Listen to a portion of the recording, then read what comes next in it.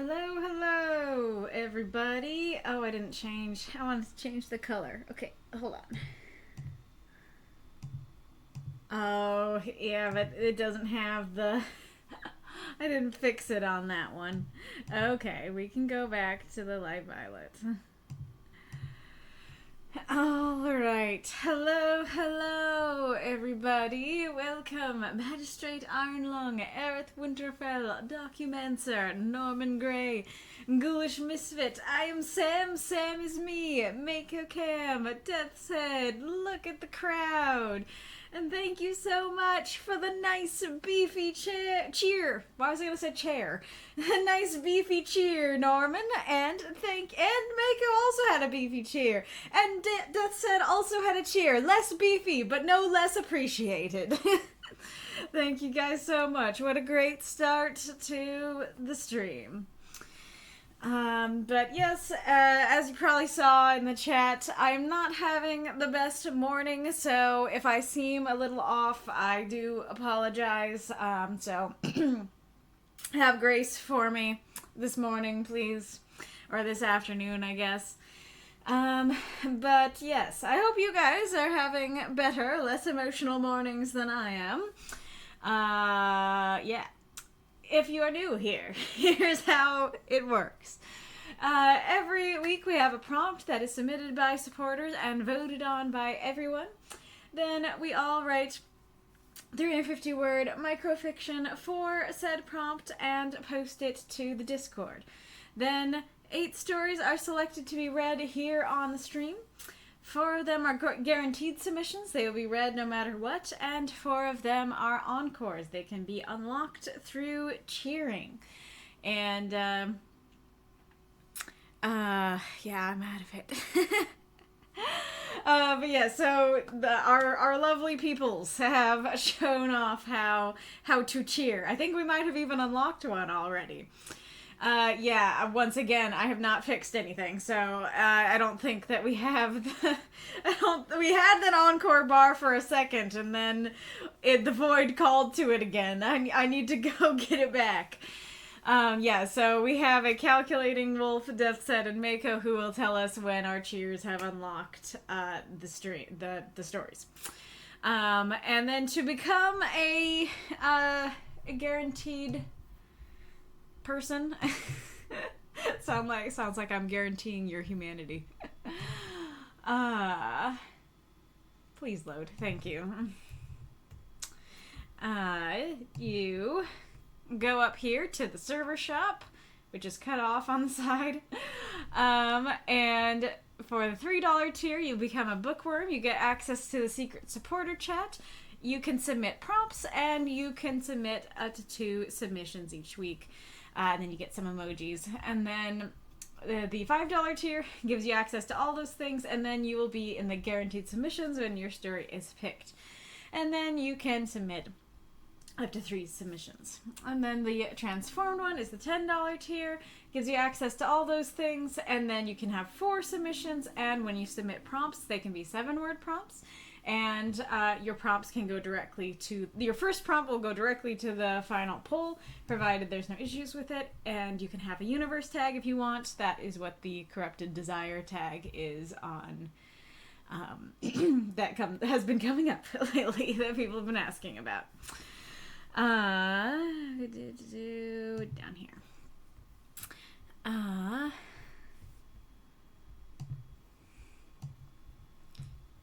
You guys back down here.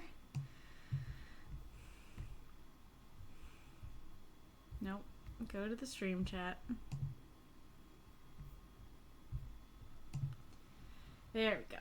Okay.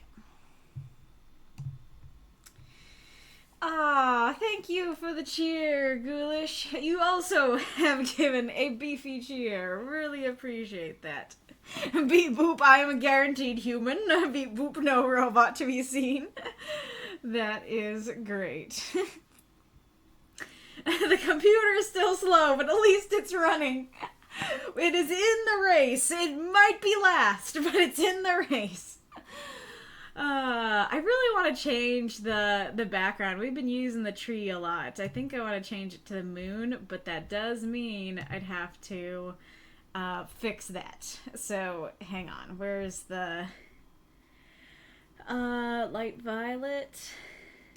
Not that one. That one. Okay. Stand by.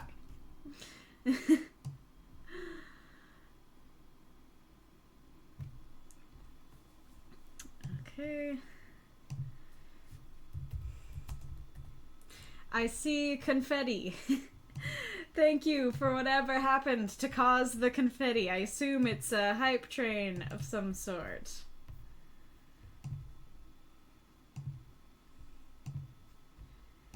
Okay.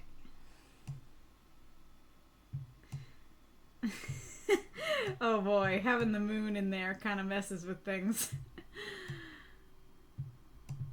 And now it's an oblong moon. Oh, come on. You can do it. Oh, did I cover up the chat? I think I actually covered up the chat. Oh, yeah. It should be like that. Maybe. The moon is just like a little bit off.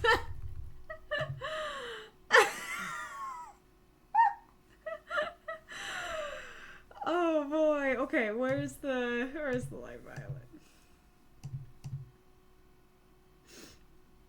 Oh yeah, that really cut things off. Can I? No, I can't really make it so you can still see the tree. That would mess with the moon too much.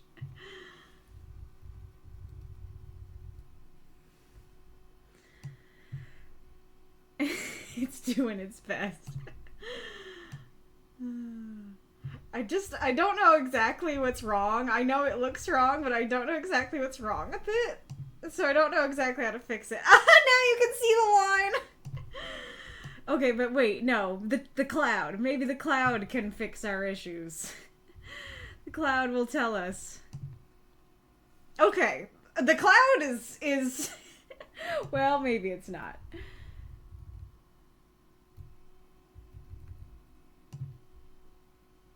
No? I hope you're enjoying this content.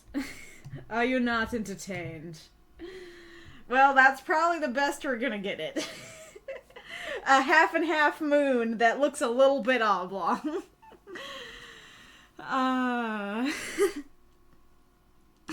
Kaylee breaks the moon. Chat, we would like to fund this endeavor. Nice. That makes me think of drunken werewolves seeing double moons and freaking out that they aren't transformed enough and are confused.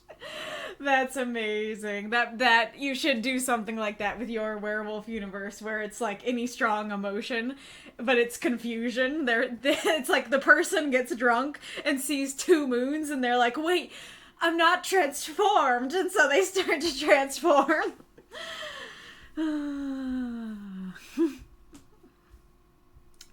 Thank you for the cheers, Sam. Really appreciate it. 90% to Encore 2. I assume with Sam, it is now past 100%, which is awesome. 2 Encores already? How awesome is that? Thank you guys so much. Is this gonna be the new lore that on the flesh horses in home world, it has a moon that looks just slightly off?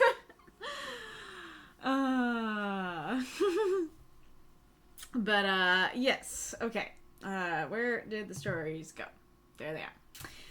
Oh, and now I'm noticing something's wrong with this anyways, because I see myself over the top. Alright. Okay.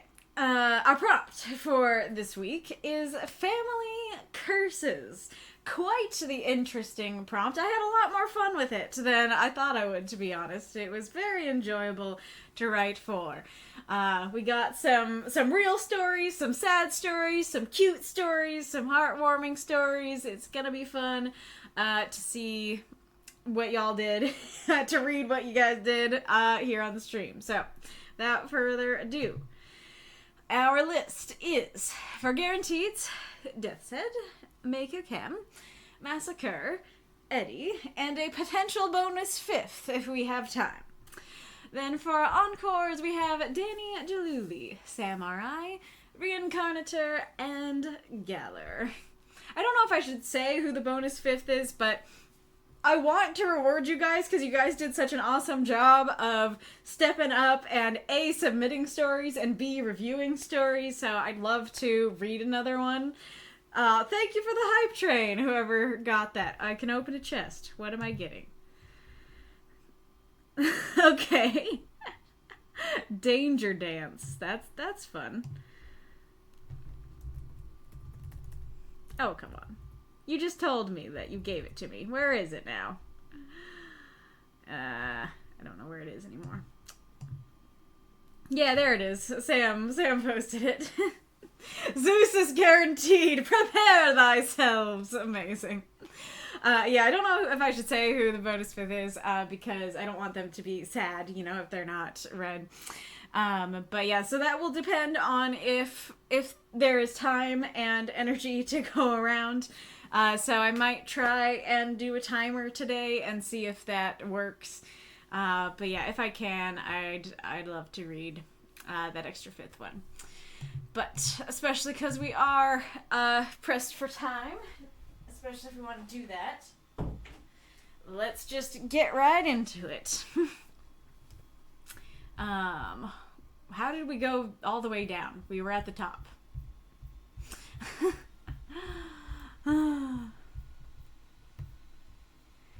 Alright. Blood Moon Rendezvous. Cal. By Death's Head. 350 words. The red harvest moon hung over the forest, glowing eerily as the poacher Ulriga trudged up a hill. Her worn boots dug into the fallen leaves, her traps rattling in her shoulder satchel. Near her heart, hidden under a ratty jacket, was a golden pin bearing the crest of the Vitreau family. At the top, she paused for a rest, taking a swig from her water skin.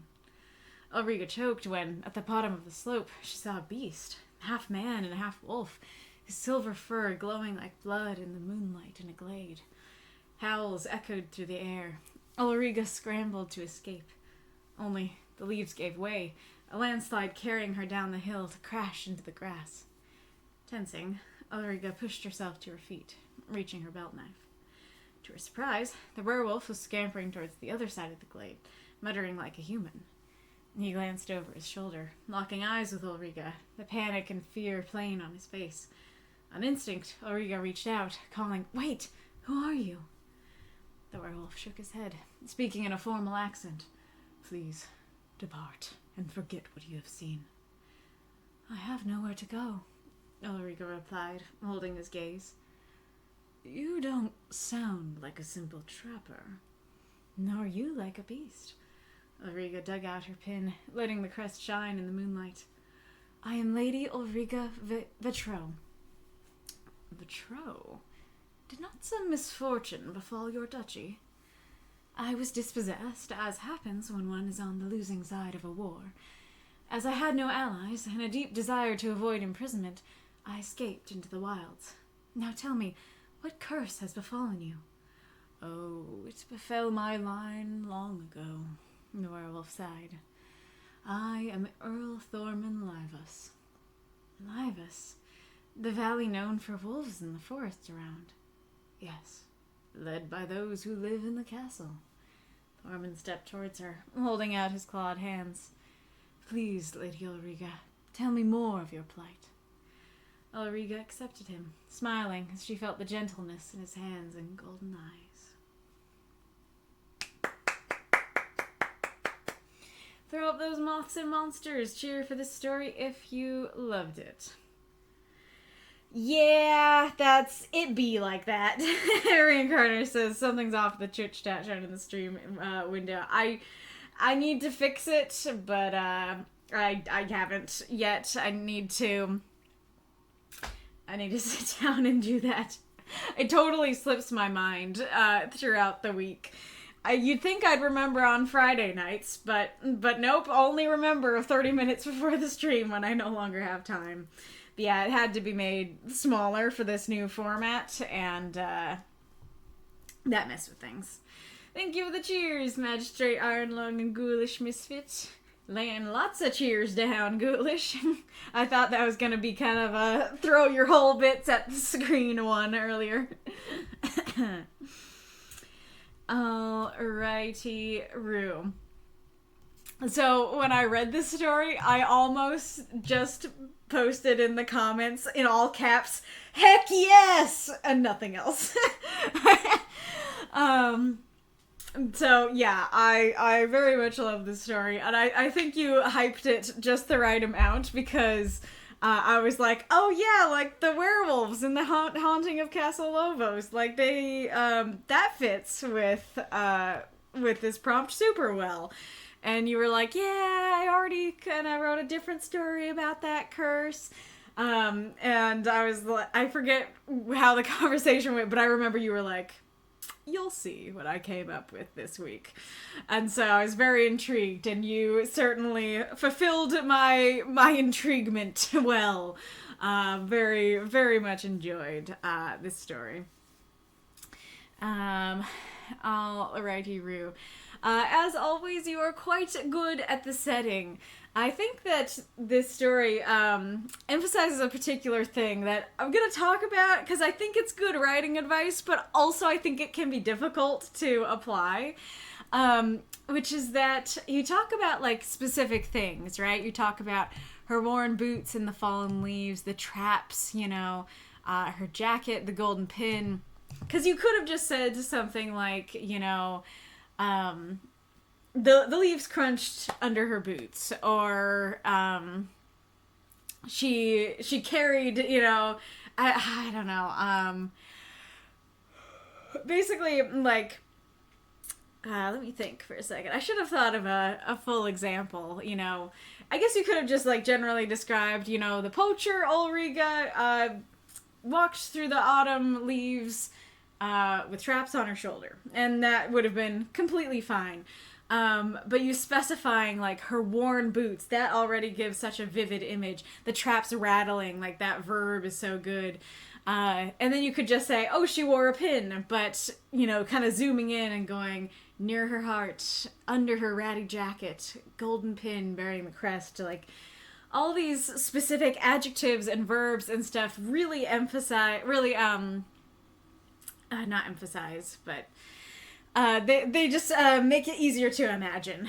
Basically, they're very good descriptions and stuff, and it's hard to figure out how to say that as advice, because I'd say, like, oh yeah, like, the specificity is really good, you should try to do that. But I also think you could easily just go, like, write down something specific, and then everybody would be like, why did you write that down? You know, in these stories, you know, you have to be very careful about what words you use. And so if you're just like, I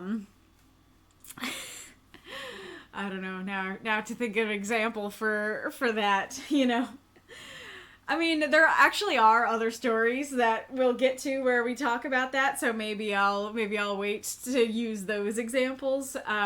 But yeah, I think that your description here is very vivid and works super well. So this one is, I don't know, maybe a little too nitpicky. On my first read, I read it too fast. So actually, I'll say this, because this could apply to other stories too. Usually, even the first time I read the stories, I read them aloud. And then I practice reading aloud. And then often when when I read them with my dad, I'll have him read them aloud to me so that I can hear how somebody else might voice it. But this time, I did not read them aloud the first time. And so that did affect how I viewed the stories, because it's a lot easier to read things too fast and miss things and stuff when you are just reading it in your head and not aloud. So this was one of the things that I actually ended up missing on that first reading of. I didn't catch the poacher and traps and stuff. And so then when I got to, you don't look like a simple trapper, I was thinking it was like, no, she's not. And once I reread it and learned that she was a poacher, that does bring some questions to mind. So first of all, there's a question of why she's called a poacher and not a trapper. Because that would mean, I think, that by profession, she's doing this illegally. And so I don't know if it's that she is, like, illegally on Thorman's land, or, you know, trapping is illegal everywhere in this world and she's still doing it. I'm not really sure what's up with that, why she's not just called Trapper.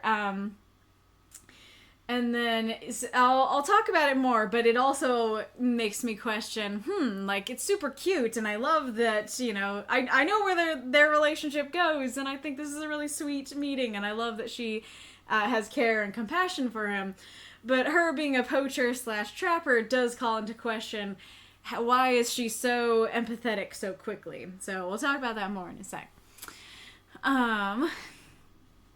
I do like the image of her, like, drinking her water and then basically doing a spit take. That's great, choking on her water. You're doing a great job of specifying this. You took my critiques for the Halloween story and took them well, because I think this describes it perfectly well. Hey, these werewolves are constantly half man, half wolf. That works super well. For this line here, small thing, so silver fur glowing like blood in the moonlight in a glade. Reads a little bit odd because silver isn't red. Silver isn't like blood. And the phrasing of it makes it seem like, yes, the silver, it's glowing like blood. I think that would work better as silver fur reflecting the red moonlight like blood in the glade. You know, something like that, and showing it's not that the silver is glowing, it's reflecting the red light. Nitpicky, but landslide also does feel a little hyperbolic there. If she just fell, you know, I think landslide tends to be, I could be wrong, but tends to be a much bigger thing of like a giant, you know, landslide down a hill. Regardless, I do like this image of she sees this beast, she's kind of freaking out, she hears the howls, and then ends up sliding down next to him. That's so cute and fun. Would be less cute and fun if he was actually a beast. But knowing that he's just a nice guy, it's kind of a, what is it, like meet cute like thing where you're trying to get away and then you get put right next to your potential love. I like the description of him scampering away and muttering like a human. I think that's great. I like how you describe that she can see the panic and fear on his face. I think that's cool. That's kind of where things change. That she's like, oh, he's muttering like a human, and I can empathize with the emotions that I can see on his face and in his eyes. I think that's really great. Honestly, my biggest question / critique for the story is quite simply these words, on instinct. Because even if you're not a trapper, I feel like it's not going to be instinctual for you to see a werewolf and then go, wait, who are you? But especially if you're a trapper who's trained, you know, to take down beasts in the wood, it feels like it would be the opposite of instinctual to talk to one, to reach out and you know, be kind and stuff. I think maybe what you were going for is that it's the empathy that's instinctual, that, you know, she sees the panic and fear and like she feels her human heart go out to the human heart in him, and so instinctually she's like, you know, calling out to him and stuff. But I do think, for me, just saying, Ulriga reached out, calling, wait, who are you, works better than classifying it as instinctual. That makes sense. I do like the formal accent. I think that's cool, and then emphasizes, hey, he's not just human, he's actually nobility. He's formal. I do like even though I know she is now a trapper, I do like you don't sound like a simple trapper. The crest is great. It's neat because you could just tell the story with just saying, hey, I'm Lady Ulriga Vitro, and that would work fine. But having this very physical thing to show that this is the family thing, I don't know, it just adds to the story, makes it more vivid, gives it more of a through line. I think that's a great thing to do. I think we'll come back to that one. And that one as well. So, let's see. Okay, yeah, we can do this one next. So, I'm curious. So, the valley known for wolves in the forest around. Yes, led by those who live in the castle. I loved that line. I love going, there are wolves in the forest led by the wolves in the castle, aka me. I think that's super cute and interesting and cool. But for my dad, it was not clear. He wasn't sure who the those were and who was living in the castle, and he wasn't connecting it to the wolves and stuff.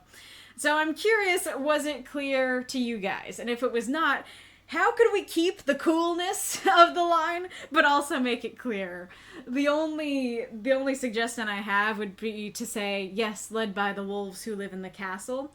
You could maybe even add something that, I don't know how to make it natural, but, maybe you could do something like, yes, led by those who live in the castle. Earl Thorman, put his hand over his heart. Or just something to convey, yeah, me, Hey, yo, it's me. I'm the wolf in the castle.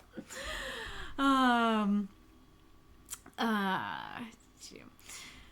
really love your use of the prompt in this story.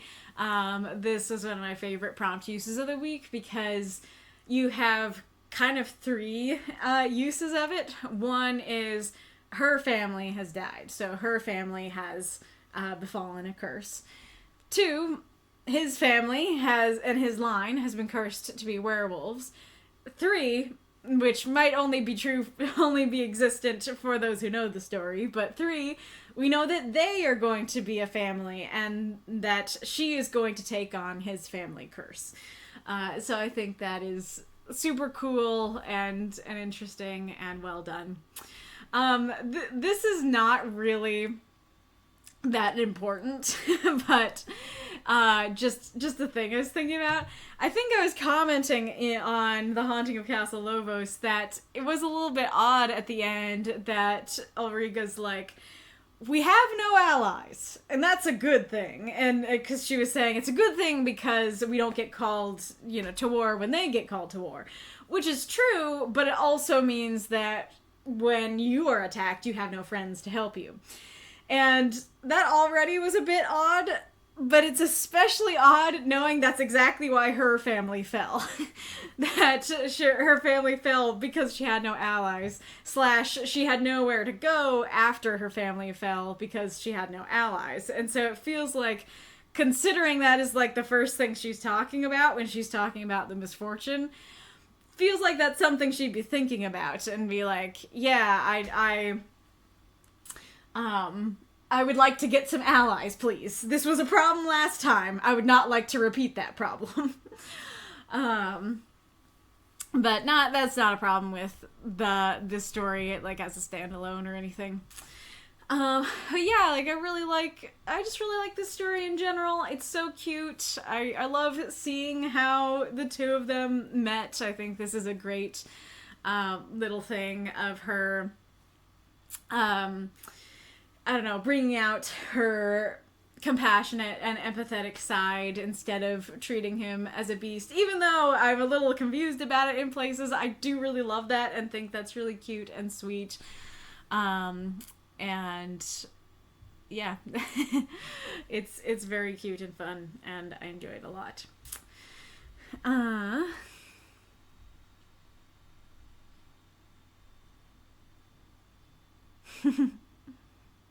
Ooh, yeah, the broken moon or the crooked moon would be fun prompts.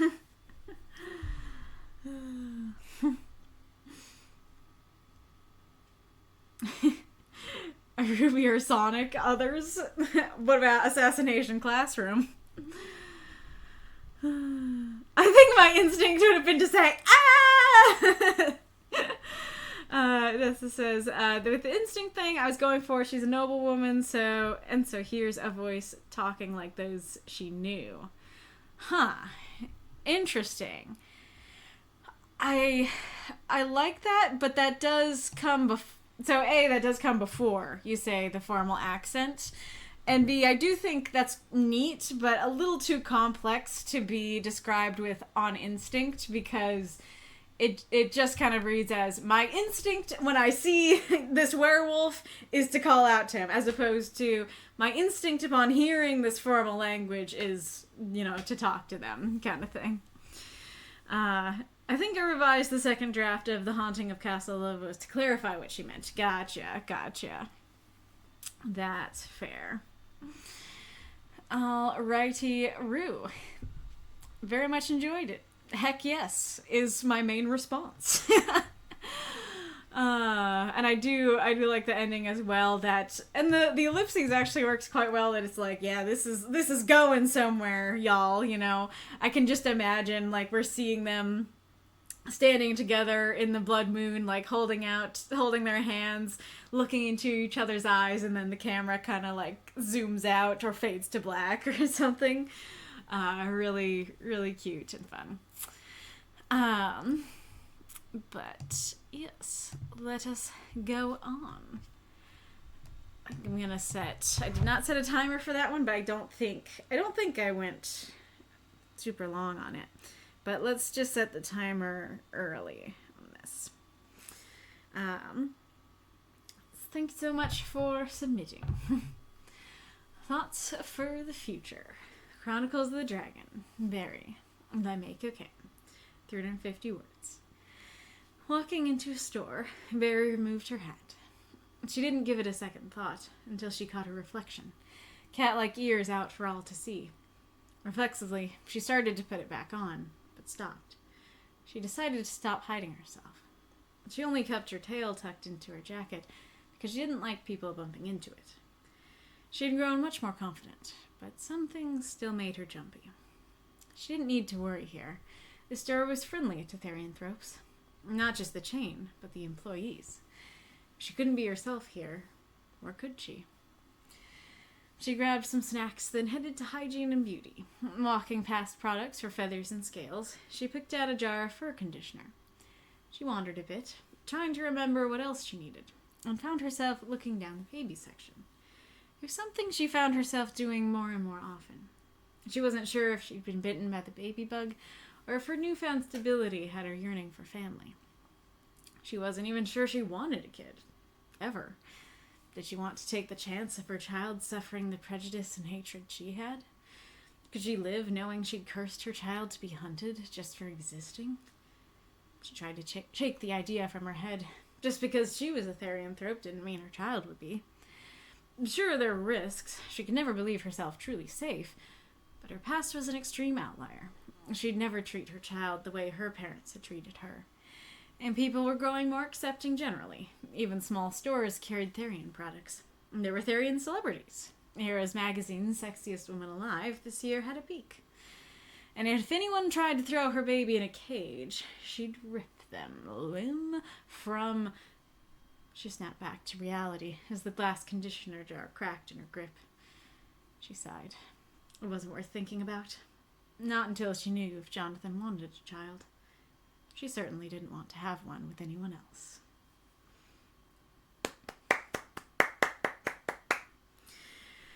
Throw up those moths and monsters. Cheer for the story if you loved it. As usual, I did help Mako with this one, so I especially would love to hear your guys' thoughts and opinions on it. Thank you for the cheer, Magistrate Ironlung. I think the title is super duper cute. I love the pun there. That is fantastic. So interesting that that we had the instinctively thing in the other story, and we're going to talk about something similar in this story. Personally, I was actually fine with this reflexively thing. But my dad was not. My dad was confused by it, that he was thinking that it seemed contradictory to have her reflexively do this thing, but also, like, have decided a while ago not to do that thing. So I'm curious what you guys think, if you were confused or if it worked for you.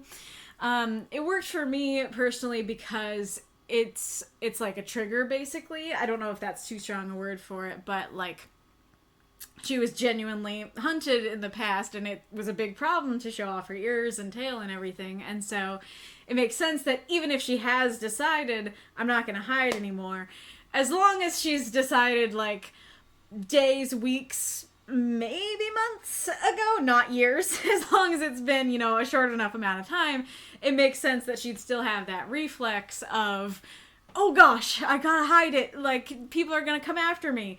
And then go, no, wait, think about it, you're safe, you know, kind of thing. So yeah. If you did not get that impression from it, what impression did you get, and why were you confused? I thought I had a comment here. What did he say? Oh yeah, I think, oh no, it's here. My dad suggested that we say here, reflexively she started to put it back on but stopped. She was determined to stop hiding herself. Basically keep it in the moment, as opposed to saying, like, in the past she had decided something. What do you guys think of that idea? Would that help?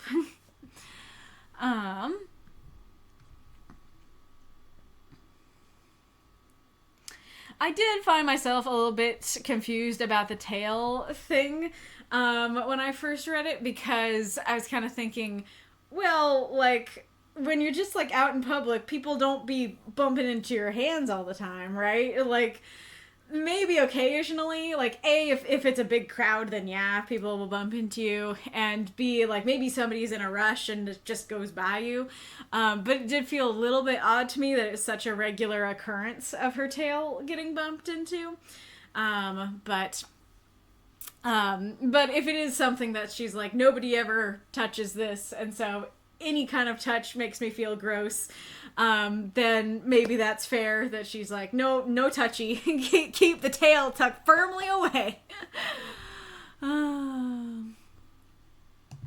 I do like the, you know, something still made her jumpy, that, I mean, I like that idea in general of, yeah, she's trying to live this new life, but her old life is still haunting her, kind of thing. I do like the specificity of not just the chain, but the employees. So it's like both, hey, this whole chain has certain, you know, values that they uphold, products they put on the shelves and stuff like that. But I've been here before, and these specific employees are also nice to me. So I think that's a nice little clarification. Did you guys feel like you understood what therianthropes meant? Because I do feel like he could have used animal person instead of Therian or Therianthrope for one of them, to clarify, but if it was clear, then maybe he didn't need to.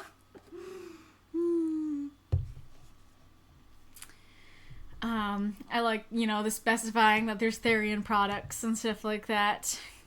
And then I like how the story pivots. I think that Meiko is quite good at these slice of life kinds of stories, and so I think the story has a good flow of, like, okay, we're here at the, I was gonna say restaurant. We're here at the drugstore, basically.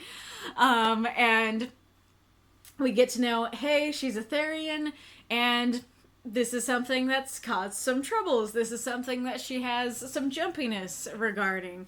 And then we go on to, okay, but what if she had a family? You know, kind of thing. So I think that flows very well. And I quite like the clarification of, like, okay, why is she doing this? She's not really sure. Maybe she was bitten by the baby bug. Maybe because she has new stability that she never had. Now she wants a family. Like, that does make a lot of sense, that her life has never been stable. I mean, as we can see from later, you know, that she has not had a good past. And so knowing, oh, hey, my now is stable and good, and, you know, I want to have the family that I didn't get to have with my parents. I think that works very well. And I like the extra clarification of, you know, she wasn't sure she wanted a kid. I think that also helps for the audience of like, hey audience, not confirmed either way, just something she's thinking about. I think that's established very well. I like the periods here in Ever. And then I do like these questions of, hey, like, I experienced a lot of hatred and prejudice, and is my child going to be experiencing that too? Are they going to have, sure, I have a stable life now, but would they? And I think that's something that's very transcendent and applicable to people in our world today, that there are people who experience prejudice and hatred, and that could go on to their child, and I'm sure a lot of them wonder these exact same questions. And so I think that feels very real and relatable. So did you guys feel like this line, just because she was a therianthrope didn't mean her child would be, was confusing? Because originally the line was, just because she was a therianthrope didn't mean her child would be, neither of her parents were. Would that clarify things or add more confusion? Because basically, like, it's kind of an X-Men situation where it's like, it could be passed down, but also it could be completely random of that, you know, gene getting activated.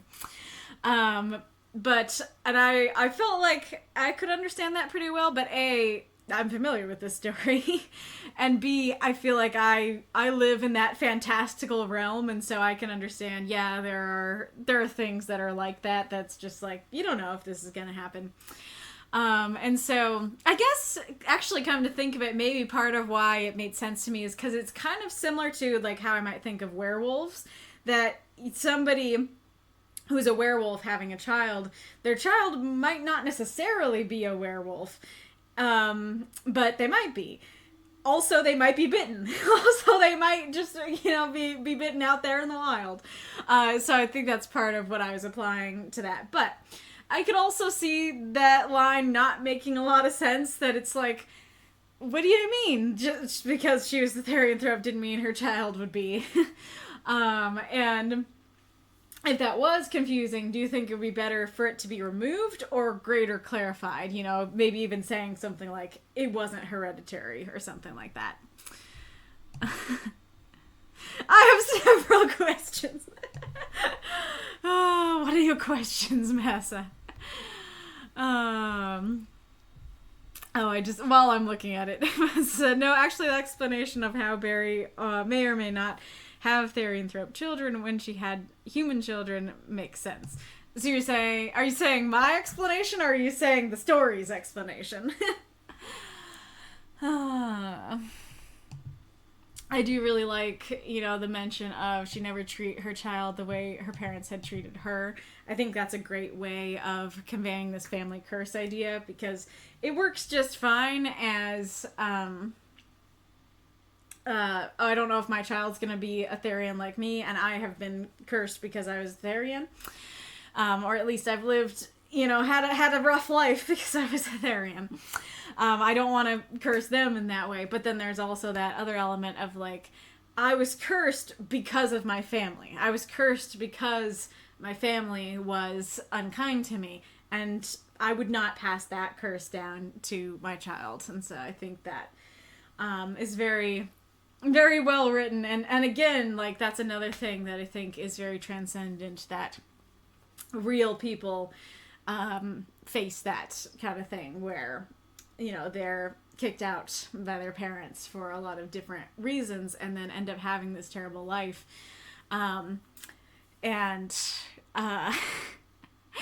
Where was I going with that sadness?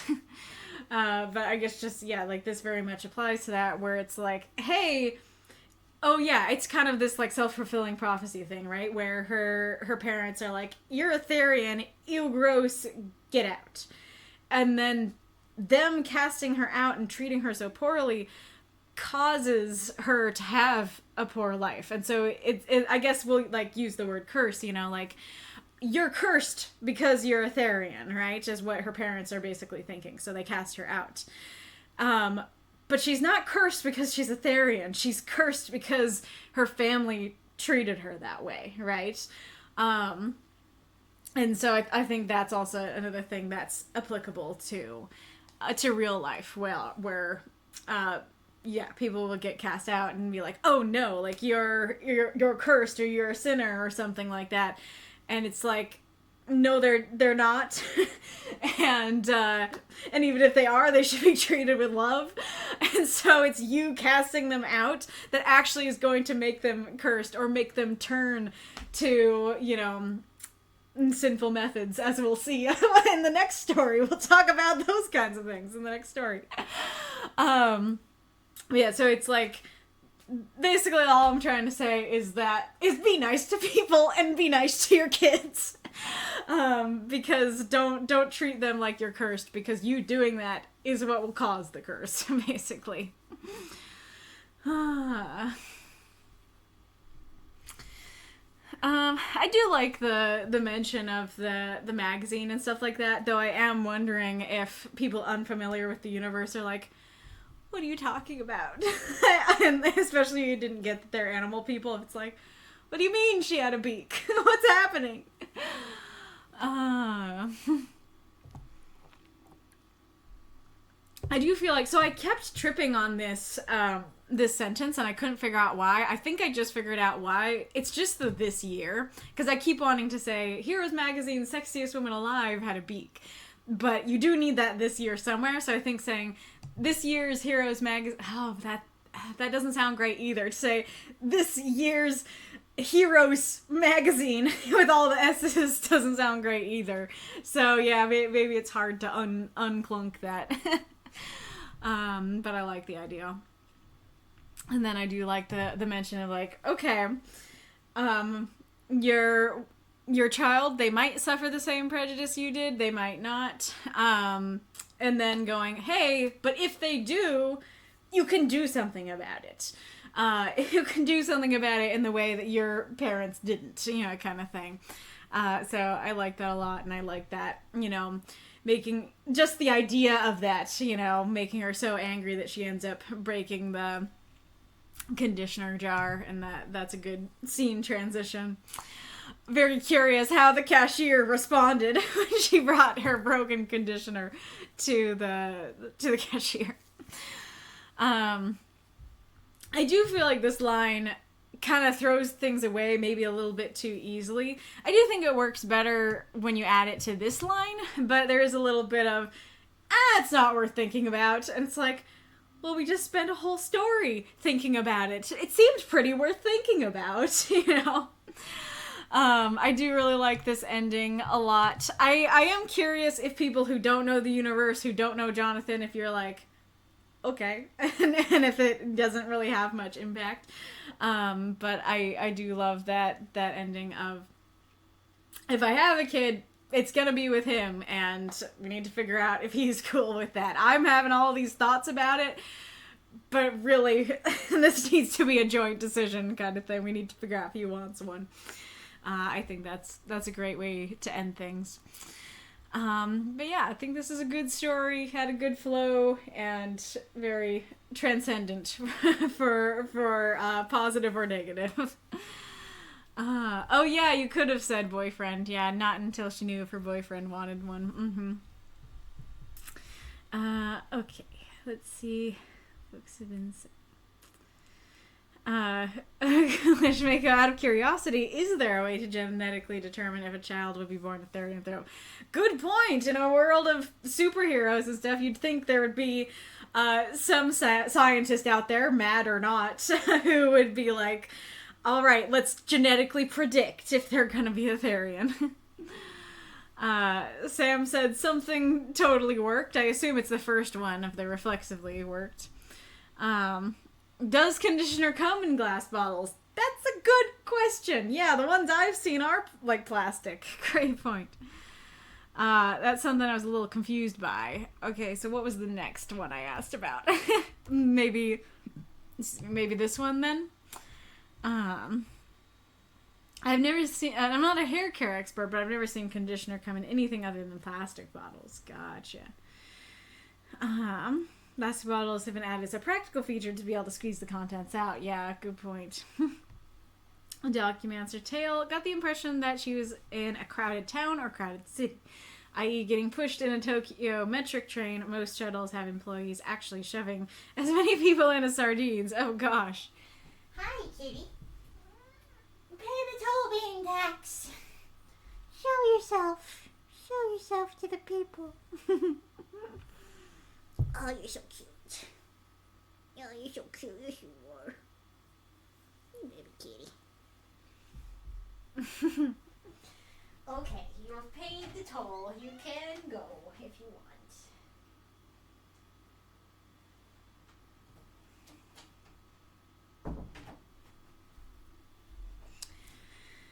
I was gonna say how weird it is that we haven't gotten our second ad yet. It's because I'm being faster today than I usually am, and it hasn't been an hour for one story. That's a good point. Yeah, that if you're in a city like Tokyo and you need to ride the train every day, your tail might be getting bumped every day. That's a good point. Sam, I'm familiar enough with furry culture to have caught the gist. I don't know how Mako feels about that. Eddy says, I got what Therianthrope meant, but I think Mako explained it once in the past while I was around, so fair. Mako answering ghoulish, maybe, but probably not. Therianthropy? Is just one way powers can manifest, like super strength. So they could test and probably determine if they will have powers, but not necessarily what powers. Well, hold on a ding-dang minute. Literally just the other night, you were telling me that powers are genetic. So if powers are genetic, and being a Therian, manifests the same way that powers do, doesn't that mean that therianthropy is genetic? Exclusively. Ghoulish said, I already knew what therianthrope was because it's Greek. Theria meaning wild beast and anthro meaning human. Gotcha. Sam, also that too. Documancer says, I kind of got a 50-50 potential that the child may or may not get the gene. Yeah, that's a good point too, that even if it is hereditary, yeah, there's gene stuff. And so just because, I don't know, your parents had green eyes doesn't necessarily mean that you are. I don't remember the exact things with eyes. But yeah, so that's a good point, that even if it was, it could skip a generation or not show up or be a recessive gene. Eddy says, no, I didn't think that line needed clarification. No, I think it was clear it was a genetic thing. The bigger question was what therianthrope means, which was probably a 50-50 on whether the general audience have gotten it or not. Gotcha. Because that's about the conditioner. It's meant to be more of a cream than a shampoo and conditioner, so like squat cylinder with a screw-on lid. I guess in that case, calling it fur cream probably would have made more sense. Oh no. Thank you, Reinkarnitor. I appreciate the cheer. I am doing my part. Sam says, the Heroes magazine selection of sexiest women alive had a peak this year. That might work. Selection could mean the entire selection was beaked. Okay, there's the ad. Rather than the single winner. Yeah, maybe it could be, let's see, where'd it go? Heroes Magazine's winner of Sexiest Women Alive had a beak this year. I don't know, that this year still has some clunk to it. I guess maybe just taking out, you could just say, like, I don't know, I was gonna say the sexiest woman alive this year had a beak, but I guess you do need to say who was saying that. It's like, what do you mean the sexiest woman alive? Did you just say that today, Berri? Alchemaster says, with Jonathan, I'm coming in blind, but I got enough from the context that they were some kind of lover. That's fair. Kitty, yes, that was Bo, actually. Therianthropy. Therianthropy? Wait, Therianthropy. Therianthropy, okay. It's usually whatever's the dominant trait that tends to be the most common. Very fair. Fur cream, is it cream for your fur? Is it cream that makes you develop fur? Or is it a cream with fur? You decide. I think it's pretty clear from the story that it's cream for her fur, right? The winner of the Sexiest Woman Alive contest this year had a beak. Yeah, that does sound a little bit less clunky. Eddy also said recessive and dominant genes is how he interpreted it as well. Oh yeah, it looks like Death Set is also pointing out that as well. But yes. Alrighty-roo. Very enjoyable story, Mako. Very sweet. Thank you so much for submitting. But it's ad break time. This is Bella. Okay. This is Bella. Yeah. Oh, the kitty. No. I don't think you can hear her, but she's making cute little noises. Don't let me forget to put the timer on for the next one. Oh, just cutie. That's a cute cutie.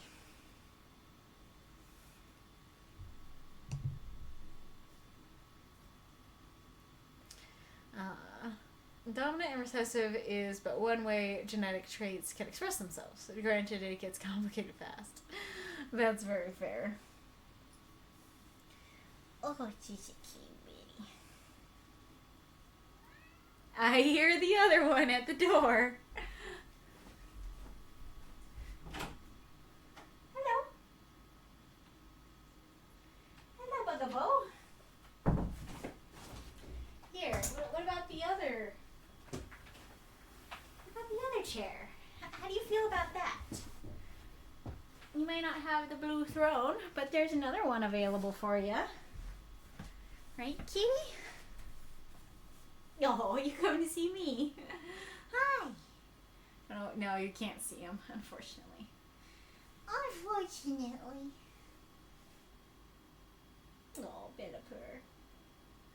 Oh, Bellapur. You guys are the sweetest. You guys are the sweetest little kitties. Yes, you are.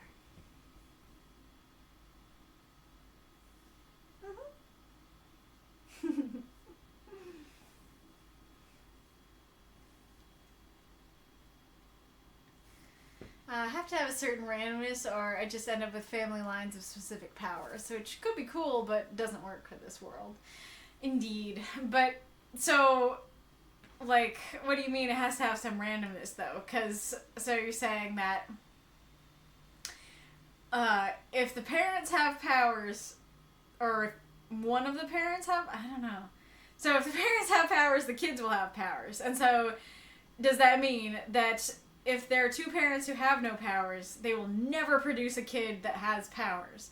Or is it that there is enough randomness that two parents that don't have powers could randomly produce a kid who has powers? Or is it like, no, the parents have to have powers of some sort?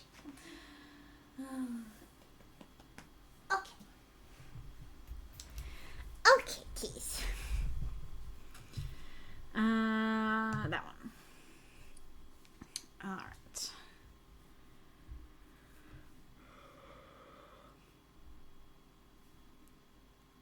Oh, I missed this part. Most powers have a genetic component, but if dad has super strength, kid might have powers, but they might be telekinetic. So neither of her parents had powers, but they happen to manifest in her as Catgirl. Okay.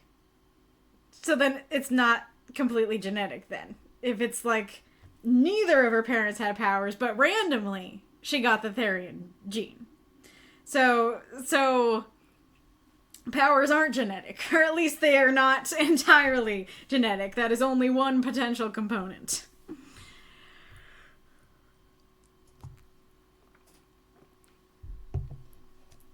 Anyway, you can answer in the chat, but I will be going on to MasaCur. Thank you so much for submitting. Break the Cycle by MasaCur. 350 words. I knocked on the door to Brenda's townhouse, desperately hoping she would answer. Brenda, come on, I whimper. Please be home.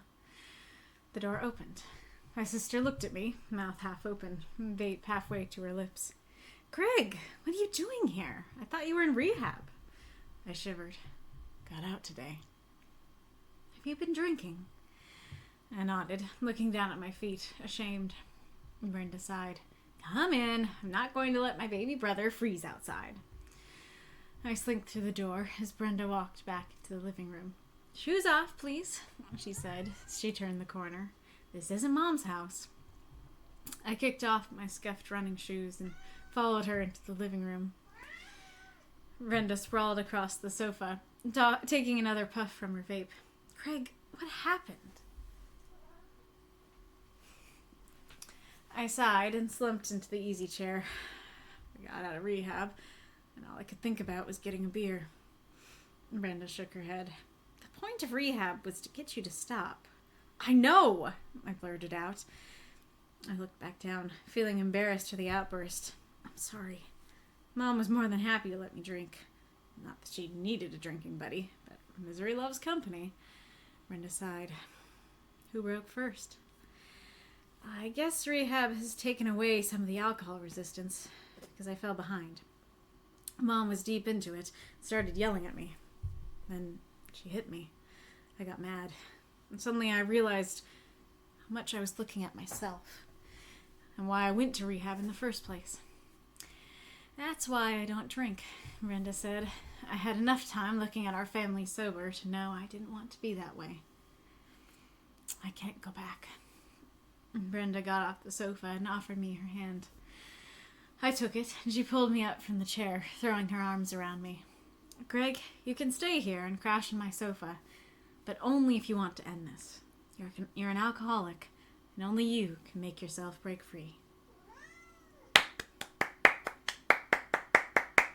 Those moths and monsters, cheer for the story if you loved it. Hopefully the meows did not ruin the vibe. Ah, baby. You just got here, baby. Here, let me grab his box.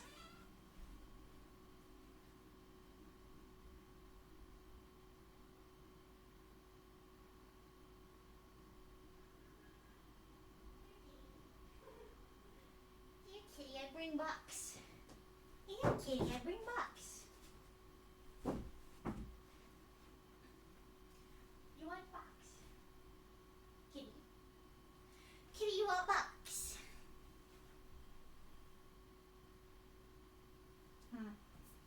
We'll see if he meows at the door.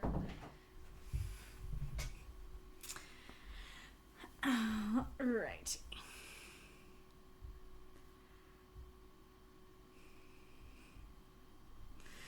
Bella, her cat girl, got jealous.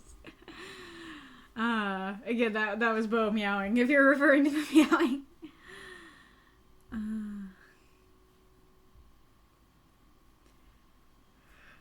They're genetic enough that they can be tested for, but the test won't determine what they are. Well, I guess it's just that when you said the other night and you were like, oh yeah, powers are genetic in my world, I took that at face value as just, oh yes, you can only have powers if your parents had powers, but that's not the case. So there's a genetic component, but powers aren't genetic.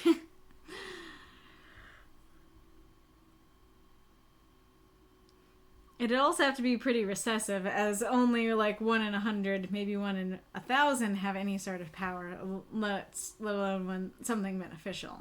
Ah, interesting.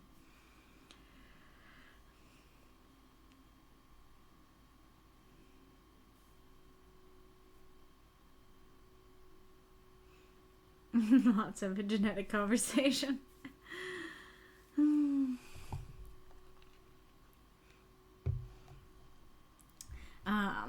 But yes, on to this story. I see Masa asked something. Massa says, so there is some question as to whether alcoholism or any addiction may be nature versus nurture. The way it was explained to me, it tends to carry on through families because the children follow the parents' example. This isn't really autobiographical, but I am friends with someone who has Brenda's outlook, with a lot of members of his families showing behaviors of substance abuse and addiction. Interesting. Alrighty, room. Well, I very much enjoyed this story. I think this story was real in the right ways. Because I think, at least for me, stories that are about real life can get a little bit too real and be a bit too intense for me. But I think this one had the perfect balance of like, yes, this is real and this is terrible, a terrible issue that, real people face. But the story is not so intense that I'm like, I'm too emotionally invested and it's too much, Or I don't know. I don't know how to describe it exactly. Because, I still am emotionally invested, but... yeah. You did a good job. Was meant to be the point. All right. I really like the beginning. I'm not entirely sure why he's desperate other than that he's like, I would like to not drink and only she can help me, so please be home, otherwise I'm heading to the bar, kind of thing. But regardless, I really like that opening. It's that please be home adds some intrigue and dynamism to the story. We'll talk about the vape later. And then I think you do a great job of conveying the backstory of like, hey, whoa, you're here. What are you doing? You were in rehab. Got out today, very natural way of doing that exposition. I also really like these lines together, have you been drinking? And then he admits it, but is ashamed of it. I think that works very well. I like her being kind to him, even though, and we'll talk about that more at the end, but I like her being kind to him, even if she doesn't agree with what he's doing.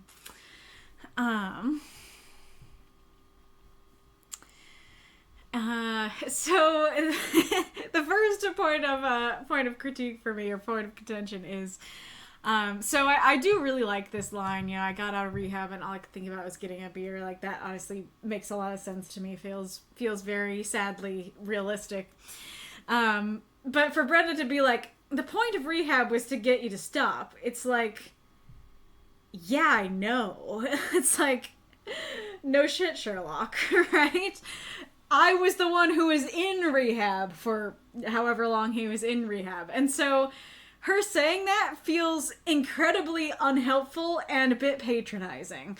And so I think having her either laugh as she says it, so it's kind of a joke of like, the point of rehab is to get you to stop, I think that could work fine. You could also do something like, Rena Sugarhead, what's going on? Like, I thought you went to rehab to stop. And so it's more of a question of like, hey, what's going on there, bud? As opposed to like, oh my good, do you know, there's a reason you went to rehab, bud.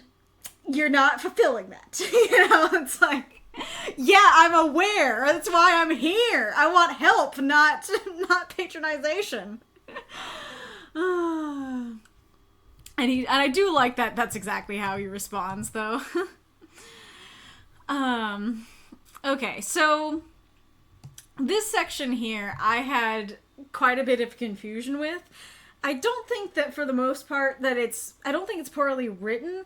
There's just like a lot of little things that are ever so slightly confusing or gave me the wrong impression that ended up snowballing a bit. And I'm very unfamiliar with this world, and so part of the problem could just be that terms that are very familiar to other people are unfamiliar to me, and so putting them together ended up being extra confusing. So going into that. So when it says, Mom was more than happy to let me drink, not that she needed a drinking buddy, but misery loves company. I actually thought he was talking about the past before rehab. And I think part of the reason is actually because of This Isn't Mom's House. I'm not entirely sure why, but so A, we have This Isn't Mom's House, so that's kind of already a reminiscing thing. But B, when I read the line of I got out of rehab and all I could think about was getting a beer, I take that to mean, so I went to the bar, or I went to a store, you know, or something like that. I'm kind of thinking, yep, he wanted a drink, he stopped by the local bar, he got it, now he's here. You know, that's kind of what I was thinking. Not, I wanted a drink, so I went to mom's house, you know, so it does work for the story as like, yeah, this is a family who drinks. Mom drank a lot, so where do I go to get a drink? I go to mom. But it's not very natural to my mind yet, and so that's not naturally where I go, and so I'm thinking, okay, reminiscing about mom, he went and got a beer at a bar, reminiscing about mom again, you know, that kind of thing. And so then, not realizing that this was referring to what happened a couple hours ago, just introducing this whole thing ended up confusing me a bit, because I was like, wait, what do you mean you fell behind? Where are we? What happened? You know? And I didn't put a question mark there. I actually still don't know what who broke first means, because as far as I understand it, mom wasn't in rehab. And so if mom was in rehab and it's like, okay, who had the drink first? Like, you both got out, who broke first? You know, that would make more sense to me. As is, I'm not really sure what this means, because if mom is already drinking, what would be breaking? Is this a term for getting drunk? Do some people say you break when you drink? I've not heard that myself. Kitty. Come here, kitty. Yeah, he's looking right at the box. Yeah, go in there. And especially because I didn't know this was referring to what happened a little bit ago, I was like, what do you mean who broke first? What are we talking about? And then I do think in this part that resistance does you a disservice, because I think what you mean is tolerance. And I think if you had used that, it would have made complete sense to me. But because it said resistance, I actually was taking it to mean, like, I was like, wait, but rehab should make you more resistant to alcohol. Like, it should make you psychologically resistant to taking that drink, you know, kind of thing. And so saying rehab took away my resistance to drink. It's like, wait, wouldn't rehab give you the resistance to the drink?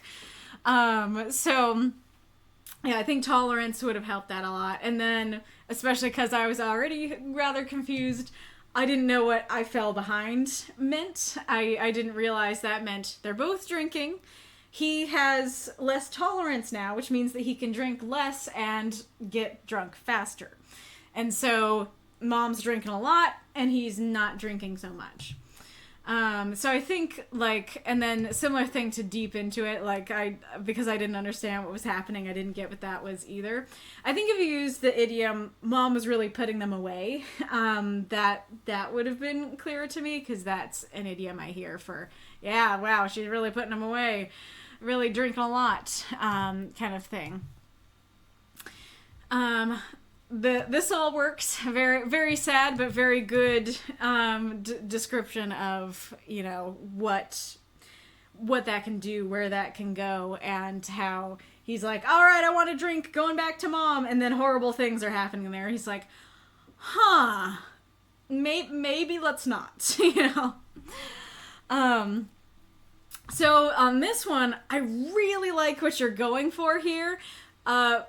But I didn't get it with your phrasing. I think that what you mean is that he's looking at his mom and he's seeing himself / his future. His present or his future. And I think that it's actually just the how much that was the issue. Because I think if you said, and I realized I was looking at myself, I think that might have worked. You could do, I realized I was watching myself, or I realized I was staring at my future. I think any of those would have been clear. But when I read how much I was looking at myself, I was like, you realized you were looking in the mirror a lot. You realized you were staring at your hands a lot. You realized you were philosophically contemplating your personality a lot. I did not get there without outside help. And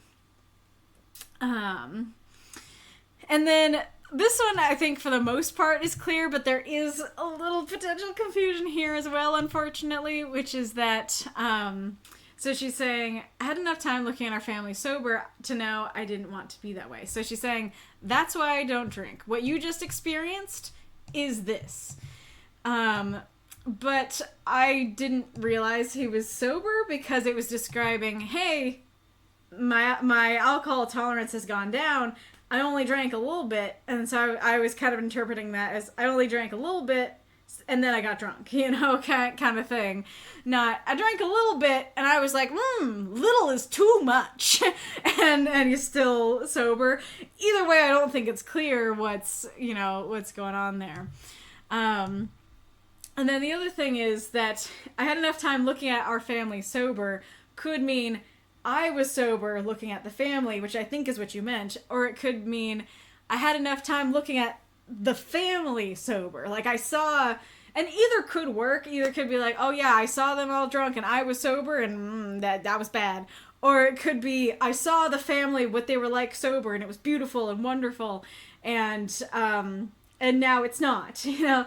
Either could work, but it is that I didn't want to be that way. That does create an issue of like, I saw my family sober. They're all sober. I would not like to be that. You know, that doesn't work if you have that confusion. But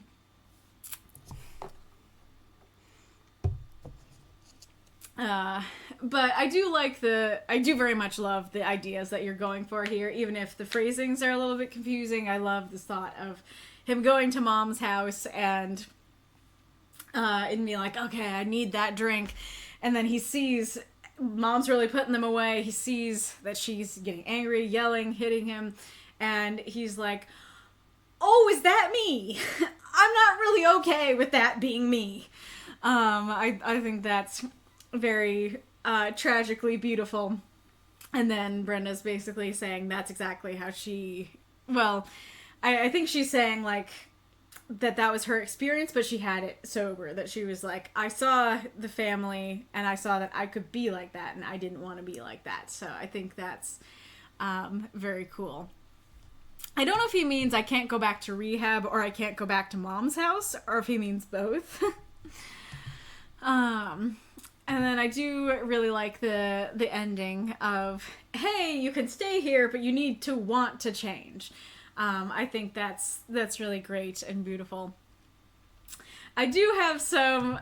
I feel like I'm critiquing this story so much. My main impressions with this story were this was super good, and I really loved it. So sorry that a lot of what I'm talking about is critiques. So I don't know if this is just me and my particular beliefs on how one, breaks free from this kind of thing. Because the beliefs I have, I know, are not the prevailing ones. But for me, the second line of, you're an alcoholic and only you can make yourself break free, I kind of start going, but homeboy has tried, though.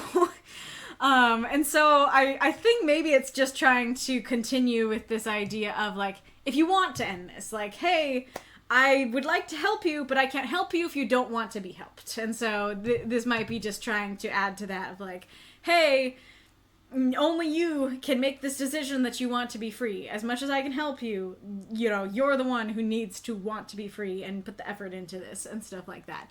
And if so, I do like that, but I do feel like just ending right here on only if you want to end this, like, Greg, you can stay here and crash on my sofa, but only if you want to end this.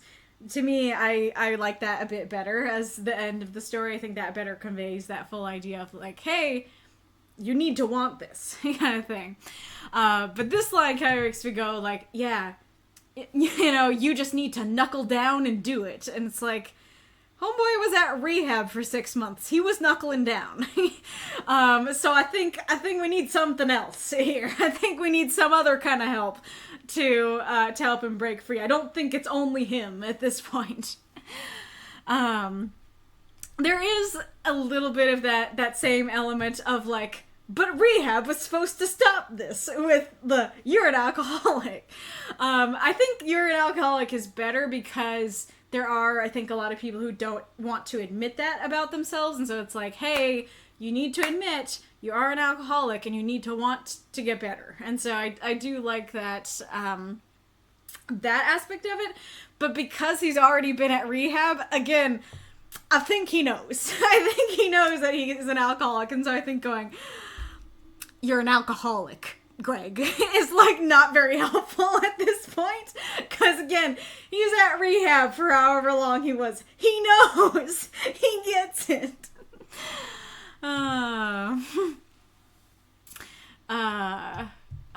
Oh yeah, so I was going to talk about the vape at the end. So I'm curious why you mentioned the vape. And do once again keep in mind that I am not very familiar with this world, so that this might be the reason that I'm having questions about this that other people would have. So first of all, I don't know a whole lot about vaping, and I might be even wrong about this, but as I understand it, there's some kinds of vaping that people are like, oh, this is better than smoking, but it's really not. But, you know, it's, you know, either also damaging or equally as damaging, just in a different way.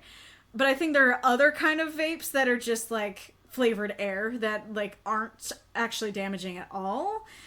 I'm not sure if both go under the term vape. I'm not sure. And I'm not sure if it's true that both exist and both go by that term. I don't know which one this is. But there's kind of this element of like, especially because you have those lines of like, you're an alcoholic, Greg, and, well, rehab was supposed to make you stop, you know, it feels kind of odd that it's like, you have your own vices, sister. Stop patronizing me, you know, kind of thing. And so, like, so I think that it does work if it's like, hey, you know, people have their vices, and there are different vices for different people, and maybe with Brenda, it's like, yeah, she avoided the alcoholism, and that's great, but she didn't avoid addiction entirely. And if so, like, that's actually quite realistic, I think, as sad as it is. And so that does kind of work in that way. But on the other hand, it does feel weird that she kind of has the moral high ground of like, yes, you know, you need to want to stop this, Greg. And I feel like it would kind of work better for me if it was like, okay, I'll stop drinking if you stop vaping, you know, kind of thing. And it's like, stop coming down so hard on me when you also have your own addictions, kind of thing. It kind of makes her feel a bit hypocritical to me. And there is an element of like, as far as I understand it, smoking and vaping and stuff, it mostly hurts you, whereas alcoholism is more likely, as we see with the mom, to hurt others. And so that could be the difference here, where it's like, yeah, not good to be addicted to either thing, but one is damaging only to you and others are damaging to others, you know. That could make sense. But basically, the reason I'm spending time on this is because you as the author put the time and effort into mentioning it. And so that means that there must be a reason that you put it in here. Because in 350-word stories, you only have so many words and you want to use them wisely. And so I don't think you just have her vape because it was a vibe, you know, with a story that's all about addiction. And so there must be a reason that it's here, but I feel like I don't quite understand what the reason is. If it's meant to convey, she avoided the alcoholism, but not all addictions. If it's meant to convey, oh no, like this is actually not a bad thing at all, it's just flavored air, in which case, I guess I'm still questioning why it's mentioned in a story with addiction, because that feels, I don't know, I feel like I'd need more for that one. Or is it meant to convey that she's a bit of a hypocrite that's acting like she has the moral high ground when she doesn't really have the moral high ground? Or is it something else that I'm just not understanding because I'm not familiar with this kind of thing, you know? But like I said, despite all the critiques that I've had for this story, I really enjoy it. I think that this story has a great message, and it is a beautiful exploration of a very real curse that very real families deal with. I think that's very well done in the action of the piece of like him coming there and being desperate for her to open up, and him going back to like, yeah, all I could think about was getting a drink and being ashamed about it, and talking about this realization and stuff, and being like, hey, I was at rehab to stop, but the minute I got out, I wanted to start up again, and so I did, but then I realized why I was there. Like, I think this is that, again, I think that's very realistic, that of course we'd hope that, you know, people who go to rehab get totally clean and stay clean, but I'm sure that this is more realistic, that a lot of people probably get out and immediately are like, I want to drink, you know, kind of thing. And so I think this is a very well done exploration of that idea in a particular family curse.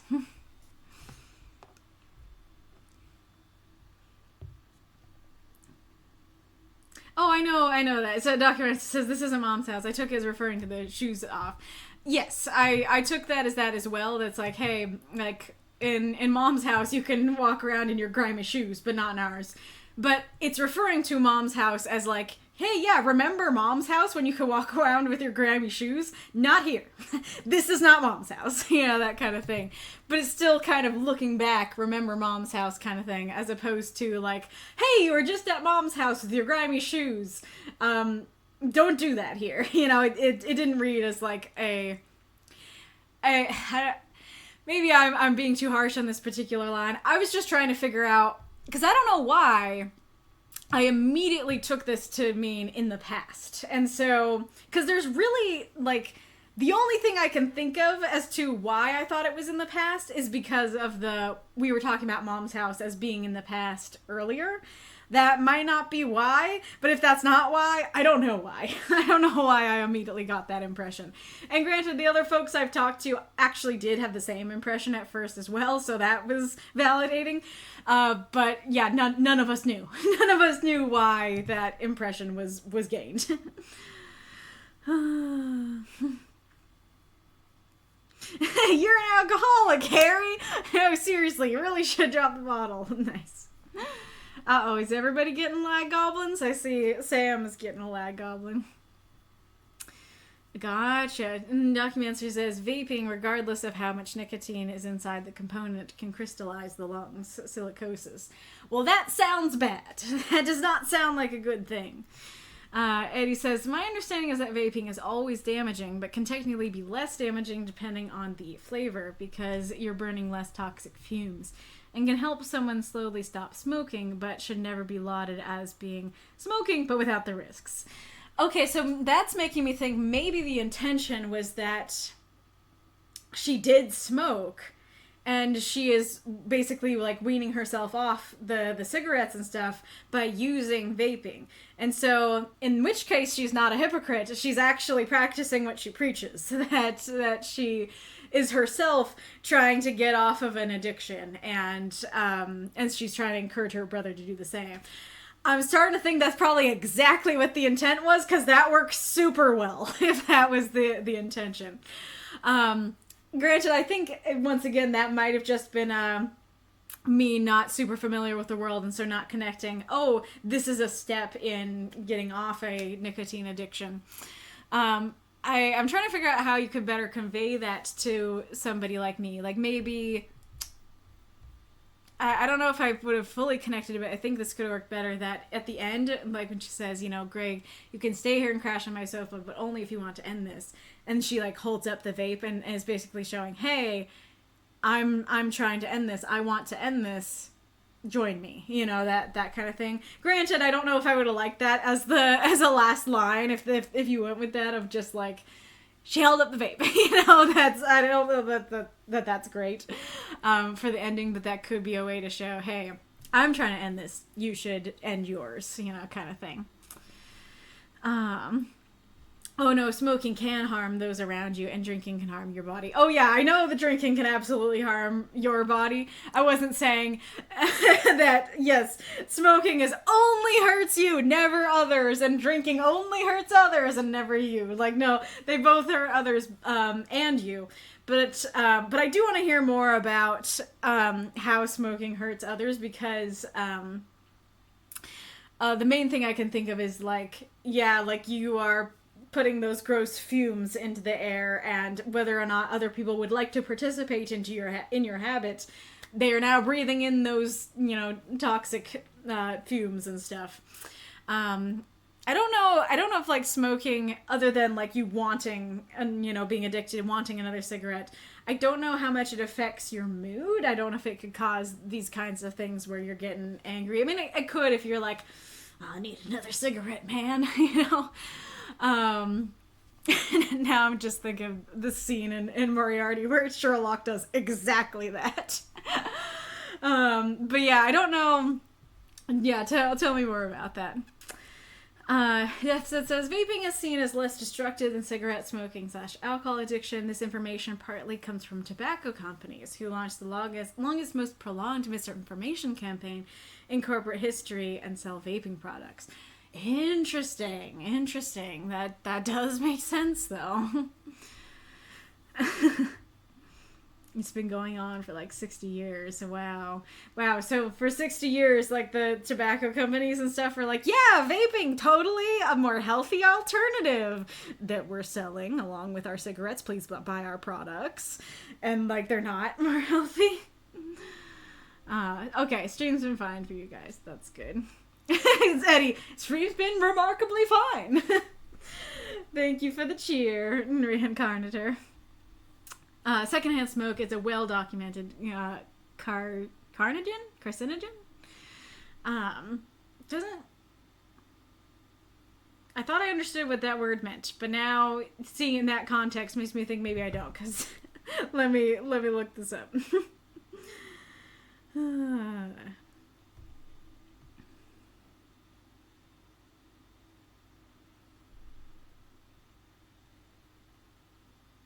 Oh, okay. Any substance or agent that tends to produce a cancer. I actually did not know what it meant.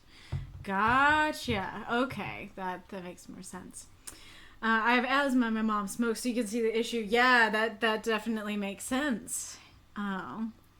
According to some research, secondhand smoking can be more damaging to your lungs than firsthand smoking. Oh, why is that? Wow, yeah. So the CEOs for tobacco companies should be prosecuted for mass murder. Yeah, it's crazy. Hello, Bitzer. You're coming in quite the time. Welcome. First, tobacco companies said that smoking would make you lose weight. Then they said snuff was a better alternative to smoking, and now they're saying vaping is better than smoking cigarettes. Wow, that. It's crazy, but it makes sense, because it's like, hey, our livelihood is built on selling these products, but people don't want to buy our products because they're harmful to people. So let's, sell a new product and market it as less harmful. Like, horrible, but I understand the logic. They knew in the 30s that their products were deadly. Wow. That's crazy.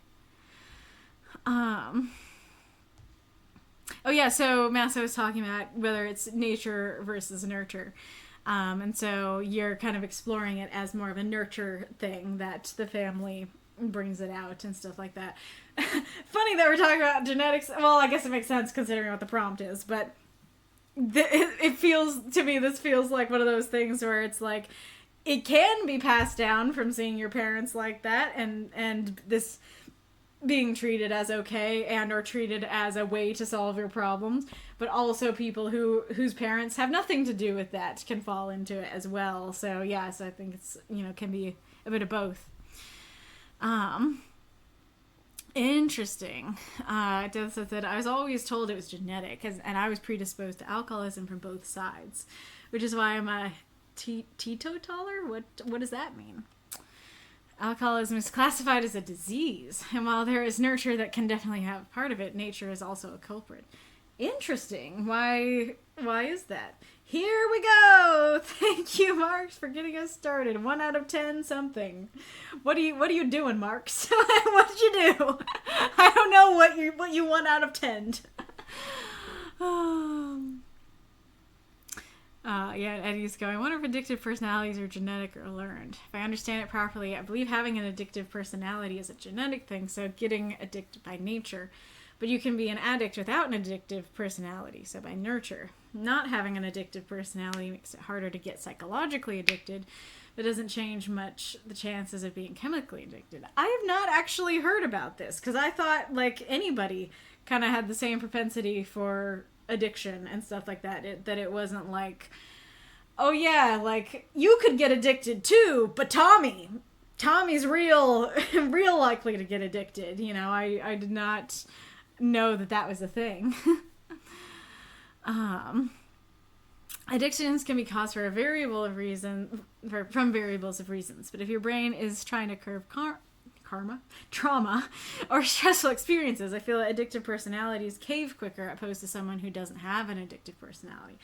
Gotcha. Yeah, that does make sense. That it's like anybody who has some trauma might fall into that as a potential solution, but someone who has this addictive personality then would fall faster and harder. Interesting. Not from personal experience, but from familiar experience, says Doc. Who broke first? Massa says, as in which one of you two lost control first? Oh, interesting. I do think saying who lost control first would have been clearer to me. I don't know if I still would have had some confusion because I didn't know I didn't know where we were. I didn't know what was going on, but lost control does make a little more sense.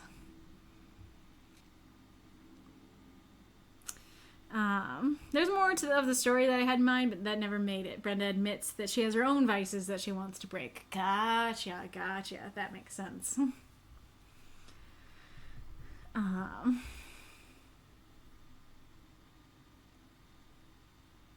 Egbitzer, can I beg a gift sub?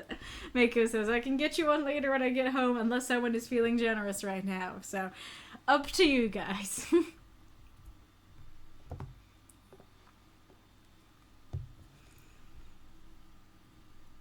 Oh, yeah, Reinkarnitor says, aren't there like cigarettes now with less nicotine being sold as a healthier option? But what they don't tell you is that the people addicted need to buy more and spend even more money because they will buy more. They won't even realize that them smoking more of that is the same as less of the old cigarettes. Oh, yeah, that definitely makes sense. Or it's like less nicotine, therefore healthier. But people who are addicted to it are just going to buy the amount that they need, you know? That's crazy. Nicotine isn't even the health problem, it's everything else. I haven't heard of this either. What's that? Dipsa says nicotine is a health problem. It's a neurotoxin that has been shown to damage peripheral nerves and exacerbate tumor growth. Interesting. Nicotine is the thing that gets you hooked and is definitely unhealthy, but everything else is worse by some metrics. Gotcha. All right. A wild and interesting and tragic time we've had with your story, Massa. Thank you so much for submitting. Are the blinds putting light on my face annoying or fine? Okay, so I will warn you, Eddie. I was going to practice your story some more so I could make the voices a little more differentiated, because the first time I read it, they weren't very, but I didn't end up practicing more. So I apologize if the voices sound a little bit similar. I don't know. I kind of want to do like a... I don't know how I do it. I kind of want to do like a voice that sounds like he's underwater for Poseidon, but I don't know if I know how to do that. We'll see what comes out of my face, if he sounds like a normal person or a person underwater. Alright.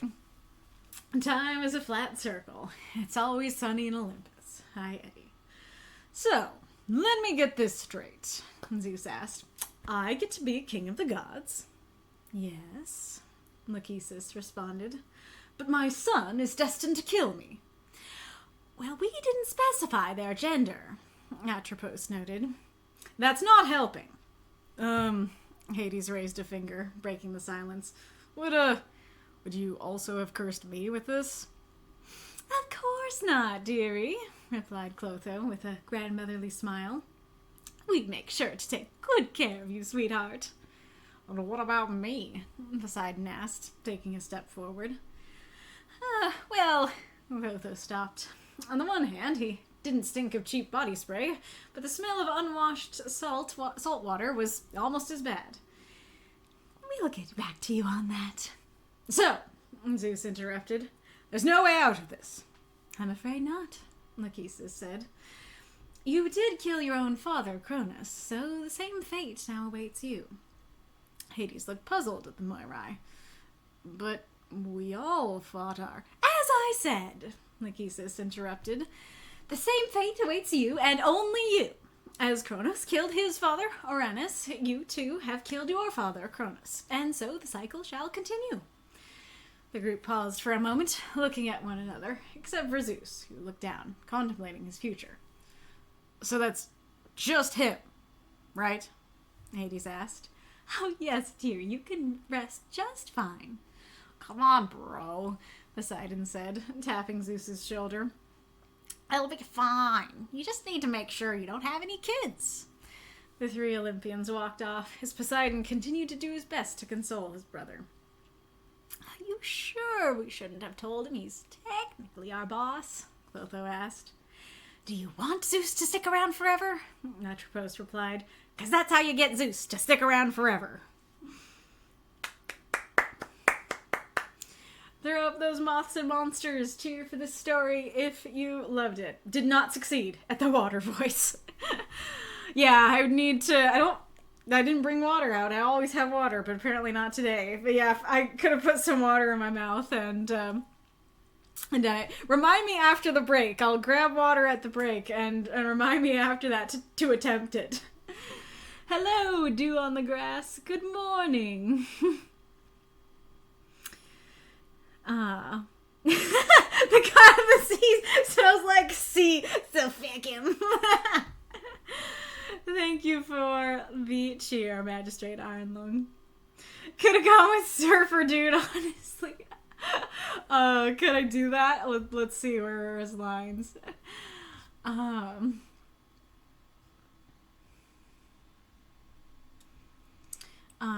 no, that's not it. It was earlier.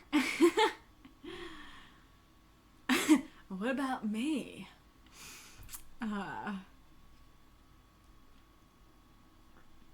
Come on, bro. It'll be fine. You just need to make sure you don't have any kids. Is that okay? Is that servitude enough? Yeah, that totally works. I should have done that.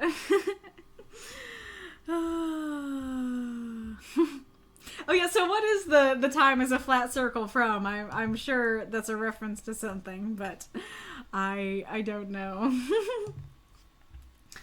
Alrighty-roo. Well, this was a lot of fun, as your Always Sunny in Olympus stories always are. They're always sunny. They're always fun. I don't know if you had any questions, so let us know if you have any questions in the chat. Yeah, I really like your prompt use. I think that's very straightforward and works very well of like, hey, like this is a curse that passes down, and it's a family curse in multiple ways. It's a curse to kill your family and a curse that's passed down through the family. So I think that works very well. I don't remember if Zeus is actually cursed with that in the myths or not, but regardless on if it is, it works very well for this story and this retelling. And I do like the, I'm the best. I get to be the king of the gods, right? But there's this curse thing, I think that's fun. And then I do like that. Well, we didn't specify the gender. I also like Hades being the one who's actually thinking about this and being like, we all fought our father, not just him. So shouldn't we all get that curse? Like, what's going on here? Am I good? And then the fates are like, you're awesome, Hades. You're the best. There's no need to curse you. And they're not, but not, of course, not wanting to say it in front of Zeus that it's like, no, we just don't like him. So we're going to make sure that he doesn't stay around forever. You're cool, though. I do think it's fun, how they talk and how she's just like grandmotherly, like, yeah, of course course you're fine, dearie. Do you want some cookies? Yeah, I think that's great. Though, a question I did have about that is that, as far as I know, Atropos is the old woman, right? Because Clotho is the one that's in charge of, like, the beginning of life and childbirth and stuff, and then Lachesis is the middle of life, like the span of the thread, and then Atropos is the one who cuts the thread, and so she's the old woman. I could be misremembering, maybe they both are, but I was curious about that choice.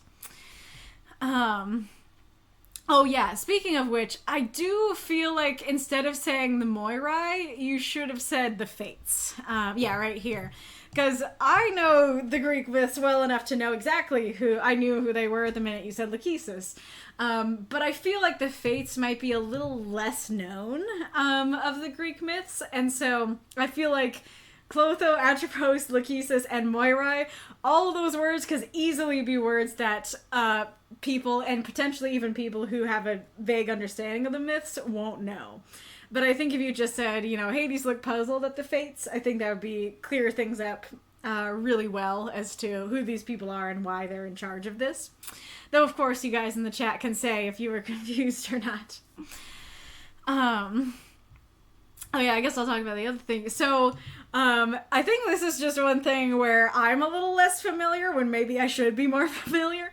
But I know there's Kronos, C-H, Kronos, who is the Titan of Time, and he was around during Uranus's time, as far as I know.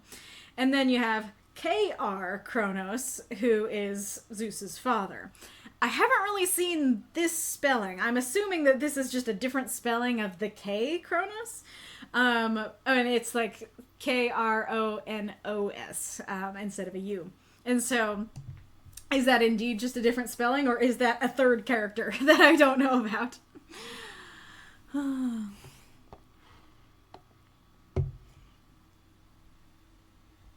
I do feel like adding father in there would help. I was a little bit thrown by that line, and so I think we all fought our father. Because when I saw it, my immediate thought was like, we all fought in the battle, or we all fought our battles, and stuff like that. But no, the important thing is we fought our father, so we should bear the curse too, kind of thing. I didn't put your word count down, so I don't know if you had a word for that or not, but...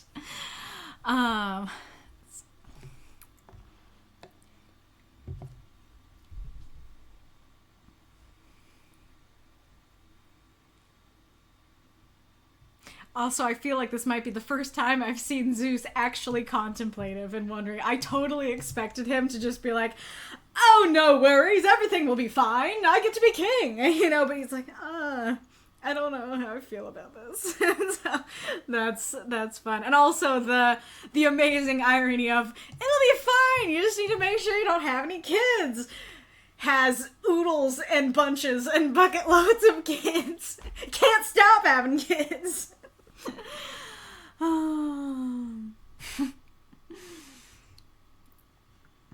Oh yeah, so I'm not sure I totally understand what's going on here at the end. Like, the end is cute, but I'm not sure I get the connection between he's technically our boss and him sticking around forever. The best guess that I have is, if he's our boss, he can tell us to remove the curse. Like, we have decided you will have this curse, and so if he's our boss, he can be like, okay, how about no? How about I don't have that curse, and they have to follow him. So I that's the best explanation I could come up with, but I don't know if that's what you were going for there. I'm not quite sure I get the connection there. Oh yeah, so I am curious if there's kind of this element of like creating their own monster kind of thing, where both in terms of I don't know how many people are like hyping Zeus up and being like, you get to be the king of the gods, you're great, buddy, because they already know that he, loves himself a lot, if it's making things worse. And B, I don't know if this is kind of one of those things where it's like, well, us telling you that you're going to be cursed to be killed by your child is going to lead to that happening, down the future, which might be exactly what they want, actually.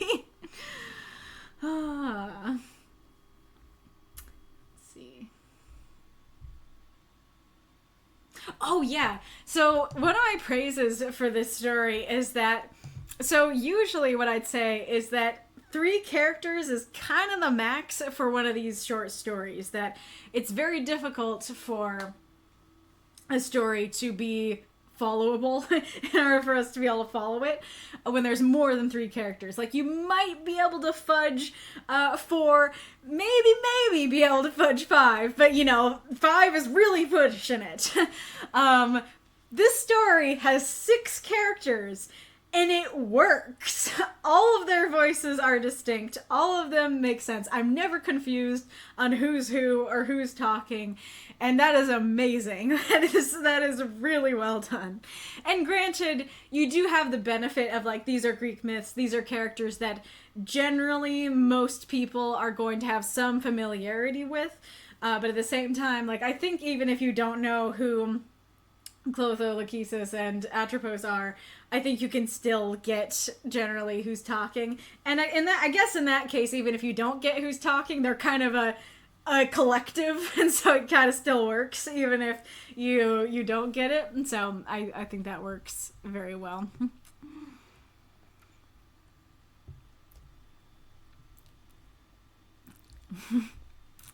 It's from True Detective, though the concept is older. Interesting. I was summoned by Doctor Who gifts, Drago. Massa said, I hadn't heard the term before, but I assumed it referred to the Fates. Gotcha. Doc says, to be honest, I thought the Fates didn't have names, and were kind of like the nameless triple goddess of the moon, the maiden, the mother, and the crone. Goes to show I need to brush up on my mythology. Fair. They might have been under some belief systems, because there were some beliefs where there weren't the Moirai, just the one Moira. Interesting.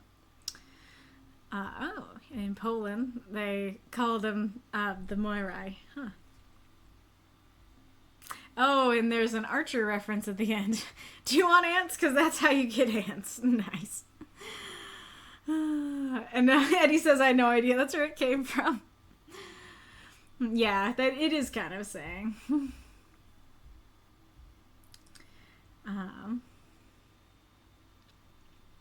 Honestly, I didn't write it as a reference, but it's a bit of a double entendre. First, because it describes the cycle of being cursed to die by a child's hand. Secondly, because Kronos was, by some beliefs, the Titan of Time, and Zeus has flattened him, if you will. Gotcha. Okay, so is Cronus with the U and the C the combo? Is that the combo god? That's both CHRONOS and KRONOS combined into one. Lose the K, add a U, it becomes one person. There are no myths where Zeus is destined to die like that, no, but it's something people often infer because of his family history and how these old mythologies worked, loving cycles and whatnot. That's very fair.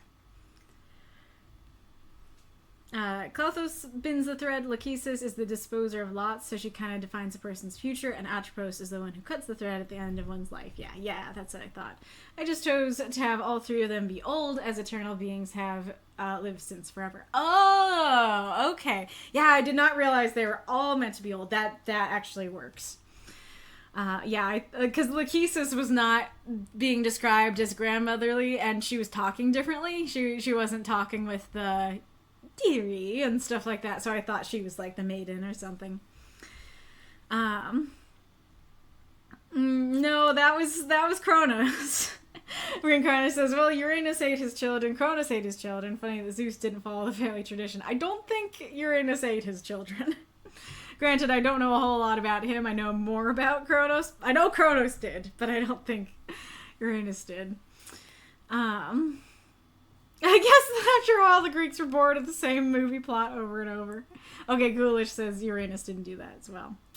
Eddy says Cronus is the Latin spelling of Kronos. Yes, I play with the spellings a bit in order to make them recognizable, but still fit within the Latinized spelling of other names, but Cronus is actually correct, not invented by me.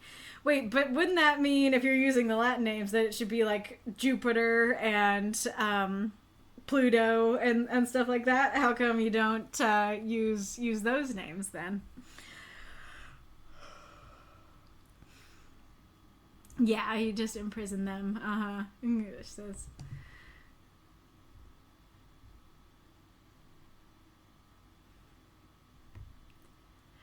Welcome back, Mako. Yeah, Uranus might have been told that his children would be his downfall. Yeah, I don't think he ate them, but I think he might have been told that as well.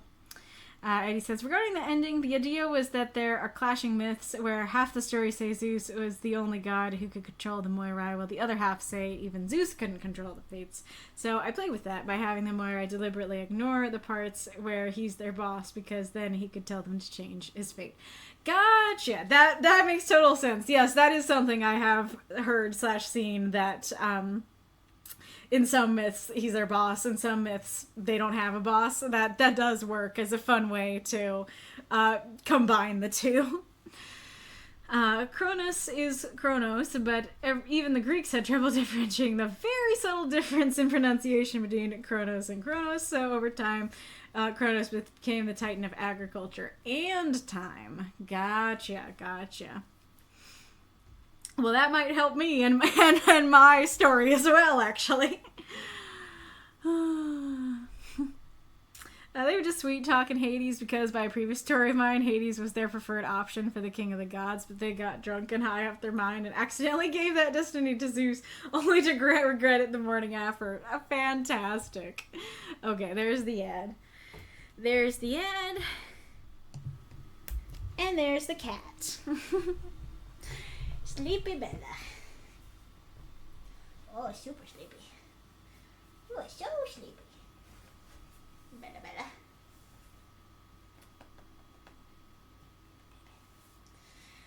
It's a baby. You're so cute.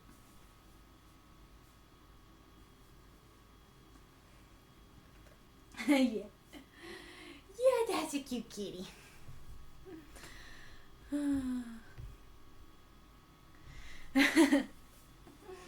Batting the hatches, yes. Oh, so rich. Oh, so rich. That's a cute kitty. Do you know how cute you are, little kitty? Do you know? Are you aware?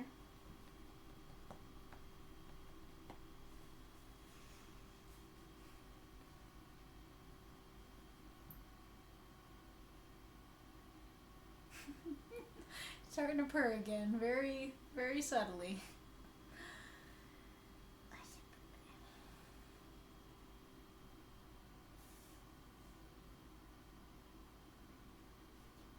Oh, yeah. Pink Bow is still in the box. I think Bo is still in the box. Yeah. Brother Bo in a box. Don't know if there's enough time to start the game again. Baby kitty. Ah, there's the purrs. And there's a little biscuit. I don't know that she can tell. What was I gonna say? I don't know what I was gonna say. Oh, I think I was gonna say, I don't know if, yeah, I hit my hands in the way. Let's see if she will make the biscuits while my hand's not there. Yeah.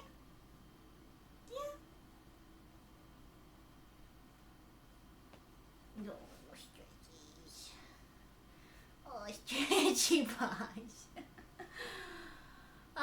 Thanks for, well, I shouldn't thank the cheers until the ad's over.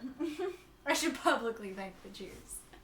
Not just subscriberly thank the cheers.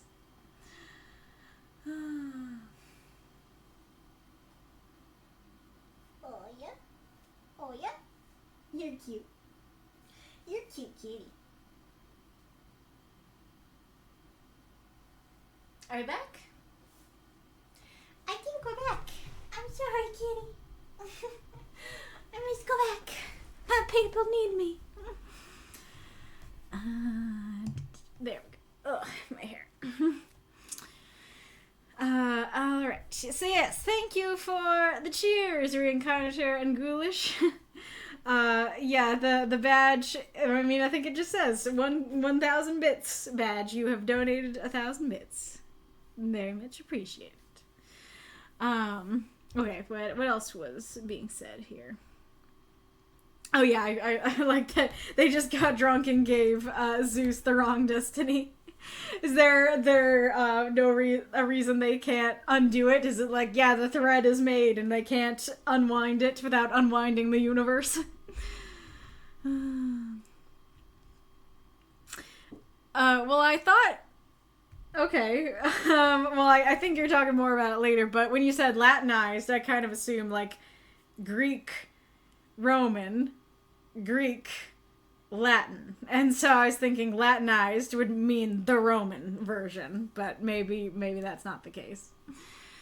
There's a difference between the Roman equivalent gods, Jupiter, Zeus, and the Latinized names. Cronus is Cronus. Okay, tell me more about that. What is the difference? Why is the difference?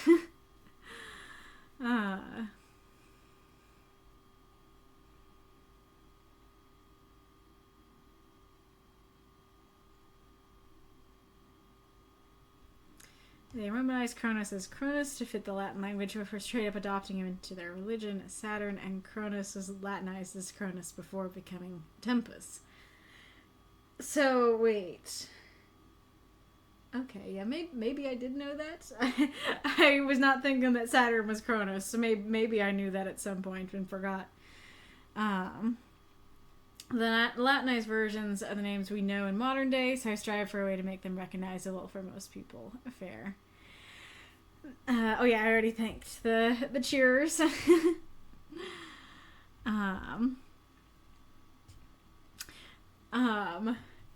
By the way, I found it a little bit hilarious that, because your name is Apophis Incarnate in the Discord, that people in the council started referring to you as Apophis, and I was like, guys, that's Eddy. So I assumed you still wanted to be Eddy here, but if you want me to put Apophis there next time, I can.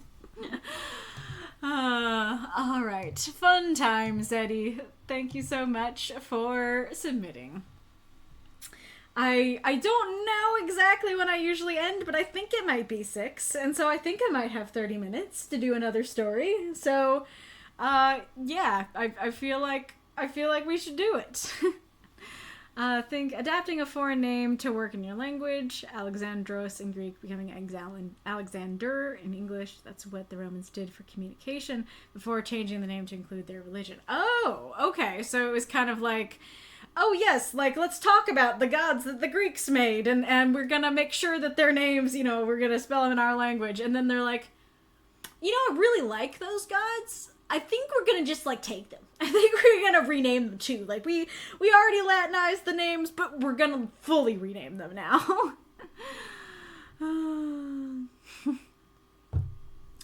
For Apophis, because I went as the Chaos Bringer. Yes, exactly. Yeah, the Doc is all offline, and so Eddy is the Egyptian god of chaos, yes. Alright, so our bonus 5th story is Luna's, so if you want to tag her, you can.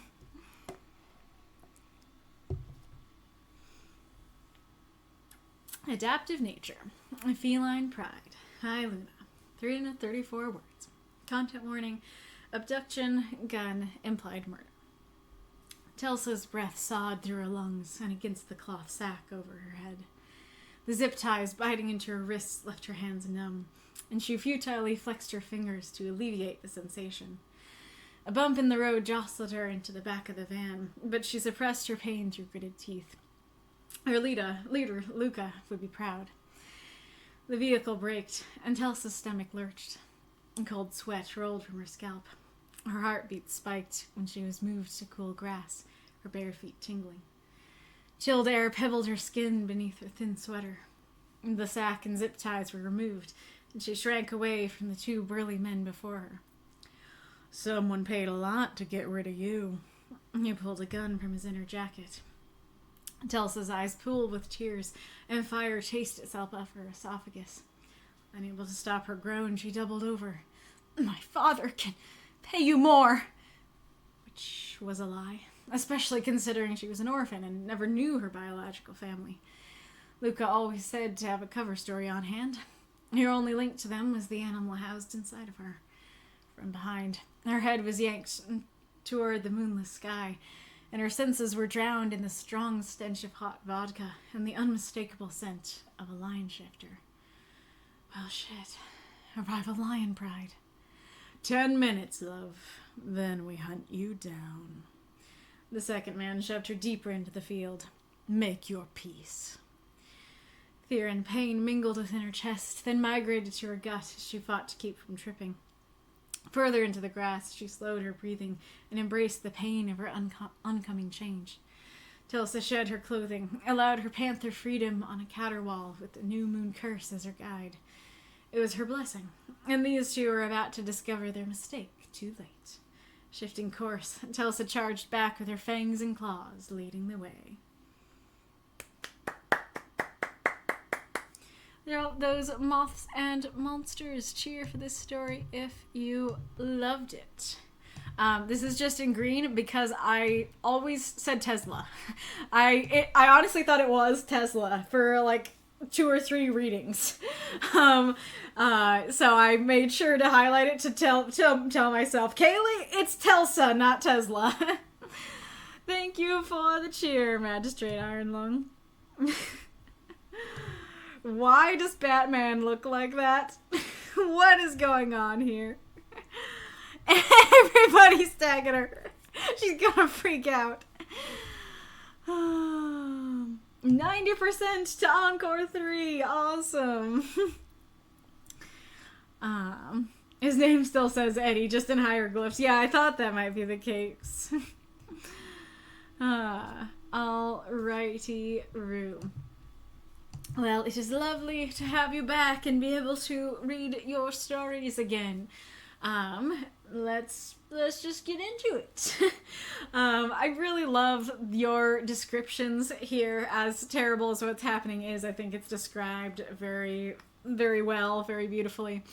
I love the verb sod. They're biting into her wrists. Like, I think I've talked about them before, but verbs are very much a thing. They're very important, and a good verb can really just take a sentence from simply describing what's going on to like, ooh, that's vivid and beautiful imagery.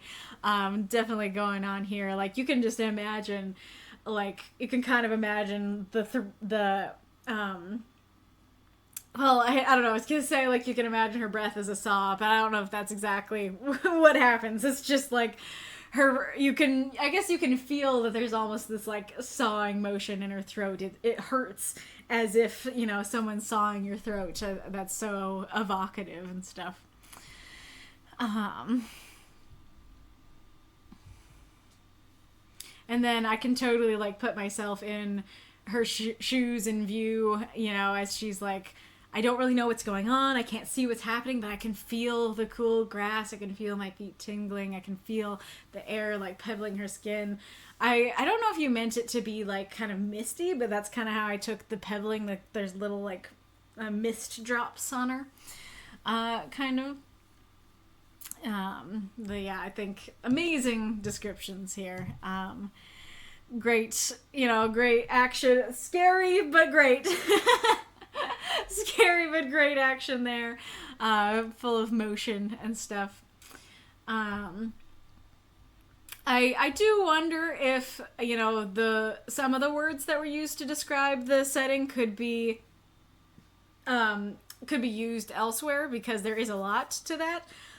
But what is there, I think, is beautiful. I think is very well written and gives me a very strong image. I am curious, and knowing that he's a lion shifter, why he has a gun. My best guess is that they don't know that she is a panther shifter, and we'll come back to that at the end. And so they're like, yeah, we're not going to reveal that we're shifters. We're going to make you think that we're your average burly men, you know, with gun violence. And stuff like that. I'm curious what the fire chased itself up her esophagus thing was, because I I kind of took that at first to mean like she was throwing up, especially because it's like, you know, she groans and doubles over, but it doesn't actually say that she threw up. And so I'm wondering what that was meant to be, if it's more just like kind of the breath has sawed through her lungs and she now taking a breath feels like fire, that kind of thing. Either way, it's a very beautiful and evocative image once again, even if I don't fully get what's going on there. I do really like her, you know, given this cover story and being like, my father can pay you more, and we're kind of taking on this interesting journey of not only can her father not pay her more, she is an orphan. Like, I think that is very interesting, and it's a good way to pull your reader along through the story. I don't know, well, I guess I'll come back to that. And then I like the mention of, you know, Luca saying to have a cover story and stuff like that, and kind of goes back to him being proud and everything. Well, I guess, yeah, this whole section really is about that, so I guess I'll talk about it now. So one of the questions that I have, like the main question that I kind of have with this story is regarding what your intentions with the prompt were. And so first part is the family part. And so I'm not sure if you meant it that the family curse is that her family is dead, is that she is an orphan. I don't know if you meant it that her family is Luca and the other panther shifters. Like they, her only link to them was the animal housed inside of her. So it's like they're the family. Though I do think her only link to them is kind of, if that was your intended prompt use, I think that phrasing is a little bit dismissive. I think that because that makes it seem like, oh, you know, they're not my family, the only link I have to them is that we're panther shifters, and so that kind of makes me as the reader go, okay, I guess maybe that's not intended to be the prompt. But I kind of think it is, especially because you mentioned Luca multiple times, and so it seems like, yeah, this is the intended prompt use. This is about her family with Luca, the family of shifters, kind of thing. I do like that, if that is the intended prompt use. I just want a little bit more with that. I don't know exactly why her head is yanked back, but if that's like one of them kind of yanking her head back, that's I think that violence does work. I like the, you know, her looking at the moonless sky and just smelling vodka and, you know, lion and stuff. I think that's very evocative. I also realized I did not fix that. I do feel like the word rival here does you a bit of a disservice, because rival means like we're both lions and so we're rivals. It means like they're not just a lion pride, they're a rival lion pride. And so that means that there's already a lion pride that she's a part of, that they are the rivals of. And so I think just saying, knowing that she's a panther, I think just saying, well, shit, a lion pride works a bit better. I do like that, though. And that works quite well as a way to describe, hey, yo, there's gonna be shifters in the story, is quite simply saying that she's smelling the lion shifter and being like, crap, lions, you know, stuff like that. I do like the action of, yay, you get a 10-minute head start, and then we're hunting you down. I think that works well.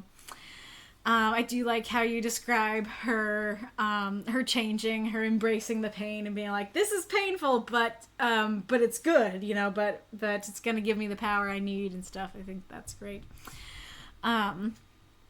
I don't know about the word caterwaul there, because when I first saw that, I was like, isn't caterwaul basically like a baby screaming at the top of its lungs? And I looked it up, and cats do caterwaul, but dictionary told me that they caterwaul during rutting time, and I'm assuming rutting time is mating time. I don't think that that's what's going on here. I don't think that that's the situation. And so I do not know what on a caterwaul means then. I do think it's neat that it's the new moon. Usually it's the full moon that causes someone to shift, and so I think it's cool, the idea of having a new moon shifting. I'm unsure about the prompt use of curse here as well, because on the one hand, totally makes sense to have a shifter curse. Like, that's also how Death's Head was using the prompt as well. And so you don't necessarily need to explain that in super depth for that to work. Though I do think it goes a little too fast from the new moon curse as her guide. It was her blessing. I do want, like, more of a transition there. Like, I do think I need more lingering on the curse before we go to the blessing for it to really work well with the prompt, if that makes sense. Or just remove the blessing part and being like, you know, her new moon curse, oh, they were about to discover their mistake. Like, I'm going to use my curse, you know, for good, rather than calling out that it's a blessing, if that makes sense. So I do really like the ending, that, I don't know how much I talk about it, but I'm definitely someone, hi cat, who, do you want out? You're cute. I'm definitely someone who really needs hope in my stories, and granted, there are different ways for stories to have hope, and sometimes even when a story does end well or end with hope, it still is like, oh, that story was still too much for me, you know? But a lot of times, that's the determining factor of like, oh, this story is super intense, and oh, that was a little too much for me to take, versus like, hey, this story was intense, but I can take it. That hope can often be that determiner, and so I do really like that it ended on like, ooh, like, what's she gonna do? How's she gonna win this? We have some hope here. I think that's really neat, and also just very dynamic and interesting and stuff. You want out, kitty? Yeah.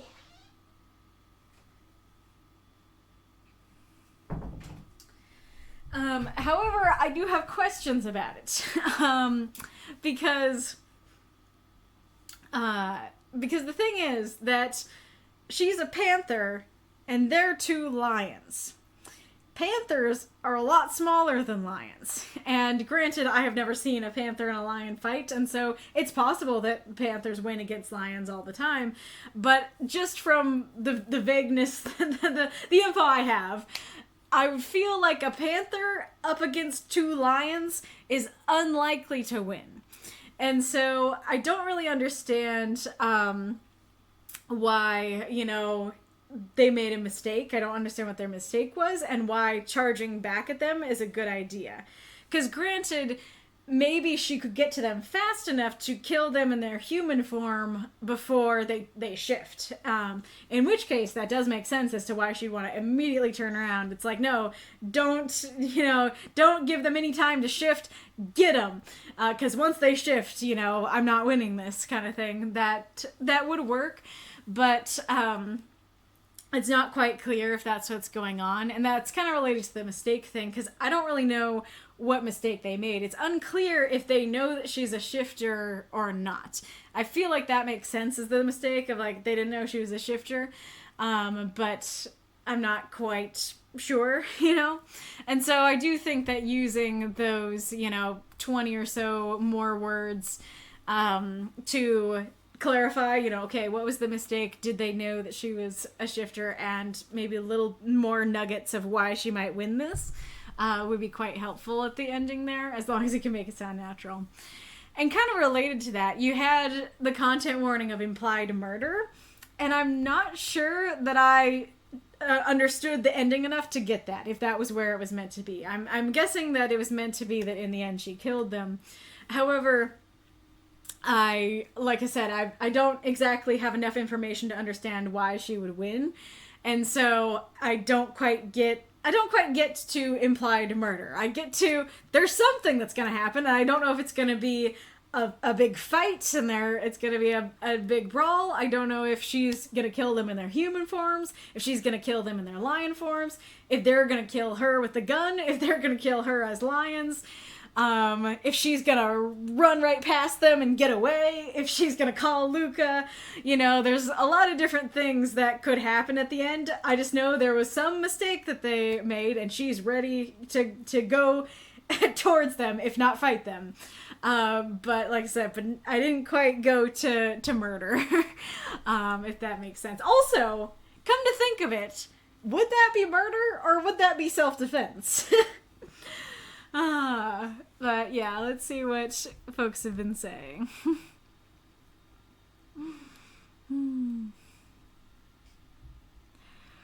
Okay, Reinkarnitor says, it's past midnight, ping me when I'm being read in case I fall asleep. Fair. Just one ping or the Luna treatment? Both? The nuclear option.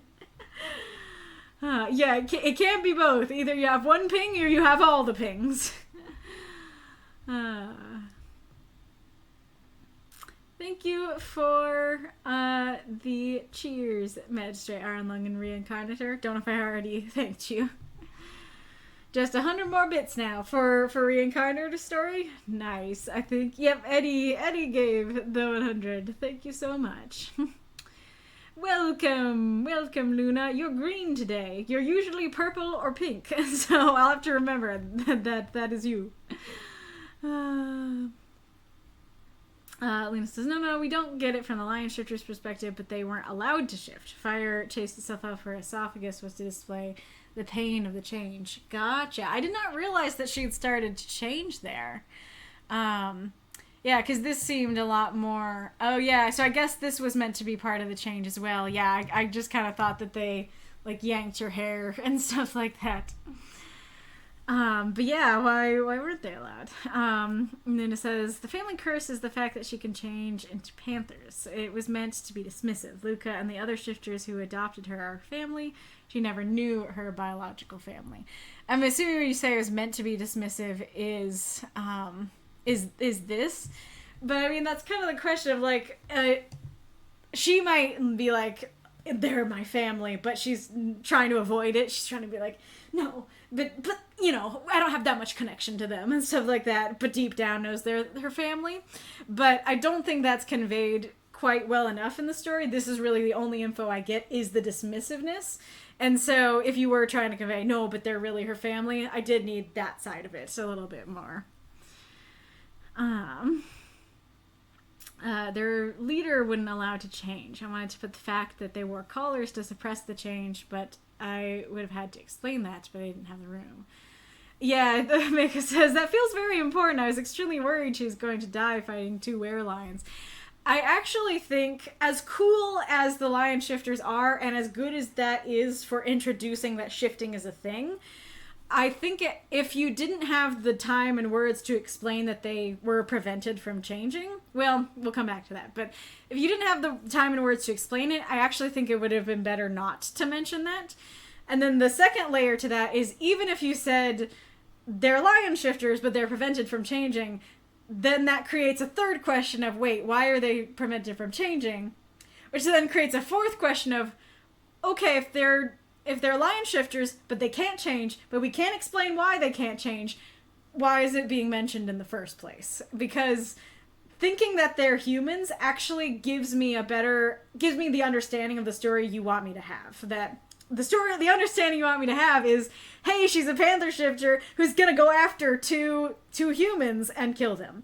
But bringing up that they are lions automatically makes me go, of course, they're going to shift into lions. They're giving her a 10-minute head start because they're lions and they're going to zoom after her. But I should not actually be thinking that because that's not what's going to happen. So that's definitely one of those things where it either should be fully explained or not mentioned, if that makes sense. Now, Telson Pride are not a lion pride. They're a combination of different felines, but no lions. Yeah, I did kind of get that impression that, you know, they're either panthers. Yeah, I thought that they were panthers, but that does make sense that they're, you know, a feline pride. There are multiple different things. But yeah, I do think that just saying lion pride works better. A panther is just a melanistic leopard or jaguar. A leopard might not have much of a fight, but jaguars are ferocious. Yeah, that's a good point. I think I've only seen... Interesting. Yeah, I think I mostly thought that black panthers were leopards. But now that I'm thinking about it, I have seen panthers that have the jaguar spots, and they do look different. Documancer says, they made a mistake. I took this as a taunt. This is typically what a character would say when they give the applied, I'm not stuck with you, you're stuck with me. I took it as a taunt as well, I just don't know what the mistake is. That it's like, yeah, I know that she's basically going, oh, you've made a mistake, I'm gonna get you. But I'm like, I was saying, But they're two lions, though. What was your mistake? You know? I still don't, even in knowing that they can't shift, I don't really know what the mistake is still. Panthers are known to be dominant on land, water, and trees. They're dexterous. Do they take down lions, though? They have a lot of bite force and kill their prey by biting their prey's face. Don't most animals do that, though? Yes, it was more of a taunt in her being overconfident. My mistake was not giving it enough context. I took the idea and ran with it. The mistake was abducting her to begin with. Gotcha. Interesting. That's fair. I mean, it is a fun idea, and a fun idea to run with, fair. And I've totally been in that position where I thought I gave enough context, but then I didn't. So, that's fair. Yes, very good story, Luna. Fun feline times. Nice to see more were creatures. Thank you for submitting. Yep.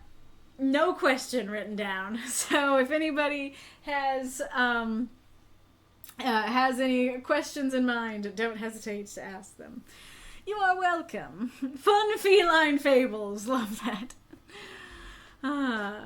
No, most go for the neck. Jaguars crush their prey's skulls with their jaws. Yeah, that makes sense. Fun felonious feline fables. Yes.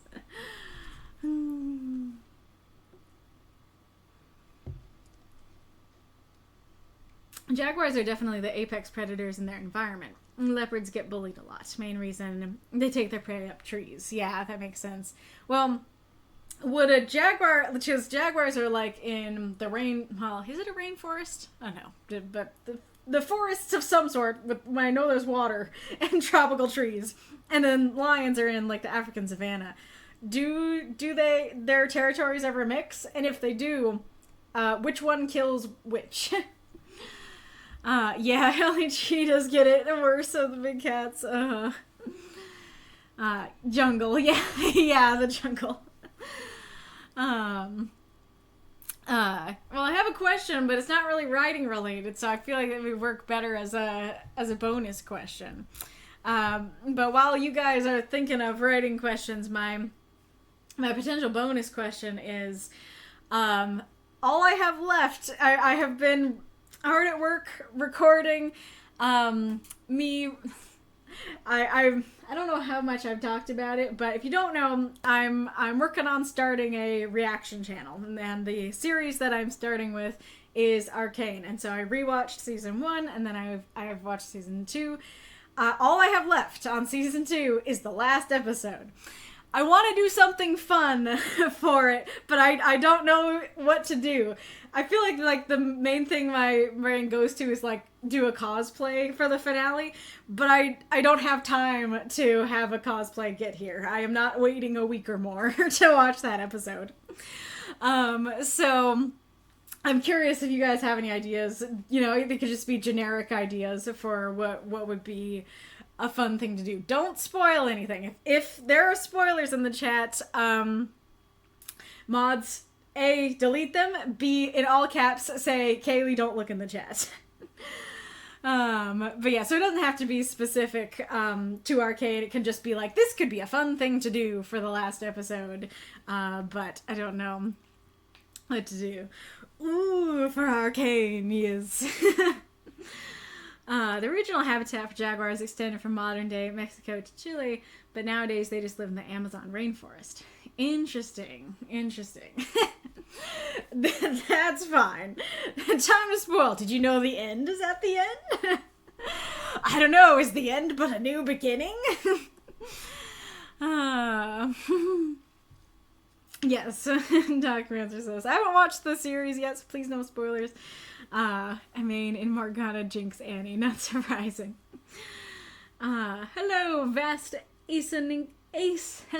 why can't I say this in this world? So, synchronicity, asynchronicity. There we go. Vast asynchronicity. Synchronicity. Why can't I say it when it's together? Oh, welcome.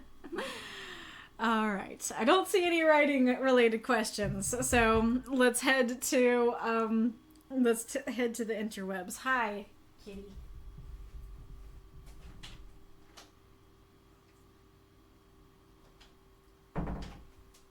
Baby cat. What a baby cat.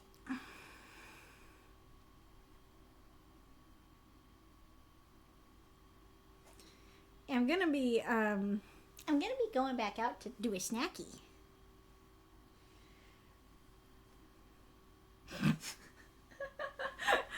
one of the first one that comes up is, what do you want to be when you grow up? Bro, not what I'm looking for.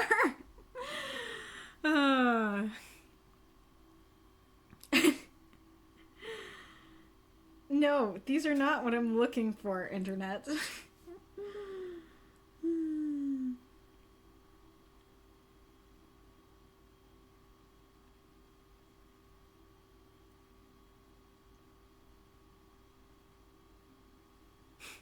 These are, I guess these are looking for, these are like questions to get you writing. They're not the questions I'm looking for. Oh boy.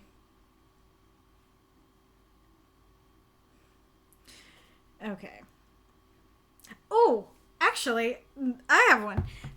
I can make the challenge into a question. Yeah, this will be fun. Okay, let's do this. I think it has to be ginormous for the new setup.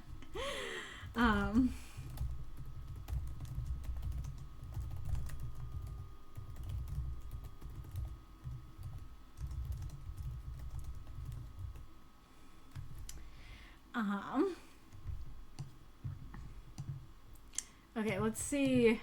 Might still be too small. What? Yeah, I think that's too small. That's too big. Yeah, I think that's readable. Though, oh yeah, I have to put the comments back for it to be in the right place. What do you want to be when you grow up? Microfix starter. My brightness being soup right now. Please leave a message under the beep. Nice. Nice. And then I could say,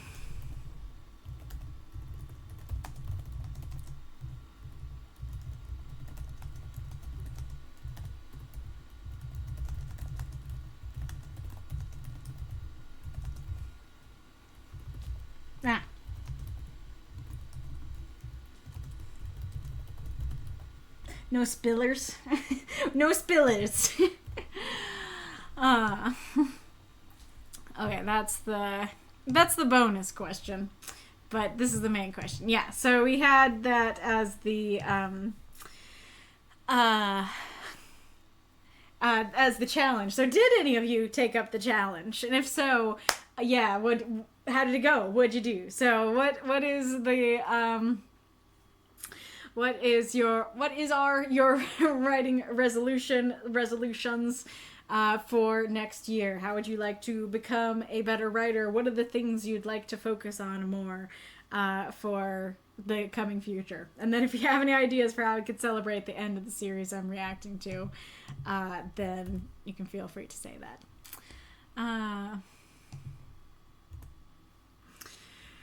Why are we doing terrible jokes in the chat?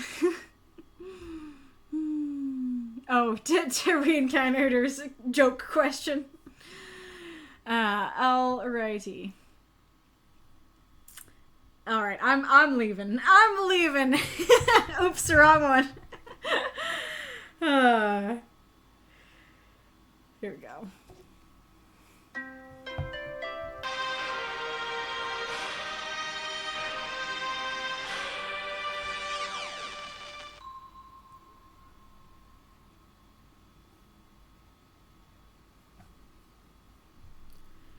That was a cool song. I think that's the song that played last time as well.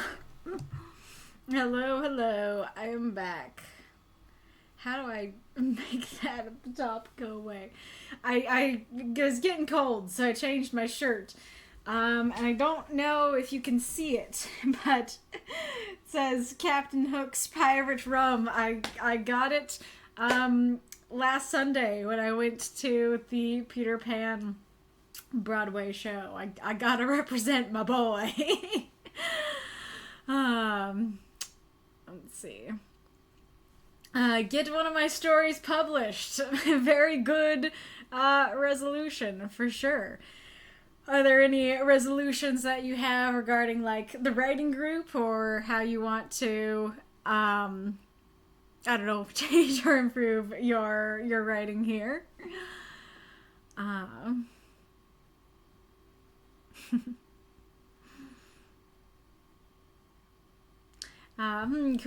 Mark says, you can wear blue for the stream and Jinx solidarity. As the New Year's resolution, I want my novel to be publishable by the end of the year. So, a very similar resolution there. Yes, very understandable and good resolution. I'm trying to think if I have anything that's blue, or at least that color blue, because the shirt I was just wearing was like a navy, and the snow side has some blue on it. I don't know if I have anything that's that kind of vibrant blue.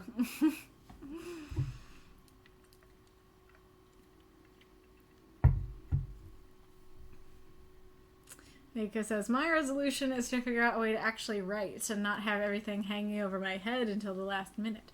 There's so much more I'd like to be doing, but the minimum is taking everything. That is very fair. Another good resolution. When did we walk into a 16-bit cowboy game? I don't know what song that was, but yeah, it's Heartbound. I don't know what we stopped on. So the most recent ones that played in reverse order. So the most recent one back, there's Swan Song, Good Times, Echo of Regretto, Nakane, Squeaky Symphony, Hello Terry. It was probably one of those. My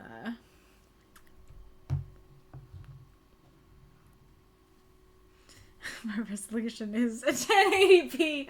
That's a good one. I like that one.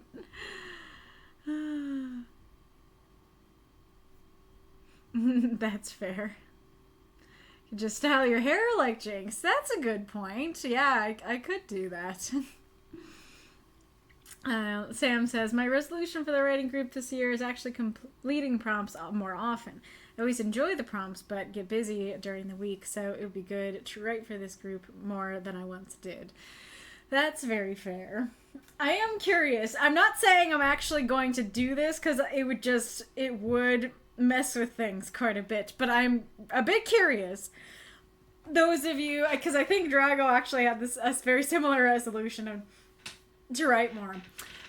Especially for those of you in that position where you're like, I like the prompts, but I struggle to write every week. If instead the schedule was every 2 weeks, so like it was just family curses for 2 weeks and unexpected gift was 2 weeks, granted that's kind of what happened. But you know, if that was how every prompt was, do you feel like you would write for the prompts more, or is it like, the problems that come up this week would come up next week, so no, not really. Oh yeah, here's Drago. I wanted to write more regularly in the writing group and not disappear. I've already failed in the first part, unless I post my story for Family Curse tomorrow. You got it! You can do it! I believe in you! Marks, if it was 2 weeks, I'd probably do 2 stories. Sometimes you already do 2 stories. Ghoulish, honestly, I'd still find a way to procrastinate. Fair. Massa says, I definitely need to work on writing more consistently. I do tend to waste a lot of time with distractions. Perhaps I can try to get my Ridge Cloud novel finished, but that may be too big a goal. I should still try just to make more progress in it. That's very fair. Yeah, remind me to talk about my resolution solution at the end of this. What was the other thing I was gonna say? Oh yeah, so another thing, once again, I am not sure that I would do this, but I'm curious of your thoughts on it. if I were to, like, weekly have at least one stream where I'm working on my own stories, like I know Death's Head does that, and sometimes Mista Noir does as well. If I did one of those where I'm just kind of sitting and working on my own story, would that be a good motivator for you guys to be like, yeah, this will be kind of our writing group time where we all sit down together and work on our stories and, like, ask each other questions and ask for help and stuff like that? I can't guarantee that I would do that because I just don't know if that would mess with my process too much. Like, I really do like to be alone and in my own headspace and listening to music and stuff like that. And so I just don't know that I would really like doing that. But if that's something that would help a lot of people and you're like, yeah, we want writing group time where it's like, yeah, this is the time every week we knuckle down and write with Kaylee. If that would be helpful, I still would be curious to know. Rolf says, my resolution is to write more often. I tend to get an idea and maybe start, but by Friday I just go, I give up. I'm going to try to use my time more wisely this year, even if I have to schedule writing times, even if I write 100 words of nothing. That's very fair. Yeah, that's a curious idea. Like, what if, for those of you who struggle to write for the weekly prompts, could you make the goal less than 350? Could you say, okay, my goal is to write 100 words. And if that's all I do, I still accomplish my goal, even though I can't post it. Or you could post it, but you wouldn't be, you wouldn't get to the stream. And then maybe that could be a springboard of, like, honestly, you could even set it smaller and be like, my goal is to write 5 words. Because I feel like, I don't know if I'm being too optimistic, but I feel like that's the kind of thing where if you're like, my goal is to write 5 words, and then you do it, I feel like you're more likely to write more words, to write 10 words. So similar with the 100 words thing, if your goal was to write 100 words, would that actually be able to springboard you to write 300 words or 350 words? Or 250, it would just be the minimum, because you've set yourself a more manageable goal first, and that allows you to actually put words to the page and then go forward from there. Eddy says, serious answer here while I sow chaos in Twitch chat. I don't really do New Year's resolutions personally, as I see the days continuing as normal rather than the year forming a new cycle. So for now, I'll just work on health goals I started in November. No real serious thought being given to writing goals now. Also, I know somewhere between 1 and -1 things about Arcane, so I can't help you there. Fair. Well, again, like, you could, I don't know exactly what it could be, but it could just be something more applicable to any series. Like, I think, oh, you should do cosplay. It's kind of applicable to, like, any series and stuff like that. Doc says, this year with writing, I actually want to slow down with the prompts and spend 2 weeks editing to see how much improvement I can make. Interesting. Would you be able to do, like, you write and you post your story, and then after that, whether or not it gets read on stream, you spend another week editing? Or is it like, no, I really need to just do this prompt, I'm spending 2 weeks on it?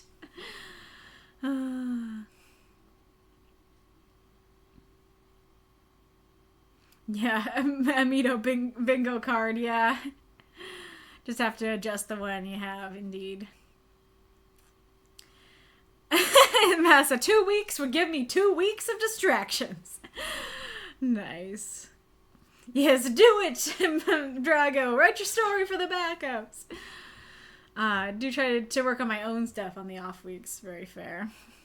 I'll consider it, but I gotta wake up at 6:30 on Monday, and writing group backup reading starts at midnight. Isn't that more evidence for why you could do it? That you get up at... Oh, you're saying... No. You're saying that you can't stay up to do the backups. Gotcha. I thought you were saying, like, I have... How many hours is that? I think that's, like, I have from 6 to midnight. And I'm like, that's plenty of time. Yeah, they could bump you, indeed. Documancer says, I actually might be more willing to post stories at 100 words. That's fair. I would probably be the latter. I've noticed I'm not very effective in fast writing. I'm not sure now which question you're answering. Okay, let's go back, because I asked quite a few questions.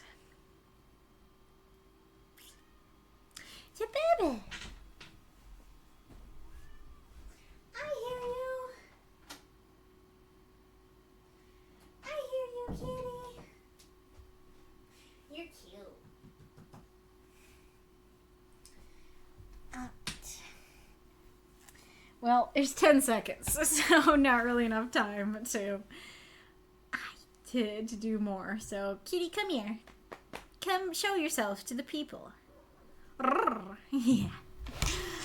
There's Kitty. There's Kitty Bo. There he is. Question. When I turn, I'm assuming it's not super noticeable when it's tiny, but when I turn this camera to this big view, do you immediately notice how poor quality it is? Or are you just like, it's fine, it's a camera, I don't even notice how bad the resolution is? Bo. Vast asynchronicity says yes. I assumed it. Yes, I can notice the poor quality. Era says, I'm fine with your camera. That's sweet. Eddy says, I noticed, but I don't mind. Mika says, never register the quality. Gotcha. Because, I could probably turn it on to show you. This will either alleviate my fears or make them so much worse, but we'll try it. Oh yeah, my dad repositioned it though, so I don't know if it's all messed up, but...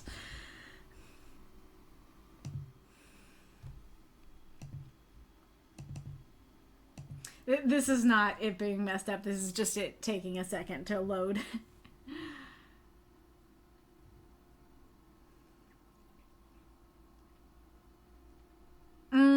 That makes sense. Ghoulish that cameras are forgivable, bad audio is not. Oh, come on. You can do your thing, can't you? Come on. I don't know why it's not working. Usually it just takes a second, and the second is less time than this. Well, maybe I will neither get my discouragement or encouragement because apparently it doesn't want to work today. Sir, are you sure? Oh, I think I know exactly what the issue is. It's dumb and I don't want to reveal myself. Okay.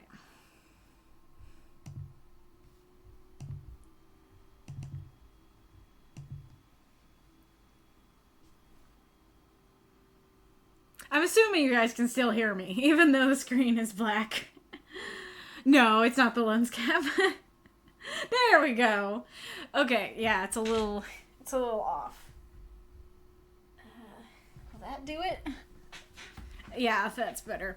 Yeah, so this is the camera that I've been using to film my Arcane reactions because I think it's a lot better than this one. However, it does put lines on the screen when there's movement. So regardless of what your answer is, I cannot fix it for any of the Arcane videos. But I do want to know, how annoying are the lines? Are the lines more annoying than the poor quality of this? What is it? I think, oh yeah, the ad break has ended. Alright. Wouldn't this be interesting if I guess I could, well, I don't know. I was gonna say, I guess I could use both of these for the rest of the stream, but I can't because I haven't put it down there. You can't see the lines. Really? What? You're sure? You don't see the lines right as I'm doing that across my hand?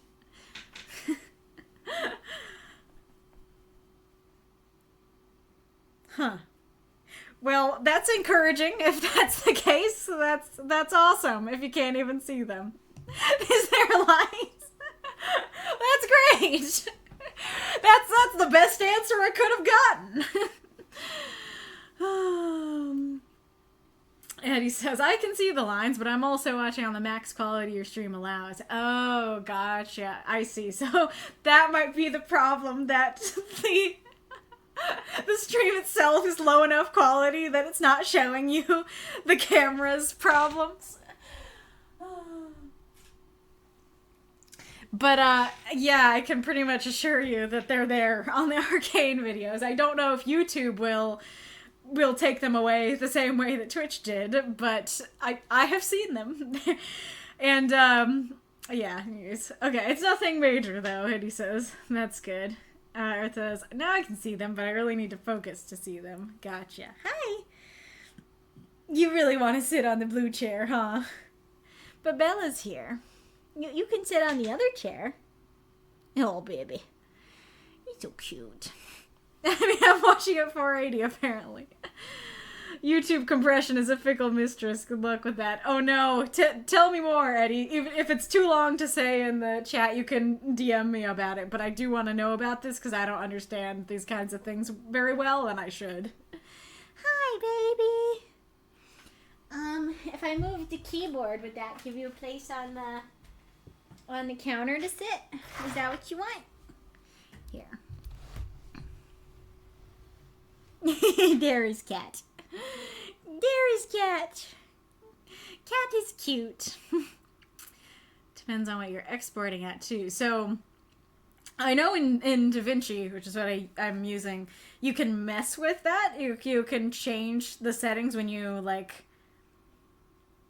Is that... What's the last one called? I don't think the whole thing is called export, but you basically, it's like, all right, we're gonna package up your video all nice and neat, and then it makes a video for you, and then you can send that places. So, like, I know when you're on that screen, you can do special things with it. Be like, those lines are what I make especially for Kaylee, and only Kaylee. Yes, that's exporting. Okay, gotcha.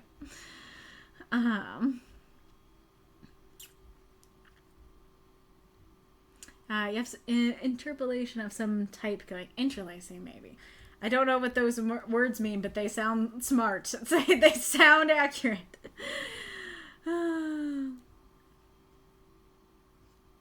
Okay, going back to the questions.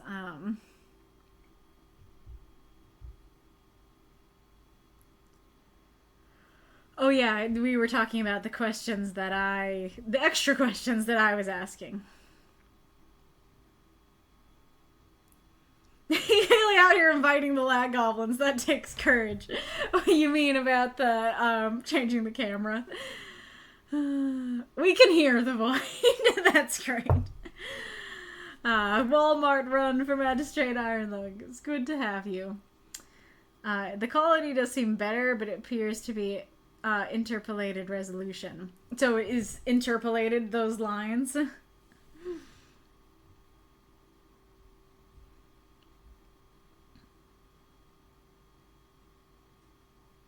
Oh yeah, so documents are saying, I actually might be more willing to post stories at 100 words. It'd probably be the latter. I've noticed I'm not very effective in fast writing. When you asked whether or not I would post a prompt regardless if I got read or if I would strictly focus on one prompt bi-weekly. So you mean you would focus on one prompt bi-weekly. Gotcha. Oh, here we go. Now I'm finding it. Distractions would compound as time went on, says Sam. Eddy says, my availability to write for the prompts is entirely dependent on the chaos of work and how tired of writing I am after the entire day of copywriting. Oh, I see. That makes sense. I haven't done 2 stories in a while, says Mark. So fair. I mean, you did one, like, just last week, didn't you? For the Christmas one? More writing streams would be great, says Death said. Documentor says, I kind of would like more writing streams. It would help me with accountability. Aerith says, nah, for me, I tend to do what you do in terms of being my own headspace and listen to music on my own when I do writing. That's fair.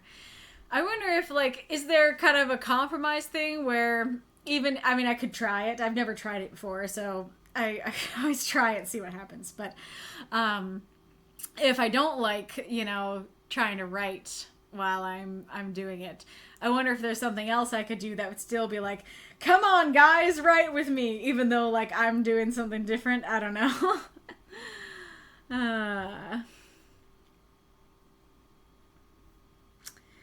Let's see.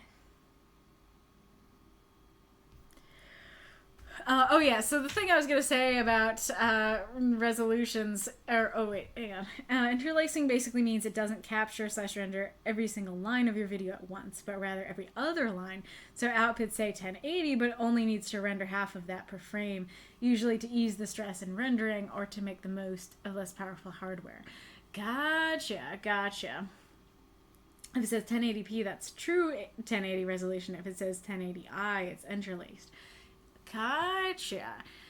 Is there any way post recording to fix that, or is it just like, yeah, that's the camera?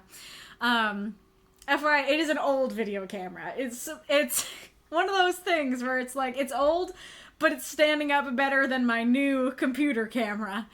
So I'm not surprised that it has a little jank to it, but there is in fact jank.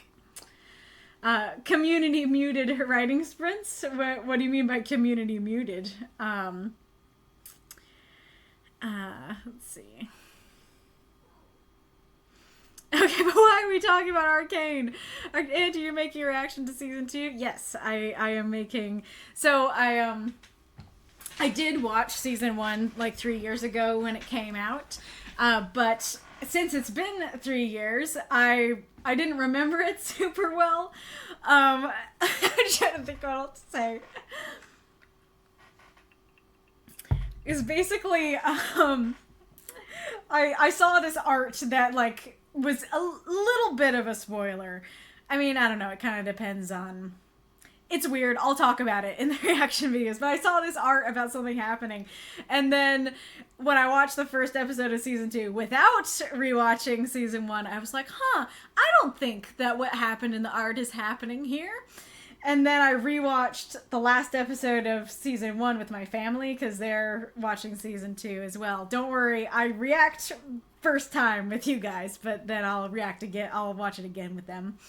So I rewatched season 1 finale, and I realized I'd forgotten crucial information that revealed that what was going on in that art was exactly what was happening there in that first episode of season 2, and I was like, if I forgot something so crucial, I need to rewatch season 1. So I rewatch it, and you know, I think I have fun things to say, even though it's a rewatch. I think there's still a lot of good times to be had there. There is a lot that I forgot that I'm still end up reacting to and stuff. But of course, the reactions to season 2 are probably a bit more fun because they're very much first ever reactions. But anywho, yes. Glad to see some interest from you, Drago. I'm not familiar with video editing, so I'm not sure, but maybe more modern pieces of software have an option for that by applying some sort of anti-aliasing or slight blurring. Gotcha. Documenter says, like, if we all hop on Discord, we can mute on Discord and have our own music on our headphones. It's kind of a thing on some study servers I'm on where everybody hops in one chat and does their own homework in silence. That's interesting. Yeah, that could be like a designated event, and like as many people as want to join and would find that helpful could join. That could take some pressure off of me to like have to write in front of the stream and the screen and everything, where it's like, yeah, If I try that and enjoy it, maybe I'll keep joining you guys. If I'm like, no, I want to keep doing my own thing, then it could still be something you guys participate in and like, and that would just be a weekly do it, you know, everybody do it, be accountable kind of thing. All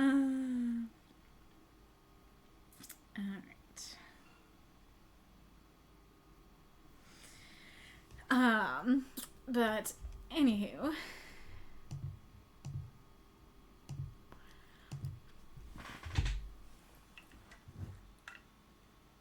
Goodbye, sweater. I don't... Oh, yeah, I didn't say the resolution thing. So the thing I was going to say is I saw this video. I believe his channel is called Magnify. He makes, like, a lot of fun shorts. And he made a short about, don't make resolutions, make a bingo card. And I actually think that's really smart because it's just, like, instead of oh yeah, I made this resolution and then I didn't do it and now I'm sad. And a bingo card is more of, hey, if this happens, that's great. And so it could be one thing happens, you mark it off, then that might inspire you to do more things on your bingo card. It's funny because it also relates to a different short that I watched from Dr. K, where it was about if you like make a resolution to do something every day and then you do it for 29 days and you miss the 30th day, you failed. And it doesn't account for all the times that you've succeeded because the goal was to do it every day. And I feel like that's kind of related, where it's like, instead of it being like, yeah, you need to exercise every day or you need to exercise throughout the year, just having a bingo card where it's like, if you exercised one whole time, good job. You can mark that on the bingo card, you know? I saw that bingo card, but how would I fill in the card? Would it just be pre-filled in and I stamp it? I'm not sure exactly what you mean. I think it would just be like you get a blank bingo card and then you write or type or whatever in what you want to do throughout the year, and then if you do one of those things, you stamp it.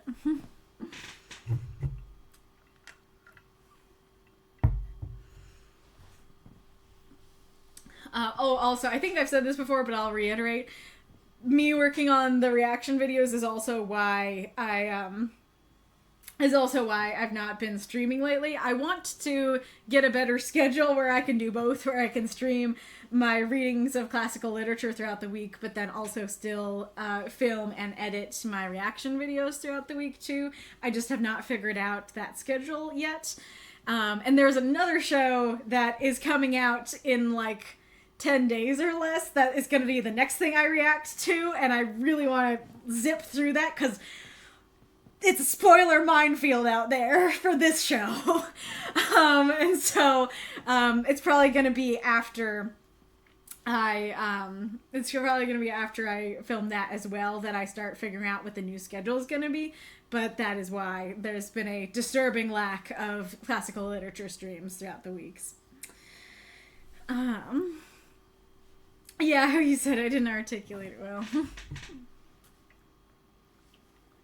Yeah, that's fair. I think more story surgery streams would be good since people still have trouble fitting ideas into 350 words, myself included sometimes.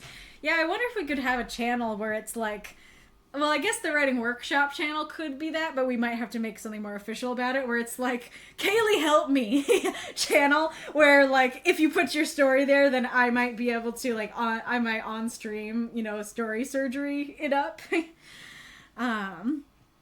Because as more of those would be fun, I think. And I guess that is what, that could be a good compromise with my own stories, potentially, because it is the actual writing part that's a little more important to me, that I do it by myself. But once I have something drafted, I probably would be a lot more okay streaming me cutting it down. So that's definitely a thought for sure of what I could do streaming my own stuff, is stream my own story surgery. I'm off in the surgery theater. Oh, is that what those are called? The surgery rooms are called theaters? It's totally like those things where you have like the bigwigs up above, watching the surgery down here. Yes, exactly. I have not made the channel yet, actually, Luna, but I also appreciate your enthusiasm. But yeah, once I make it, I will be, advertising it everywhere.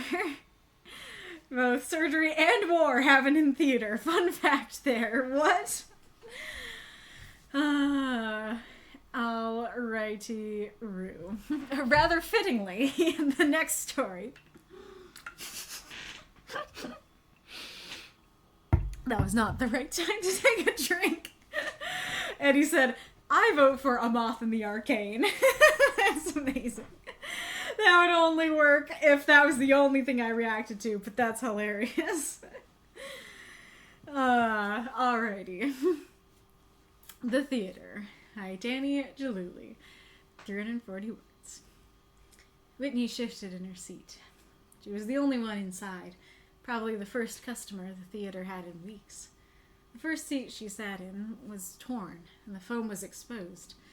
She felt her sneakers stick to the floor with each step, and she stared more at the stain in the bottom right corner of the screen instead of the characters. Whitney didn't even like movies. She had no idea what she bought a ticket for. But she knew it would be the last place her family would look if they dared to go after her. She knew they wouldn't. They were so terrified of the date on the calendar that they wouldn't dare search for her. All Englewoods are destined to leave this world on the 18th of May. How often that folk tale got hammered into her brain.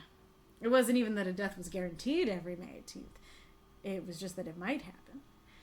And this year, on May 18th, Whitney Englewood walked out of her house while her mother hid in the bedroom, and her dad reminded her that they weren't going to come rescue her.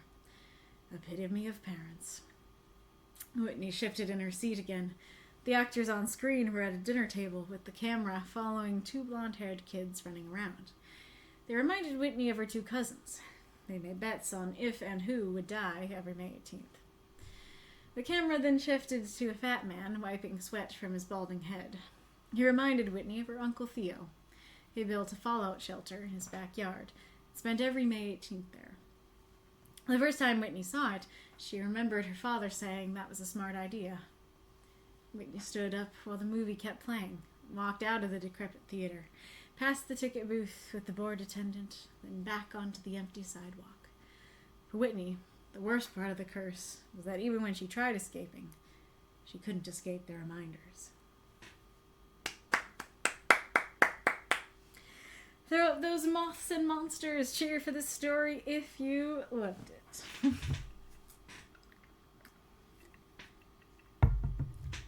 Call me your oracle, I accept your praise.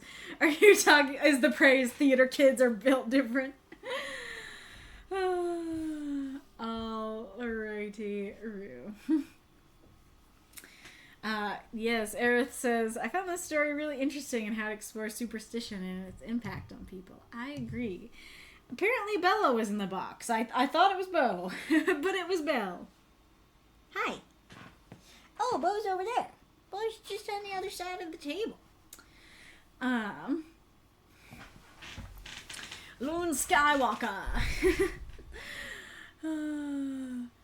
I'm not quite sure what you're referring to there, but welcome. Alrighty, Rue. It's great to see a story. Where's my mouse? There it is. It's great to see a story from you, Danny, and great to see a story that we could read. I know that sometimes there's some folks that come and go, and even those who come and go sometimes don't do their reviews, and I'm like, please, but I want to read your story, though. So appreciate that. Glad we got to read it. So, yeah, let's just start. Let's just get into it. Really great description of the setting here. I can totally imagine all this, dinky, decrepit old theater with the stains on the seats and on the screens and stuff like that. I think that is very well described. Now, granted, this is kind of goes back to what I was talking about with Death's Head story, is that there is kind of an element where the theater is so. How do I explain this? So the fact that the theater is all decrepit is very well described, very beautifully and evocatively described and well written. However, that calls the reader's attention to that, especially in a 350-word story, and we're like, okay, theater's decrepit. There's a reason that Danny spent their words on this. This is going to be relevant in some way. And then in the end, it seems like it really isn't. It seems like it was set dressing. And so it does make me curious if it was just a cool setting or if there was meant to be more there.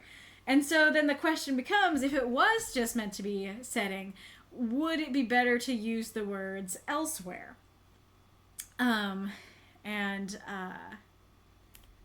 was I going to say?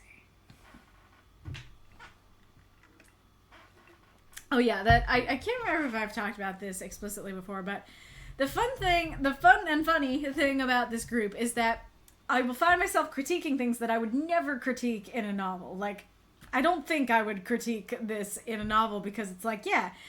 And I guess, like, maybe just, like, talking about, like, character descriptions, right? I'm someone who's very imaginative. I really like when you give me a character description.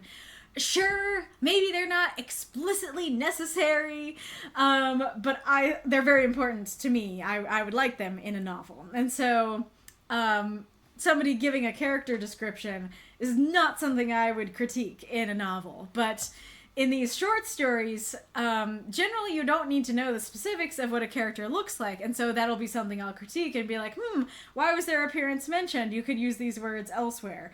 And so this is kind of that situation where it's like, this is really good, and if it were in a novel, I would not critique it at all. But because it's in these short stories where your words are super important, then I start to wonder, okay, everything's like, anything that gets mentioned, I am going to go, hey, this is relevant, this is important. And so then when it seems like it's not, then I'm left going, would it be better left out? And one thing that I can think of why it might be important or relevant is that maybe what you meant with that is that you wanted the reader to think like something would fall on her head or something, right? That the theater's all decrepit, something's gonna go wrong. There's gonna be some toxic stain that she falls in. There's going to be a chandelier that falls down. The popcorn is poisoned, something like that. I do like that if that is the case, but I do want to come back to that. Hi, kitty.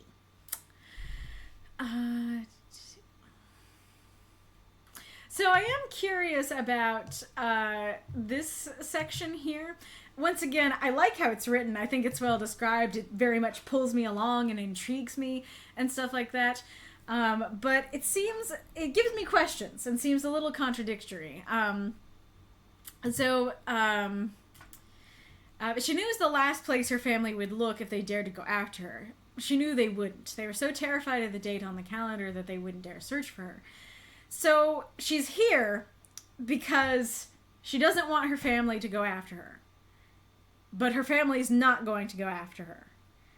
So why expend the extra effort to go somewhere where they're not going to go after you? And more so, why go somewhere you don't like?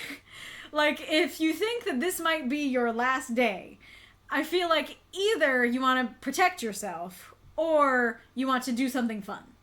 And so it feels very odd to be like, I'm going to go somewhere that I'm not going to have fun, I'm not going to like, it's not going to be particularly safe, and it's where nobody's going to go after me. I'm left going, why did you choose this place? I'm not sure I get it. What was the other thing I was going to say?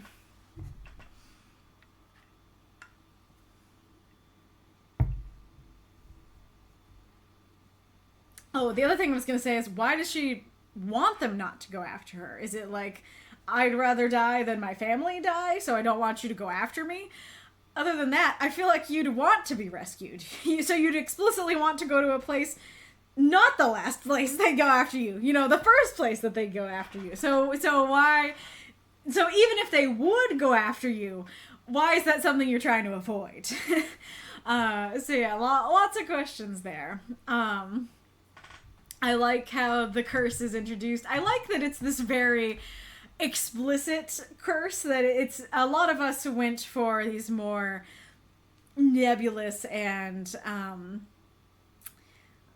don't know, I mean, I guess it depends, but I guess more general curses maybe. And those are cool too. I mean, that's more of what I went with as well. But cat.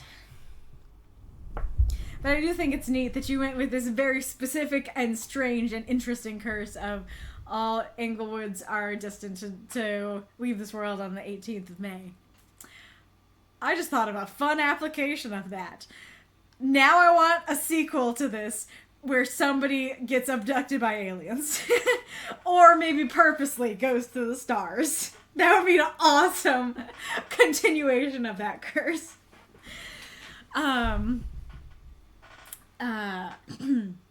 Kitty.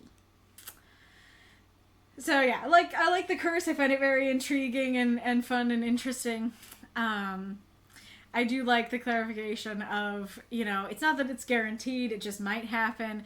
And then I think the wording of the curse helps with that as well, that it's not saying an Englewood will die on the 18th of May. It's that all Englewoods are destined to leave this world on the 18th of May. And so it's just like, it's not that an Englewood will die every May 18th. It's that when you die, it will always be May 18th. So I do think that's really interesting. And then I love hate the description of what her parents do. Like, that is horrible. That, like, not only, because this one works, it's like, okay, that makes sense, but her dad being like, not just like hiding, but him being like, remember, we aren't going to help you, is like so horrible, but works really well for the story. And then I do really like that the movie is reminding her of her family. I like the specificity of the what the relatives do. That it's not just like, oh yeah, it reminded me of my cousins, they might die, but it's like, here are my cousins, they make bets. Here's my uncle, he built a fallout shelter. And that's a great way of like transitioning, because like, you could just tell the story as, you know, here's what my parents do, here's what my cousins do, here's what my uncle does. That would work and it could still be interesting, but it's a lot more expository. But this is a really cool way to write the story, because it's through action and setting. Actually, yeah, this is a really... So, I don't know how much I talk about it on streams, but it's definitely something that I think about a lot internally, which is that in the past I would write so many introspective stories. It's funny because a friend of mine who I believe he's still on the server. It's MacBoyZen. We went to school together, and we and a third friend wrote this massive Marvel fanfic in high school, and it was so much fun, and we loved it. And there's a reason that we were kind of like revisiting it. We went to go look at it again, and my character would just go on philosophical ramblings all the time, and I'm like, past Kaylee, I know you think that this was smart and cool, but it's too much. And I think I hope I've gotten better over the years, but it definitely, like, even in the years past, I would still write very, like, introspective, philosophical pieces and stuff like that. And so now, today, like, through the training of the writing group, whenever I write a story that's just, like, introspective, it's just a character thinking, I don't love it. I kind of try to avoid that, because I feel like that is not as dynamic and interesting. And granted, like, it depends on the story and how it's written. Of course, that can still be interesting, but I know it's a bad habit that I have, where I can get too philosophical, too introspective, and it can bore people. And so I kind of am like, try to avoid those types of stories.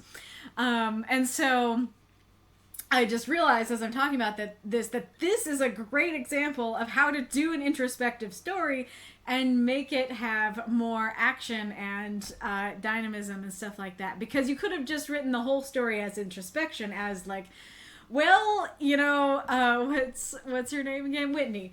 Whitney is pretty freaked out today because her family was cursed to, you know, all Englewoods die on the 18th of May. And, you know, you could just say, she was particularly scared this 18th, and here's what her family did, and stuff like that.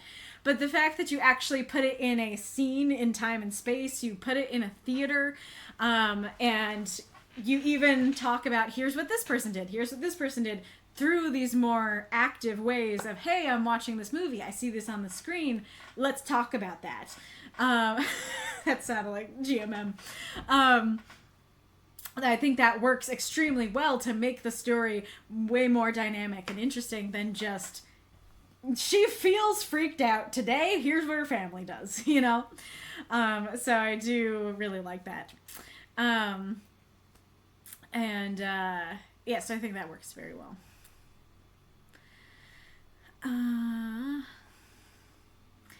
And once again, I do think you describe it very well, of her walking out of the theater. I can picture that very well. I like that a lot. So we come to the ending, and I have some questions for the chat and your view of this story. So when I arrive at the end of this story, I kind of get the impression that whether or not the curse is real doesn't matter, because what matters is that everybody believes it, and it's that belief that's the real curse.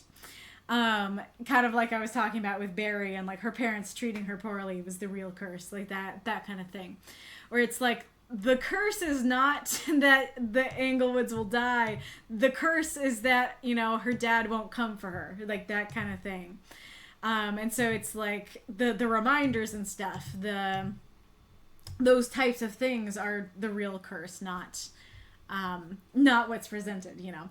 And if that's the intention, I actually quite like that. And so that goes along with what Aerith is saying about the exploration of what superstitions do, that this kind of a superstition, again, the curse isn't the superstition. The curse isn't that we will be cursed. The curse is that we're afraid we'll be cursed. The curse is that we're superstitious that we'll be cursed. And so I think that's a really neat and interesting idea. And that's another thing I think is very transcendent, that maybe it's not as specific as this, but I feel like there are superstitions in our real world that can do a lot of damage. It's funny because I've been watching a lot of Mini Minuteman, and I've been watching like some of his debunking videos and stuff like that, and he'll often talk about how, you know, voicing for the audience, like, oh, like Milo, but it's fine if people, you know, believe in conspiracies and stuff. And he'll talk about how, like, sure, maybe somebody believing that Atlantis is real is fine, but there's kind of like a snowball effect where if you are anti-intellectualist and you're distrusting, you know, actual research and stuff like that, that can actually do a lot of very real damage. And so I feel like that idea is kind of present here, where it's like, it's not the curse that's doing the real damage, it's the belief in the curse that's doing the damage. And I think that's neat and cool.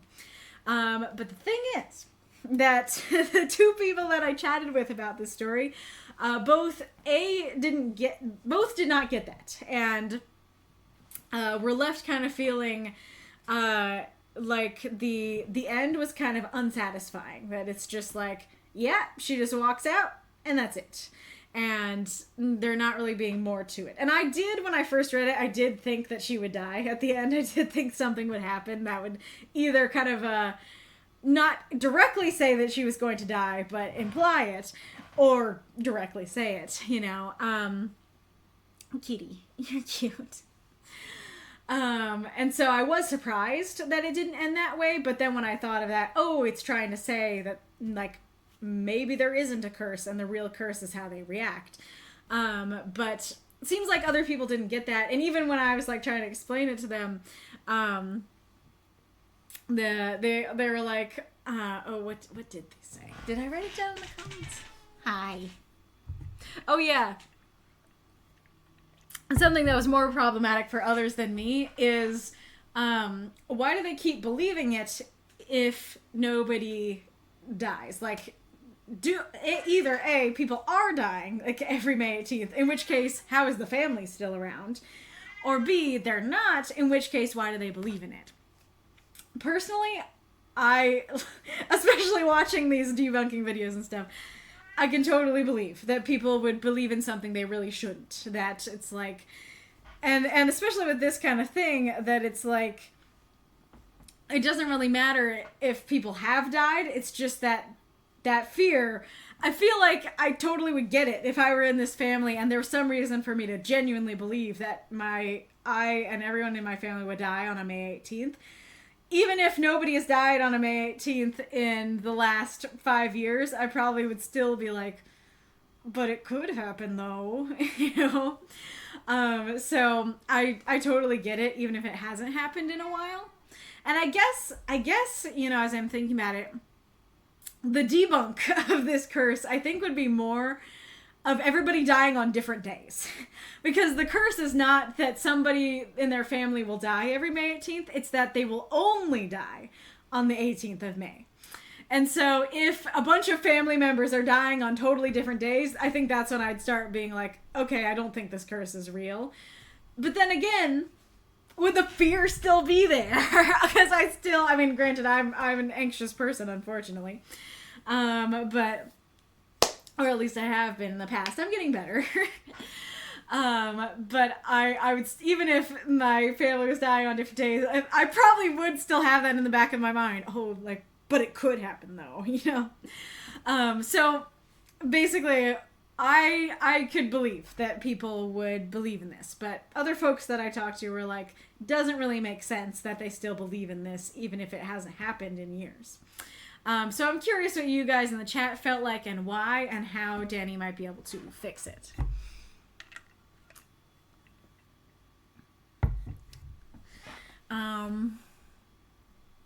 Oh yeah, and did you find yourself dissatisfied with the ending, or did you like it? One thing I will say is that I do think instead of focusing on the reminders, I do think a little bit more of a concrete thing that's referring to, hey, it's their reactions that's worse than the actual curse. Something that's more focused on that might be a better way to end it. That might more clearly give other people more of the impression I was left with. Not quite exactly sure what the line would be, though. I mean, I guess, I don't know if this would be too obvious, but I guess it would just be like, for Whitney, the worst part of the curse wasn't the curse itself, or wasn't that someone that her family would die on the 18th of May. It was that her family believed it. Yeah, that actually might work, even though it is, like, explicitly telling the moral of the story. I think for me, I would probably be like, ooh, that's a neat ending, you know, that kind of thing.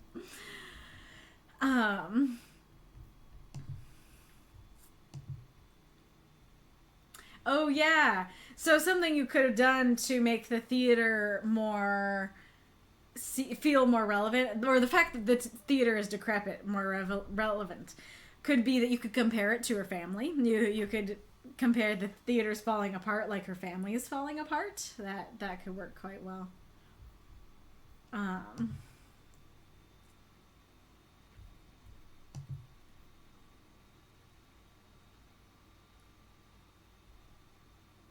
Oh yeah, it would be an interesting story if she was the last one alive. If instead of it being like, oh, everybody's, you know, hiding out, that it's like, it's May 18th and I'm the last Englewood, so how am I gonna die?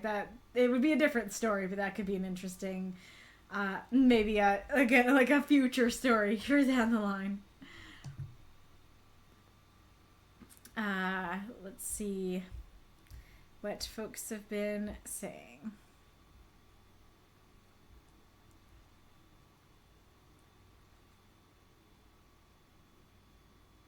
Oh, I was just joking because the next story after what I said about the theater of war and surgery was titled The Theater, yes.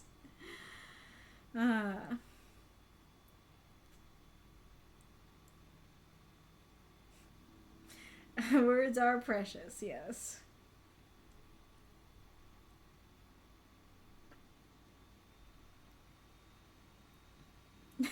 Turns out Apophis chose a poor vessel and went with a jokester version of chaos rather than destruction and anarchy version of chaos. But that much is on Apophis, not on me. Fantastic. Again, good story idea. Documenter, why would you go somewhere you wouldn't like? When I was younger, my cousins and I were threatened with the belt by my grandparents when we misbehaved. I was the only one that would run where the belts are and lock myself in there before they could get me. That's kind of the logic I get with that. I'm really sorry that you went through that. That's horrible. I have to think about it more, but my gut reaction is that I feel like this is different because, like, I feel like I get more of that impression if she went somewhere dangerous. If she was going somewhere, I don't know, like if she was at the top of a building or a construction site or something, it'd be like, yeah, I'm in here with the dangerous stuff. Come get me. Like, I'm not gonna run and hide like the rest of my family. If it's gonna happen, just let it happen, kind of thing. But this isn't really like, and then in your case, like you were doing that to like protect yourself and, what did you say? Your cousins. Yeah. That, so they can't, get you if you're locked in there. And this, I don't really get that impression here where it's like the death can't get me if I'm in the theater, So again, either somewhere super safe or somewhere super dangerous. It would feel more like that logic to me. But just like, I just generally don't like movies.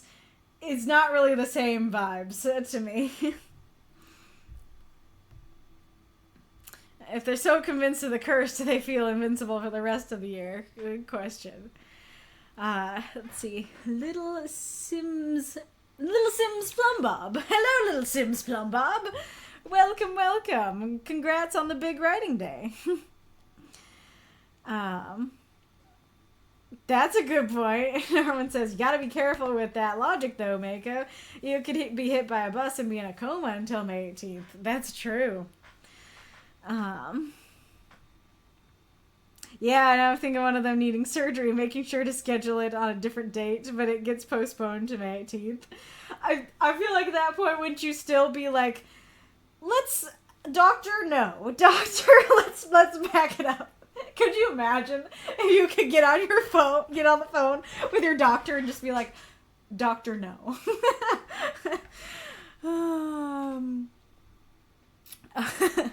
Eddie, Mini Minuteman is great, especially since he actually takes accountability and corrects himself when he screws up, which is sadly not common among YouTube science/history communicators.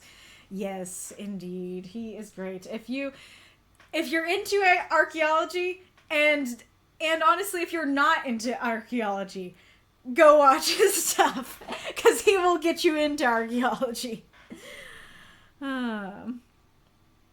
Lilish says, better safe than sorry. That's the kind of thing I think when I participate in superstitions, such as throwing salt over the shoulder or drawing an X if a black cat crosses your path. Yeah, exactly. That kind of goes along with what I was saying about, like, but it could, though, is exactly. That's like, I don't know if I believe this is going to happen, but it's better to be safe. Yeah.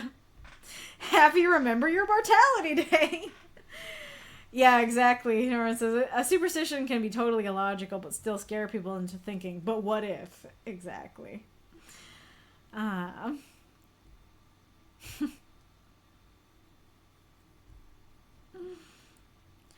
not sure exactly what that's referring to. Miko says, remembers having an existential crisis on his 7th birthday. What? No, why would anyone do that?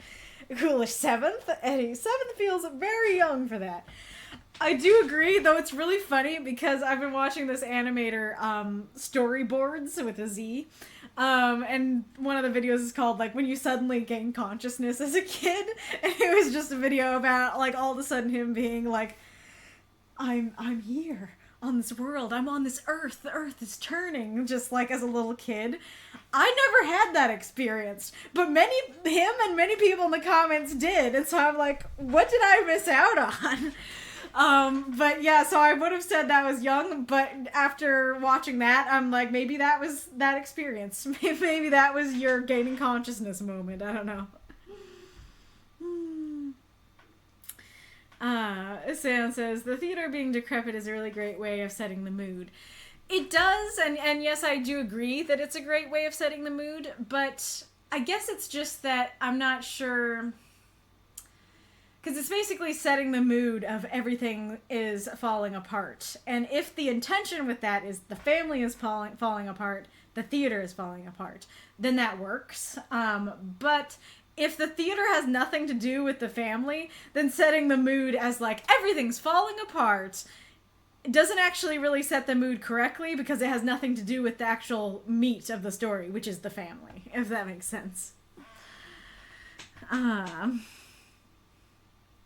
Oh, Sam is clarifying. Not a big bad evilness, but tired beige gray misery of everyday life, despite the fact that she has a very fantastical curse. That's fair. Yeah, that's a good point of like, it's not, oh, everything sucks, or internal blackness. And it's not like a sharp pointed, mood of oh no. It's not a fearful mood of, death around every corner. It's just like, Well, yeah, everything's falling apart, and I'm just watching my movie. That is a good point. You know what? Come to think of it, maybe you're right. Maybe that is a good mood setting, because those are very different moods of being super anxious versus just being like, well, everything's falling apart. You know? Eddy says, basically the reason Gothic literature uses decrepit castles or modern Gothic uses old rundown buildings. The rundown architecture is a visual metaphor for the social decay going on around the story's core. Yeah, that makes sense. So in this case, the social decay would be the family decay. What was I going to say? Oh, yeah. Now I'm wondering if I don't know. We'll see. But I have learned that I like kind of desolate places as like, I like the vibes of desolate places. And I'll put it in the video for the Arcane video where I talk about this and discover this about myself. But I have 2 pictures, and debatably 3, 2 on my wall, 1 waiting to be put on my wall, which is the debatable one, where there are pictures of just like a dead tree in kind of a like sad, wasteland. And both pictures are pictures I saw in a store, and I was like, the vibes, they're immaculate, I love it. And so now I'm wondering if there are times when those vibes come up and the story's like, yes, I'm trying to say something very important, I'm just like, good vibes.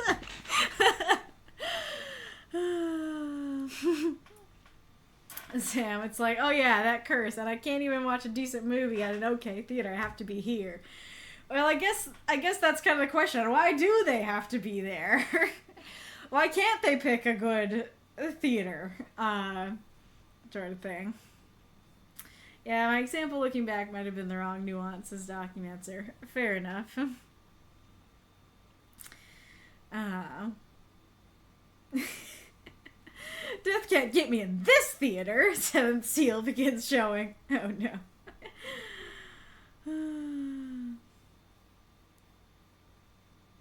Eddy says, true story, my oldest memory ever is from around age 5. I felt like I suddenly woke up from a long slumber.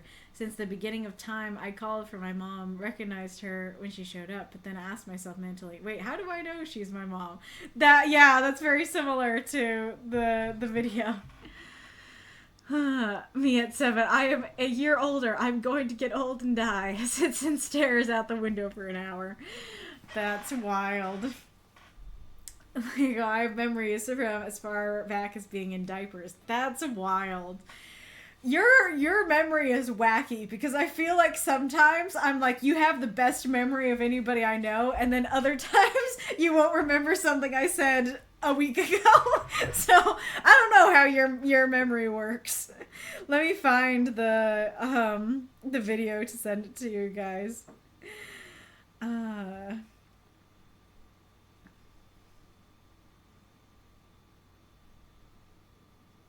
There you go. That's the video. It's nice and short.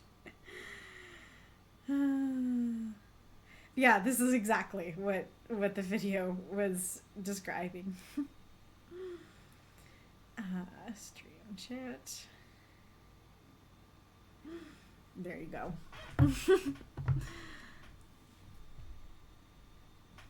Eddy says, mine only go about as far as age 5, though my memories from between ages 5 and 10 are very blurry with few exceptions. I'm told that is a potential symptom of PTSD, which tracks. I'm sorry you have PTSD from that time. That's not good.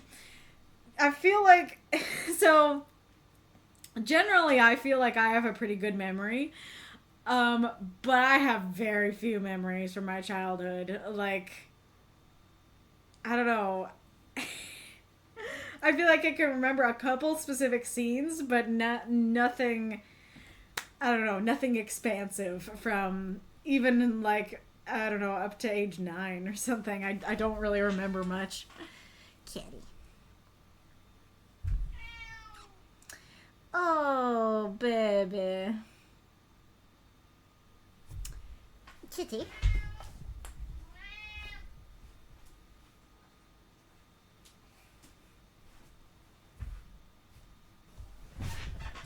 You're getting picked up.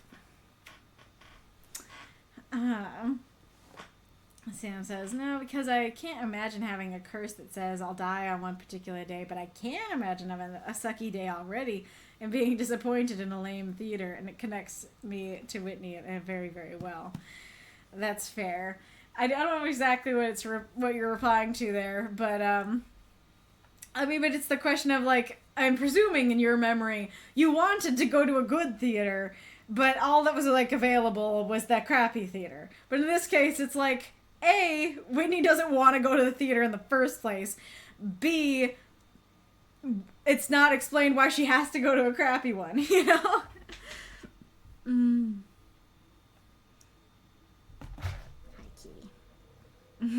First memory is third birthday party, getting super Y action figure and my Elmo cake. Nice. Mako, I don't know how your memory works. Well, neither do I. Fair. Eddy, my memory is awful unless we're talking about ancient Egypt, Gothicism, or some video games. Nice.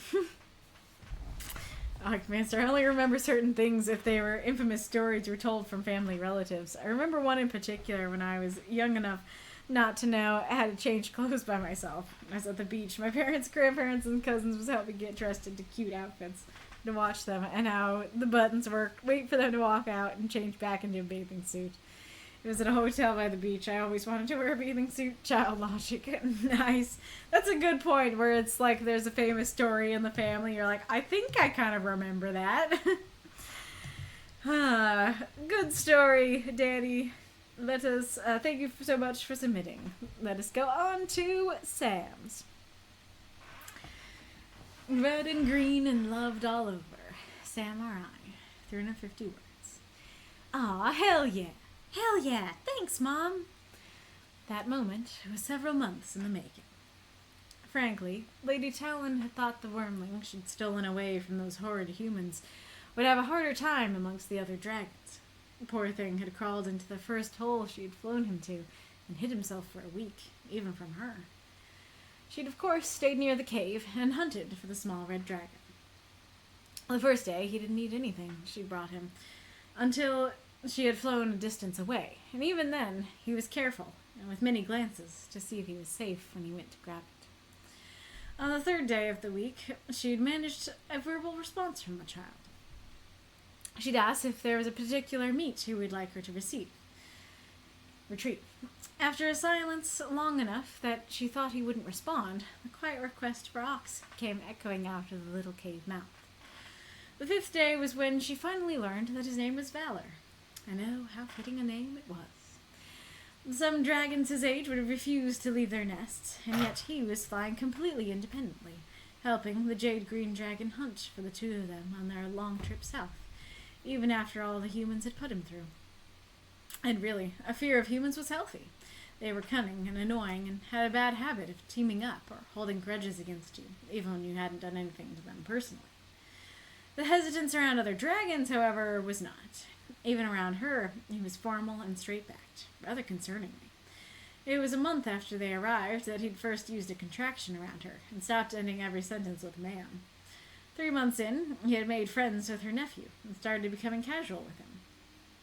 Tonight, he had sworn casually and called her Mom. She'd brought ox meat for the celebration of half a year with her family. She smiled. You're very welcome, Valor. Though those moths and monsters, cheer for this story if you loved it. Put up those dragons. What's another D word?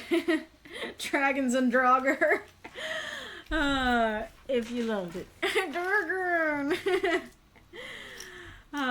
Thanks for the gift sub to Bitzer, Mako. Oh, here comes an ad. Here comes the ad. Eddy says, I have to go to dinner. I entrust you with the chaos for the rest of the night. Documents are nice. Drake, perhaps? What's a non-dragon D creature?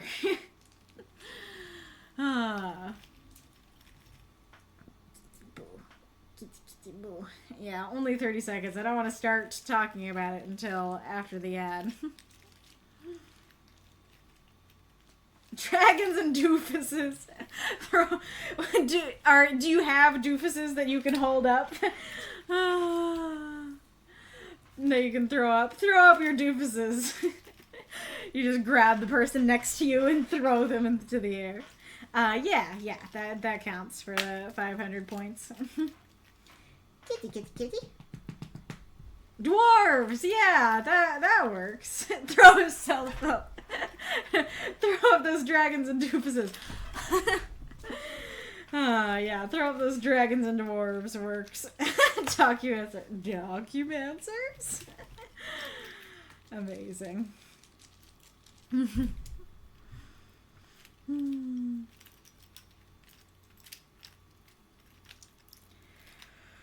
Come on, Ed. Where are ya?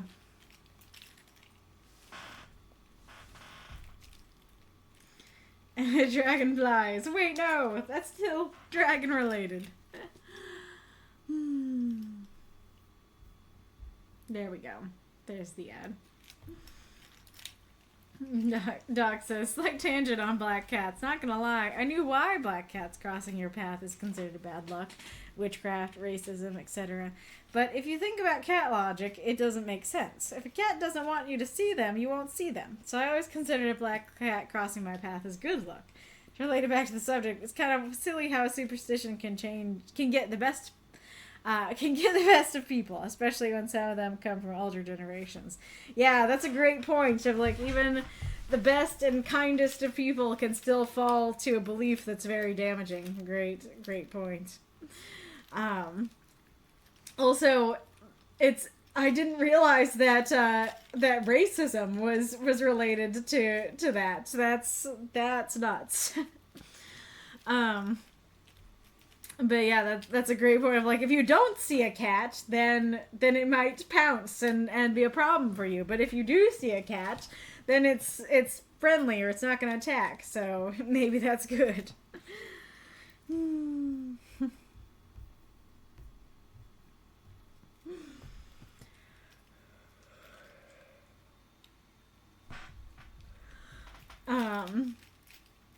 If you want to do a story, let's start with worms. You decide if it's spelled W-O-R-M or W-Y-R-M.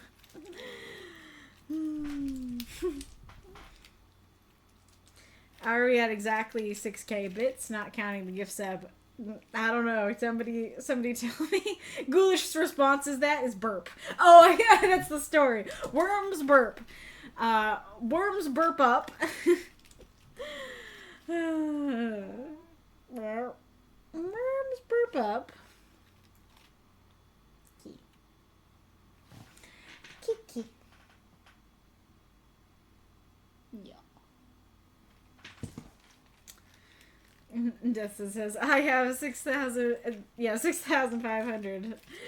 I don't know if that means you have already submitted that much, or if that's how much you have, if that's how much you're willing to spend. That's a lot of bits. He says, well, I don't have the 2k bits to get to the next one on my own, or rather, the 1,500, rather. Fair.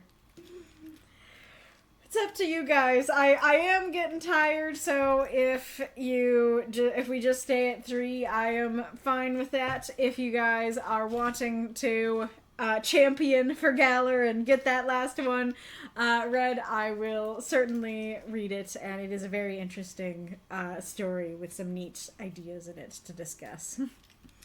6,500 is our balance for bits for the stream. Gotcha. Not stuff that doesn't personally add. Gotcha. Is that including or not including the gift sub? 1,500 more for Galler. Gotcha. With the gift sub. Gotcha. Oh, fluffy kitty. Alright, on to the story. I think the story is super cute, and I like how unique it is. It's really funny how I think this group usually gravitates towards the fantastical, and so it's funny that this week realism was the prevailing thing, and so the fantastical is actually a little more unique this week. So that I think it's fun that you used a non-human creature. That title is so freaking cute and sweet. I love it. Oh yeah, let's open up the comments. I think I'll come back to that first comment. So one of the questions that do you want out, kitty?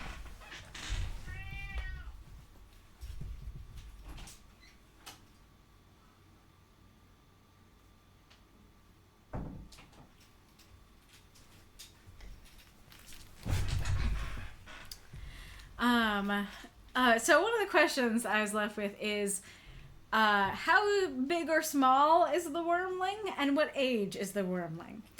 I just kind of got the impression that he was a kid, but I kind of also got the impression that he was genuinely this big, or just a little bit bigger than this, and looked, kind of worm-like this as well, but red. However, this actually very much impacted my dad when he was reading this story, because when he read Wormling, he thought baby. And so he was like, what? Like the baby talked in a third day?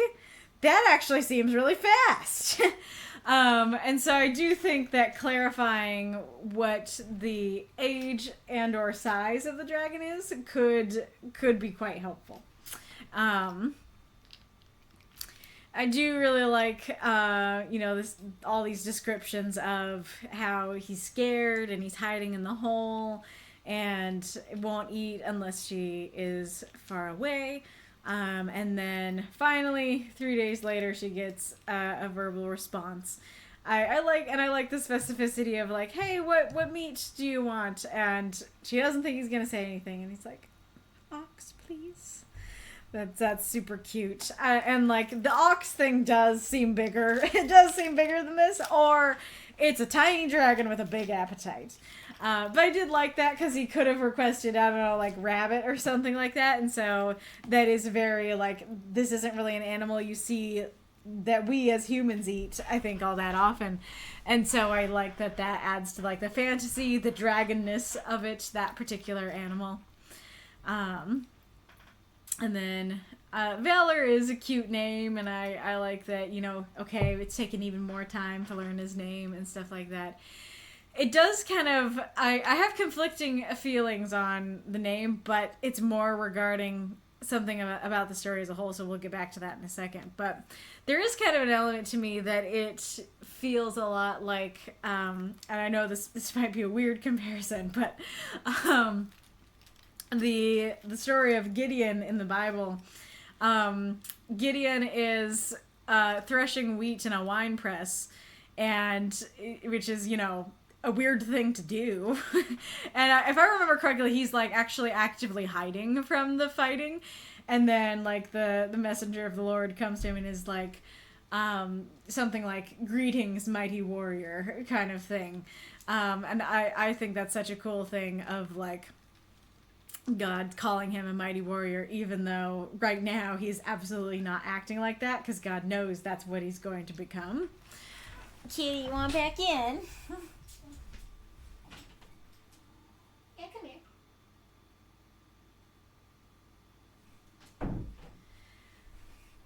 And so I kind of got that sort of vibe from this as I was reading the story, that he's super scared and hiding away. And then she learned his name is Valor. And so then when I saw how fitting a name it was, it's definitely those vibes of he is going to become this valorous warrior. Even though right now he looks like a scared kid, he will have much valor going forward. I think that is really, really neat. Yeah, I guess I'll talk about this now. However, the other side of it, and this is probably my biggest critique of the story overall, is that the story seems to conflict, because at the beginning it says that she thought that he would have a harder time amongst the other dragons. So that's saying he's not having a hard time with the other dragons. And then all this is him having a tough time with anybody. And then here it says some dragons his age would refuse to leave their nest, and yet he was flying completely independently. Well, that seems to contradict what we've seen of him being super scared and shy. However, it goes along with, he's not having a hard time. He's not having a hard time, so he's, super independent and stuff. And then down here it says, the hesitance around other dragons, however, was not. But it explicitly said at the start of the story, she thought he would have a harder time amongst the other dragons, and he's not. And so the story seems to flip-flop between he's not having a hard time with the other dragons. He's super scared and shy, therefore he's having a hard time. He's not having a hard time because he's flying independently. Oh, but his hesitance is a problem. So I feel like focusing on just one of those through lines would definitely make the story as a whole feel more cohesive. Oh, kitty. What? You were just out there. I don't think you want back out.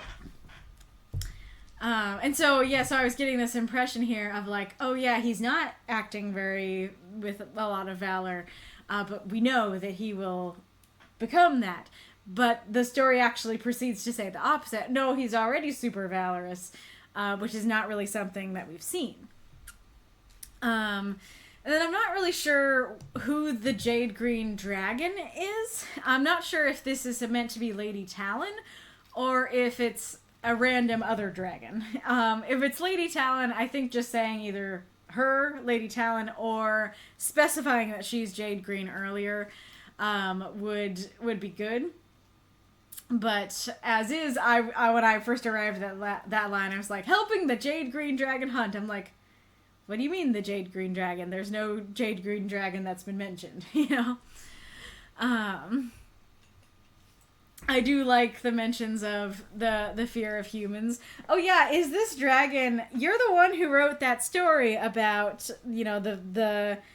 that there's like a group of humans who were at like the movie theater or something, and then like a little tiny dragon was in one of their pockets, and they're like, this is my dragon, and they have to hide it from the parents. Is this that dragon? That's kind of awesome and hilarious if so. And that's probably why I thought he was so tiny, is because I remember the pocket-sized dragon. But anyway, so I do like the mentions of the humans. It's like, hey, it's totally cool to be afraid of dragons. That's actually healthy. But don't be afraid of your fellow dragons, though. I think that's fun and cute. I do really like the mentions of him being formal. This is as far as all the ones that I've read, and I haven't read all of them, but of the eligible ones, this is the only one I saw that used the swear word curses, and that's super cute. I like that. That was very cute and fun and clever. And so I do like this idea of he's like super formal and calling her ma'am, and so him cursing is actually like a good thing, that he's becoming more comfortable and casual. I do feel like that's something that could have been more emphasized throughout the story, because, it's just introduced with, he was formal. It was a month after they arrived that he first used a contraction around her. I don't know how dragons talk. They talk differently in different stories. And so I'm like, oh, okay, I guess dragons are using contractions now. And so I think, talking more about how dragons speak or how formal he's being, like you could introduce early on that, like, she got a verbal response from him, but it was super formal or something.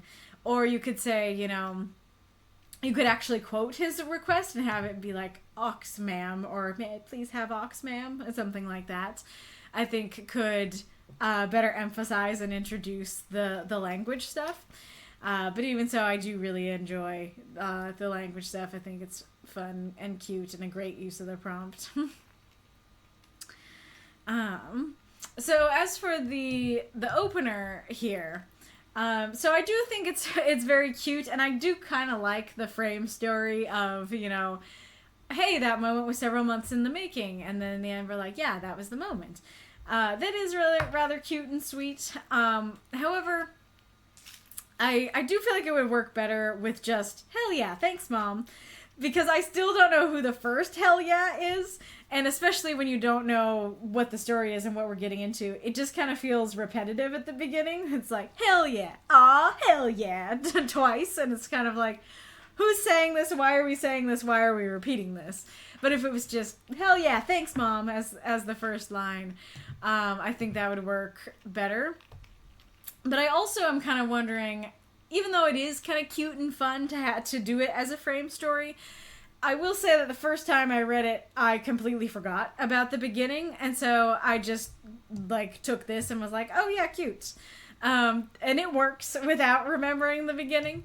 But I do wonder if just putting it in here, you know, having the actual quote in here, if that would have worked better than putting it at the beginning. Not quite sure. But regardless, it's a cute little thing. I don't know. I think Valor works just fine, especially because you put emphasis on the name and stuff. Though I do wonder if Sun, you know, would work better. I'm not sure. But I really like, you know, the idea what's going on here, that Dragon Mama is adopting a new kid, and the kid is taking a while to warm up to her, and that, you know, the family curse is him swearing, which is him showing that he's more comfortable around her, so the curse is actually a good thing. I think that's all really sweet and cute, and I love the atmosphere and the vibes of the characters and the relationships and everything. Alright.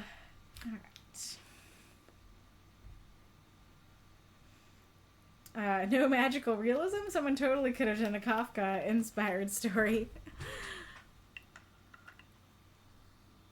Yeah, you guys were talking about that last week. I haven't read Kafka's Metamorphosis, but I remember you guys talking last week about how, like, the problem isn't him turning into a bug. The problem is his family's reactions to that. Is that what you were thinking?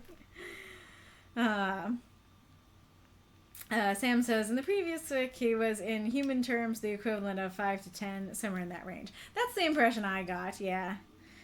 Mako, I mean, we're much smaller than cows, but we still eat them. That's fair. That's a good point. D&D definition of wormling is 5 or less years old. Gotcha. Yeah, we eat things that are smaller, poultry, sheep, rodents in some cultures, and things that are bigger, cows, pigs, horses, in some cultures. Very fair. Sam says, yeah, that's valid. In my mind, it was talking in relatives. He did still struggle, but she thought it might have been worse than it was. Ah, gotcha. It's a continuation from this one. I want to click on it, but I'm not sure what will happen. Let's go to this. Discord app detected. Yeah, let's open. Okay, yeah, the app is launched. It's already launched. Okay, it has taken me. Okay. It's taken me to the forum, but not to your story.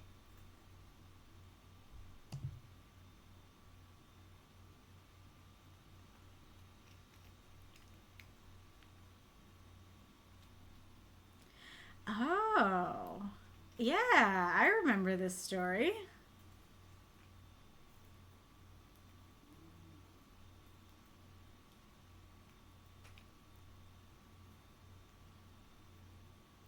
Just trying to skim through it.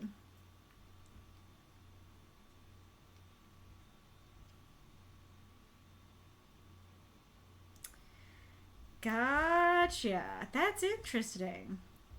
That does create a new vibe, knowing that, yeah, that they're like the last dragons and they had to take on human form and stuff like that. That's neat. And don't forget prehistory and hunting mammoths. True.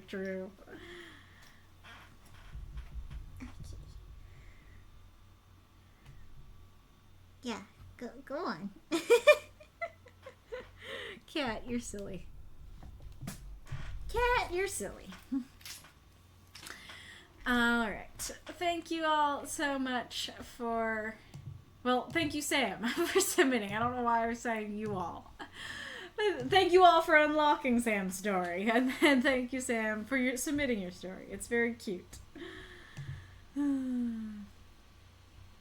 Alrighty, we're gonna read Reinkarnitor's story. If you want to unlock Gallers, make sure you do it during the reading of Reinkarnitor's story and the critique of it, or the critique.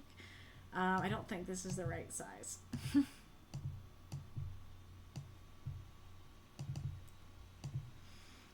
Alrighty. Eternal. Reinkarnitor. 349 words. Since the dawn of time itself, at the edge of the metaverse, there was a spark that lit up the dark. It bested nothingness and fought against the darkness of non-existence for eons, until one day it managed to do the unthinkable. It started to be. There, at the edge, it took on the form of a tavern. In its heart, a promise for all to hear, an oath that swept across reality. A single candle flickered at the front door, withstanding the cold, the sadness, and the hatred that the metaverse was filled with. I'm eternal, the tavern claimed. I'll stand here till the final day, and if I need, even beyond. I'll give them hope and love and joy. This is my curse, but I don't see how it could ever evil be. I'll give eternity happily, if it means I'll set them free. And so the tavern would appear before all those who were lost, torn, or in need. It didn't judge. It never would discriminate. It simply would be there. I'm eternal. I'm fair. My name shall be the Wanderer. One day, a man came to its very doors. Not an illusion it had borne. No, he came to the edge itself and found the tavern, which there dwells. The Wanderer spoke into his soul, and he fell in love with its goal. He said, I'll gladly take your curse. I love the way you care. I'll be a wanderer. Over time, many more came, people who would seek its fame, only to find a place that won't leave anyone behind. They swore they would stay right there, and so too became wanderers. Much time had passed. The family grew. They all would claim the curse anew, for they realized that kindness was no curse. Kindness was a gift in this world of dark and cold. From the dawn of time, they'll never fade. They are the birth of age. They are eternal forevermore. They'll always have open doors. They are the ones who care. They are the ones who are fair. They are the wanderers. Now, those moths and monsters, cheer for the story if you loved it. Kitty, what was going on there? What was Bella meowing about? Was she meowing at the door, or was she trying to get into the box with you, Bo? And Bo, would you like to come sit with me? You can now. You can have the blue throne with me. Alrighty. If everybody watching cheers 100 bits, we'd almost be there. Nice. Kiki? Kiki, baby? Where? There it is. Babes, why are you at the door? Ah!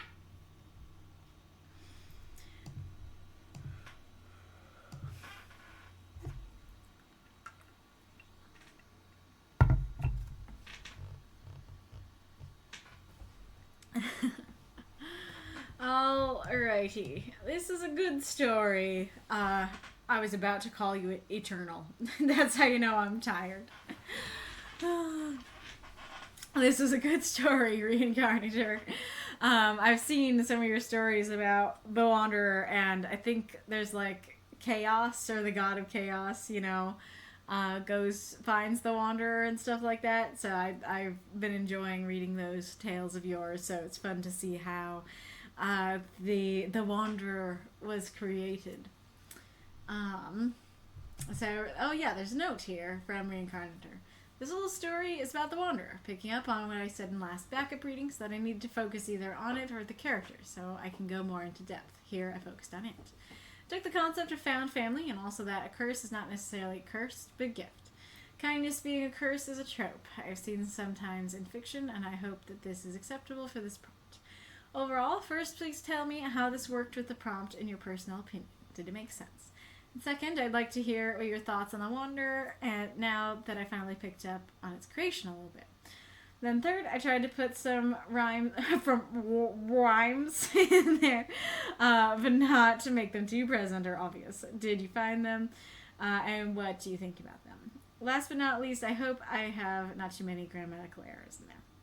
And so that, feel free to answer all of those questions. And one of those questions is basically what I was going to ask the chat, which is, what did you think of the poeticness of the story? Did it work or did it not? Did it add, did it detract, or did it neither? Kibu, come here. Yeah, you're cute.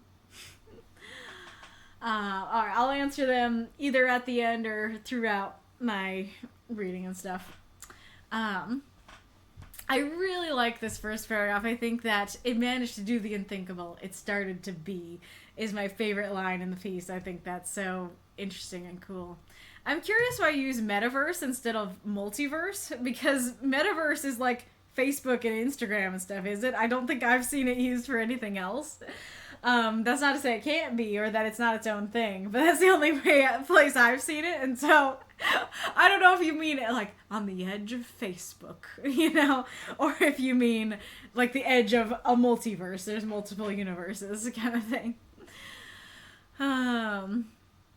Yeah, I love this idea of it besting nothingness and darkness, and like it's finally, you know, it's starting to be. I think that's cool. I like the idea of, you know, whatever this is, it's taking this form of a place instead of a person and stuff. I think that's neat.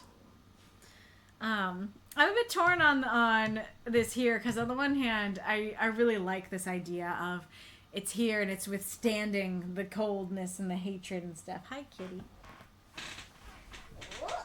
Come here. Come sit with me. Zuckerberg. Metaverse definitely existed before it got zucked. Okay, what was it before it got zucked?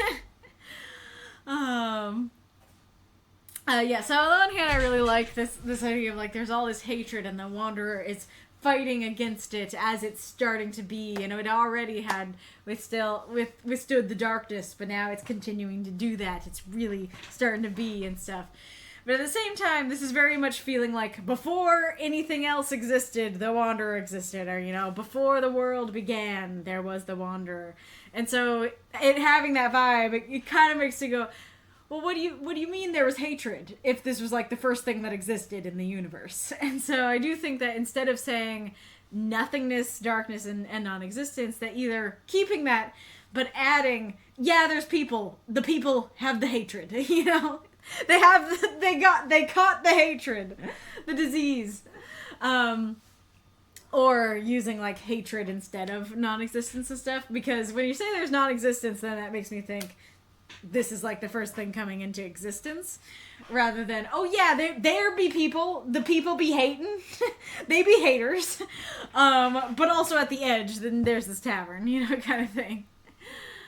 I'm also, so, where'd the cat go? Fine. Yeah, I'll let you out.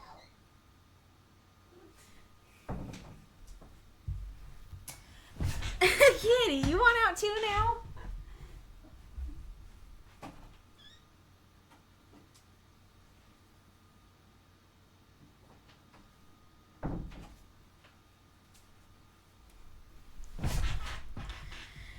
In the beginning, everyone rode the hate train.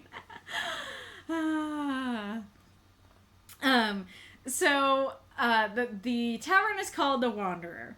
And I don't know if that's meant to mean that the tavern itself wanders. I think that there's like a line in there, I can't remember where it is, but like I think there's a line in there of like, whoever is lost will find me. And so I don't know if that means like the tavern will find them and go to them, or if it's like, oh yeah, you can't see the tavern unless you're lost, or you'll be wandering yourself, and if you are wandering, then you'll just happen upon it, even though it's like always in the same place, you know, kind of thing. I'm not quite sure. And on the one hand, I do feel like it being called the Wanderer would work better if it itself wanders. But also at the same time, it does, like, taverns are named funky things all the time. And so it can be called the Wanderer and be a refuge for wanderers. Even if it is not itself moving, you know? So, kind of mixed feelings on that. Before we talk about the curse thing, so, this rhyme here didn't really work for me, and not because the rhyme didn't work, but because the sentence structure didn't work. So the first thing that we see the tavern say is "I'm eternal" with a contraction. Connections to the past story. Contractions, as were established earlier, are casual. I don't see how it could ever evil be is super formal. And the rest, you know, the things that have been described here, there is some poeticism there, but it's not this kind of poeticism where it kind of sounds old or restructured. It sounds, you know, perfectly normal for how we talk. And so going from pretty normal, maybe a little bit formal and poetic, explicitly not formal dialogue for the tavern, to this super formal and strangely phrased sentence that is clearly only phrased that way for the rhyme, it means it doesn't work for me, personally. And I think just saying, like, "I'll give eternity happily if it means I'll set them free," that works perfectly fine for me as a rhyme, and I think it works without the fourth E sound.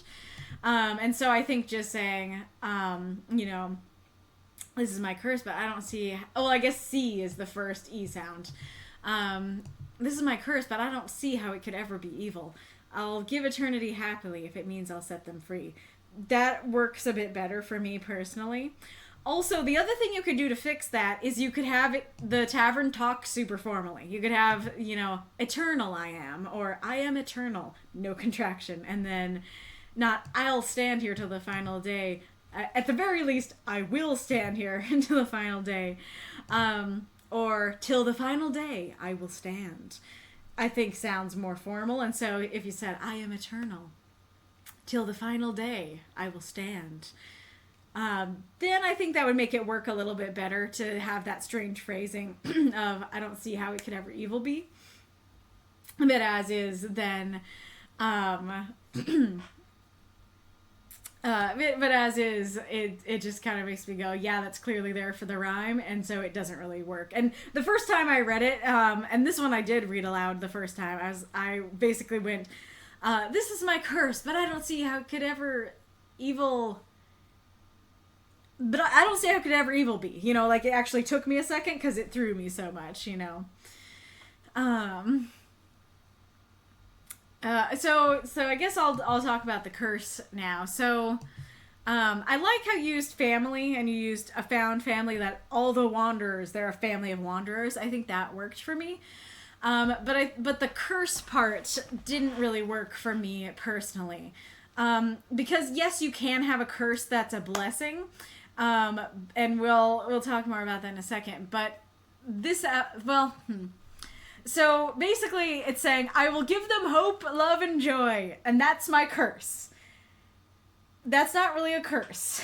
And then down here it's like, "Wow, they realized kindness wasn't a curse." And I'm like, yeah, it's not a curse.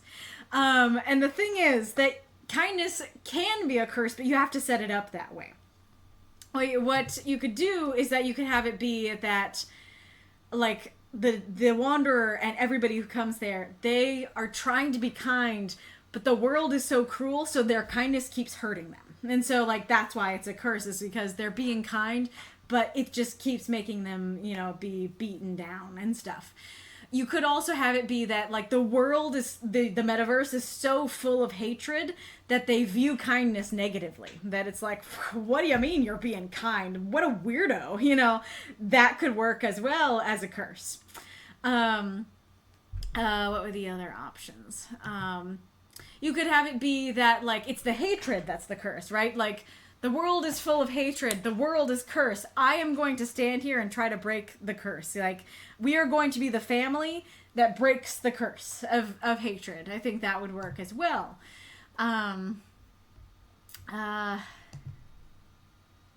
Oh yeah, and then I'll stand here till the final day, and if I need even beyond. That could also be a curse. That it's like, I will be here forever. I will see all the hatred and all the goodness that, you know, humanity and any other creatures in the metaverse do, and I will be forced to watch them forever. But I will continue to stand, and that's my curse. You know, that would work as well.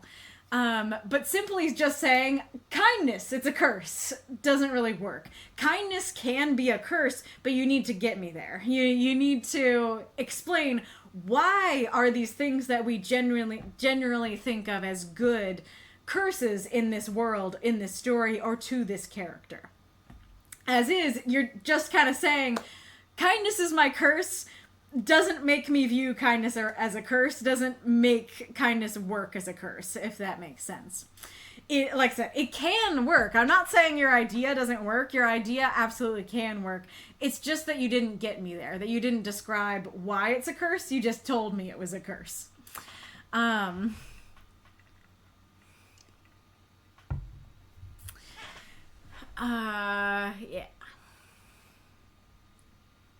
Oh yeah, it was right here that you said it would appear before all those who were lost. So yeah, I do really like that idea. I remember that being true in the other stories where it's like, hey, Chaos or whoever that was is like, oh, I'm here to destroy everything. But then like the dude that she talks to was like, well, the Wanderer only appears to people who are lost. So you're feeling lost, aren't you?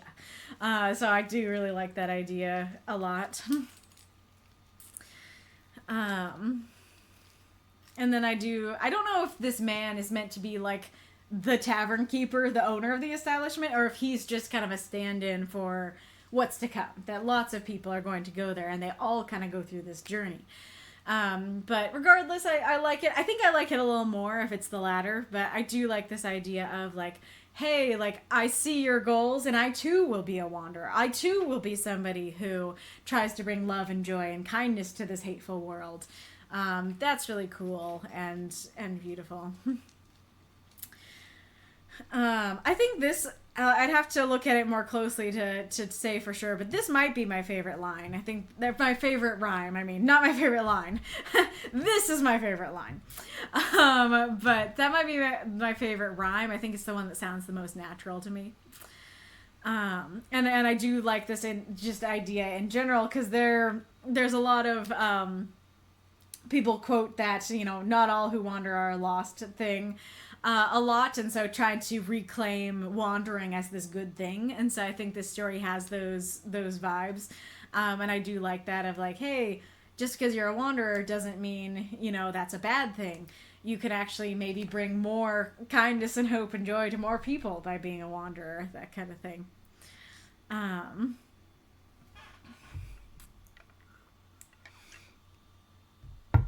Yeah, and the found family aspect I talked about, I think is very neat.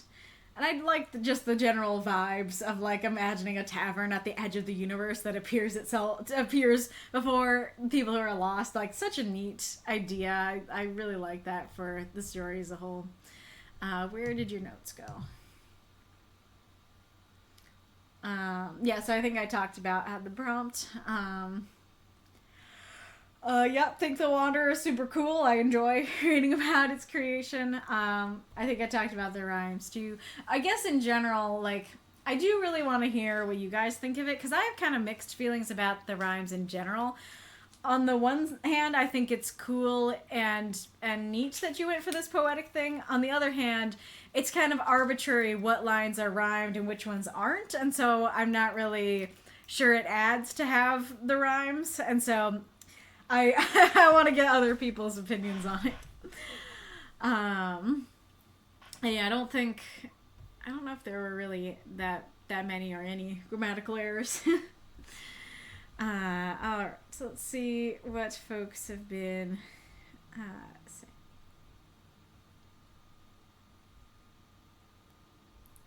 Oh, okay, you only have a little bit left, but Rika says there's 15. If everybody watching could cheer 100, it would unlock it. Nice. Sam had to leave, but it was great having you. And this is it. It was fun writing my characters interacting with the Wanderer for the Christmas/winter story. That's really neat. I, Reinkarnitor, liked it too. Reinkarnitor. So fun fact, the story started to exist before Facebook ever named itself Meta, and I decided I would stick with it. Fair enough, fair enough. The Wanderer is basically the concept of kindness that out of sheer will gained physical form. Ah, that's really interesting. That's cool. I'm not sure what you're referring to there, Mako, about concepts. You usually see it more in relation to fictional universes. Reinkarnitor says, the non-existence at the edge of the metaverse implies that the metaverse, call it multiverse if you want, already existed, and so did people. And the Wanderer started to exist because it sensed that darkness in the people's hearts. Basically, nothingness at the edge, but overall a dark area in the entire metaverse until the Wanderer came to be.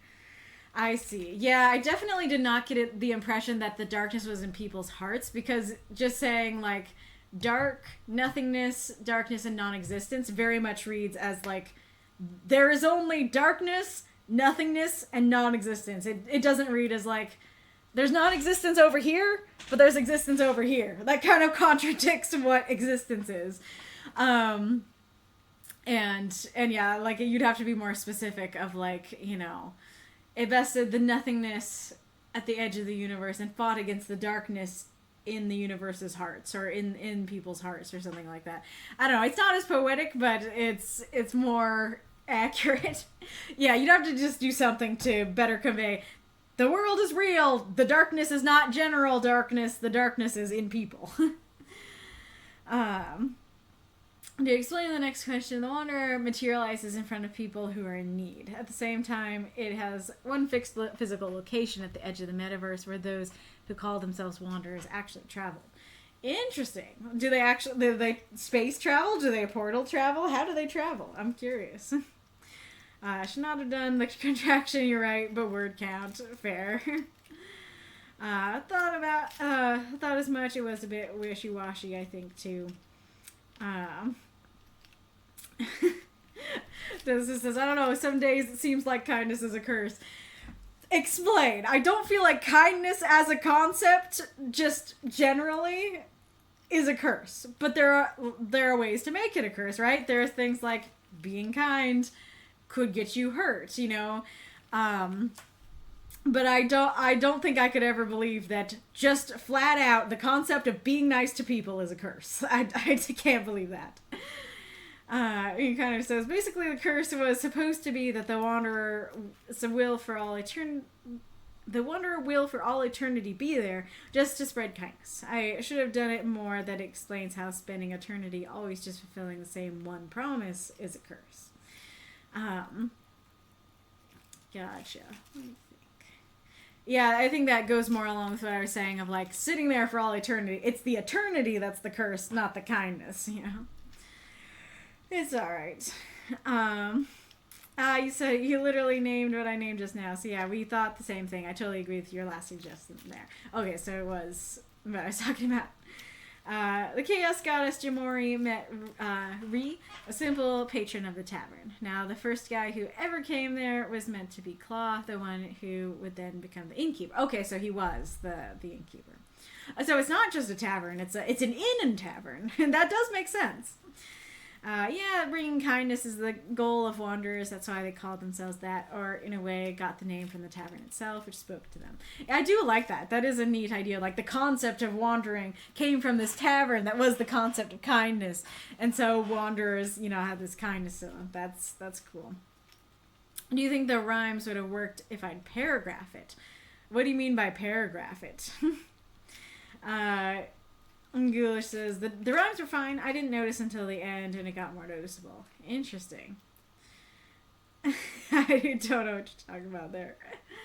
There are people who found the tavern on the Pierway, and then learning where it was, went through hell and back to reach it for real because they wanted to Wanderers and help the tavern fulfill the promise.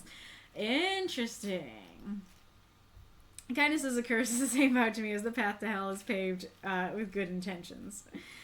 Also, kindness is its own reward. Yeah, but the problem there is not the good intentions. The problem there is the hell, right? The Rhyme Part's like a poem. I mean, I was just afraid that would break the way it would look and make it more poetry. Right, that is part of the issue, is if you made it like stanzas, then I would probably be like, that's a poem, Reinkarnitor. I can't do that, you know. That breaks one of the submission rules. So, but, you know, if they were on their own, yeah, that might make them work better. I don't know.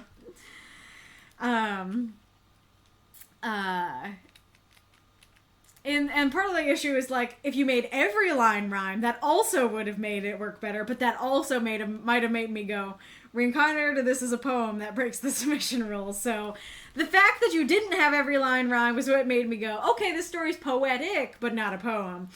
But also then that made me go, do we need it to be poetic if not every line will rhyme, you know?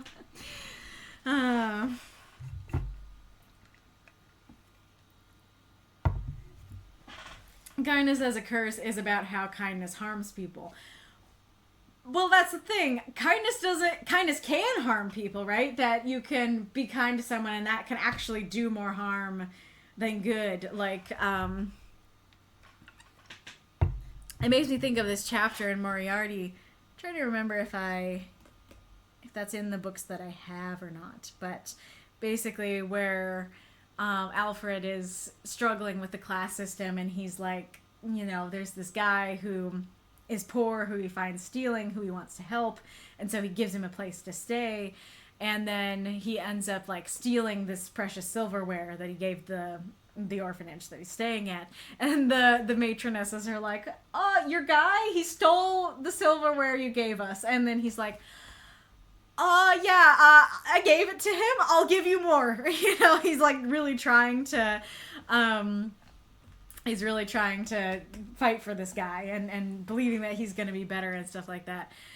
I'm trying to remember what he does in the end. He does something like really, really bad, and a bunch of people get killed because of it. I think it's like, maybe he like robs a bank and a bunch of people get killed in the robbery. And like he was led down this path because Alfred tried to be kind to him, and so it's like him being kind actually led to a worse fate, and he's like, I feel awful about this now. So I'm guessing that's kind of the thing that you're talking about. But the thing is, Alfred trying to be kind to him was not inherently bad. The kindness was inherently good. It led to a bad place, but it doesn't mean that the kindness was bad in and of itself, if that makes sense. The last part is basically but only the last part because I didn't want to break the rules. Yeah, exactly. Yep, I noticed that. Guns don't shoot people, people shoot people. Yeah, kindness doesn't hurt people, people hurt people. Yeah, true. Anyway, now that the Wanderer is a bit more established, next story will be character development again. They're Ree or Jamori, just one of them, or someone else from the Wanderer. We've already met Claude, Tippy in the stories after all. They're more fun. I'm agreeing with you that this doesn't fulfill the prompt. If there was more about how the Wanderer suffered, it'd work. Yeah, like I said, there's lots of different ways to do it, and indeed, if you did go for that direction of, like, they're kind to people, but then that actually led to something bad, then, yeah, that would work as a curse as well, for sure. Doc had to go. No, the chaos! It's left us! But good night. You're welcome, Reinkarnitor. Thank you for submitting. We did not get any more cheers, unfortunately. Funnily enough, we would have talked more in Galler's story about the blessing curse thing. That I feel like that happened in 3 stories this week where a writer was trying to go, it's a curse, but actually it's a blessing. And my critique for all 3 of them was that there wasn't enough of a transition. That it was just, that can work, absolutely, but I need you to explain it more. I need you to tell me why it's a curse before we get to the blessing. But anywho. Unfortunately, we don't get to read it, though, so you guys can read it and talk about it in the backup readings. But for now, it's time to announce the prompt for next week. So get out those drum rolls. I have changed. I think you might have seen it for a second. I've changed my background, and I love it.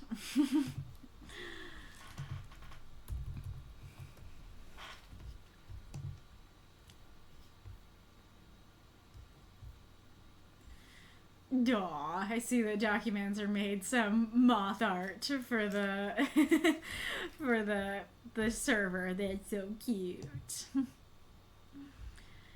Alrighty. Okay. Over here.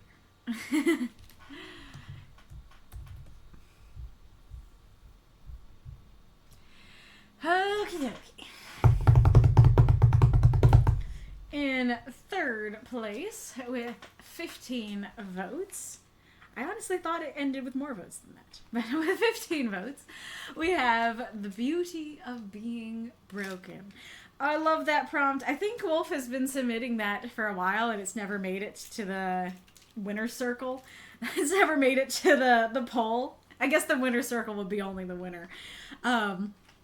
But yeah, keep voting for that one, because I like that one. So keep getting it to the poll. Not our winner, though. In second place, with 18 votes, we have Putting the Romance Back in Necromancy. That was my prompt. That was the holdover from last week, and people really liked that one. Not our winner, though. Our winner, with 19 votes, is You're a God, I'm not.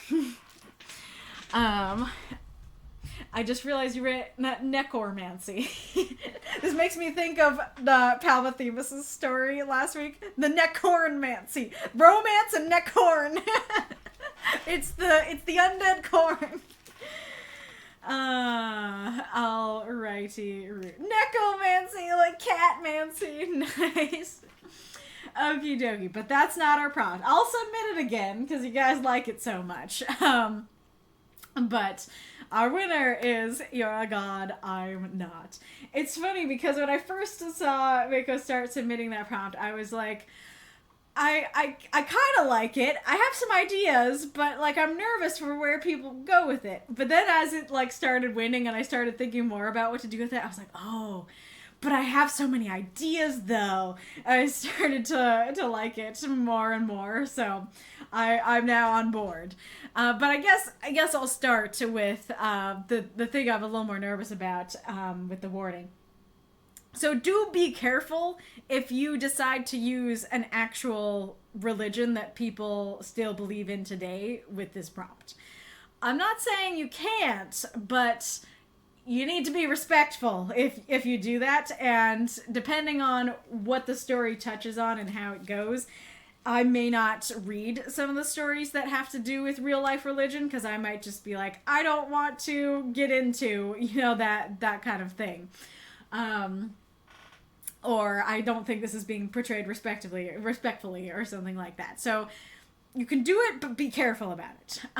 But setting that aside, what I think of with this prompt is, like, I do think it's really that I'm not that is part of what makes it so juicy.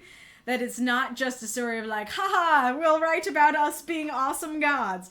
It's a comparison of, like, you are a god and I'm not. And so it could be, I don't know, thinking about, like, Eddy's story, right? It could be about the Greek gods and, like, a mortal talking to them. And there's so many different scenarios where this kind of thing could come up, right? It could be Zeus having a lover on Earth, and the lover being like, wow, you're so awesome, you're a god. But I'm not, though, kind of thing. It could be, how could you love me when I'm not a god?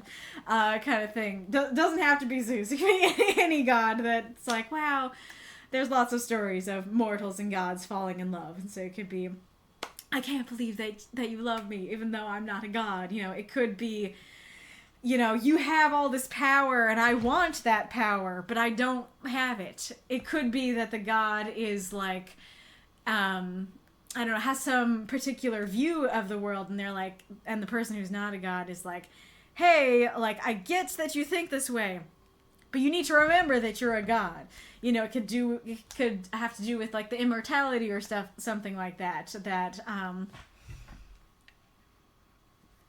I mean, let's use Arcane season 1 as an example. That Jace and Victor show off the beginnings of Hextech, and Heimerdinger's like, that's great, boys.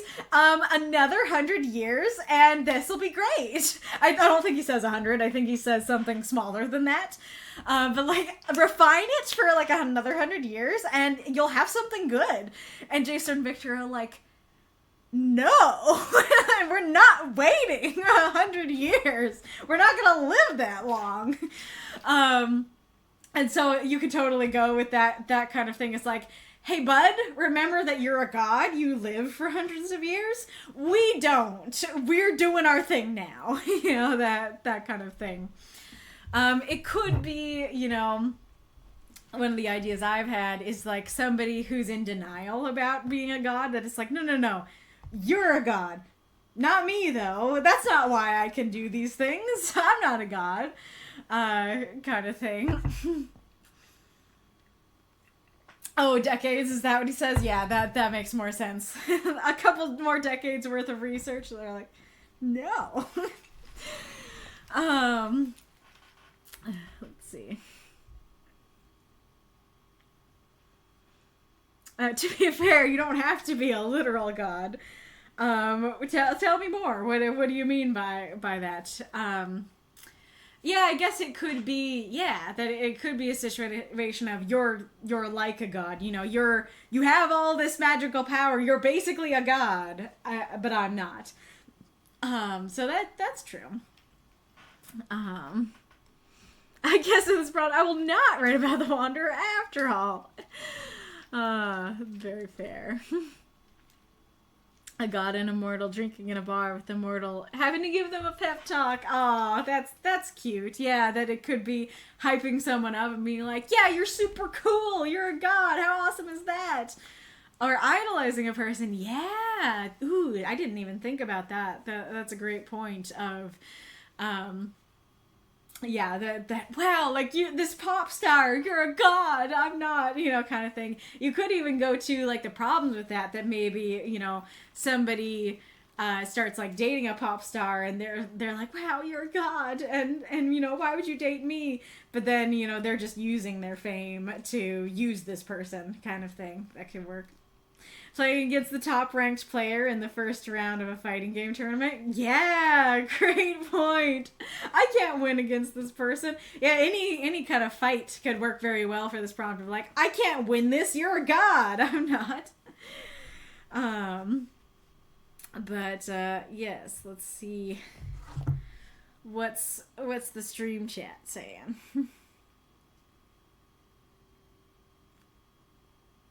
Yeah, we did already have a blessings and curses prompt. True.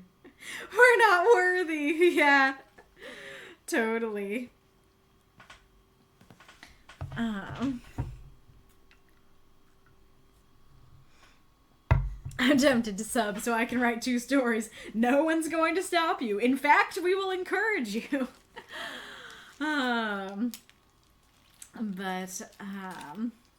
Yes, so good prompts, good times.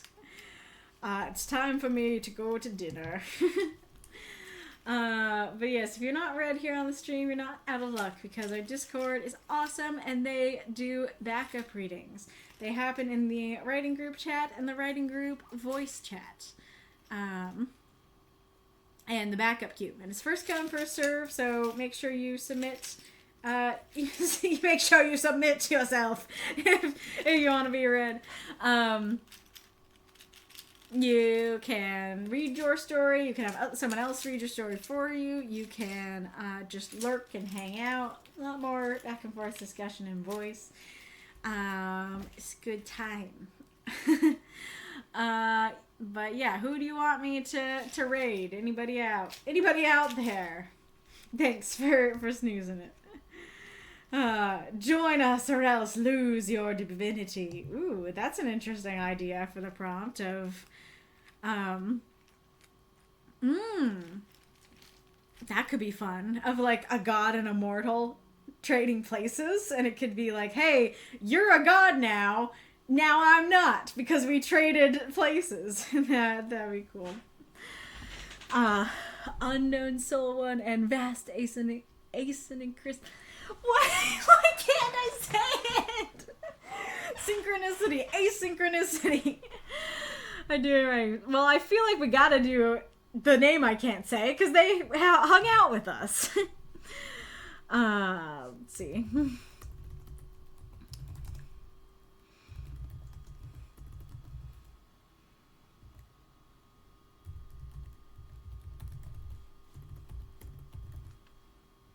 Did I even spell it right?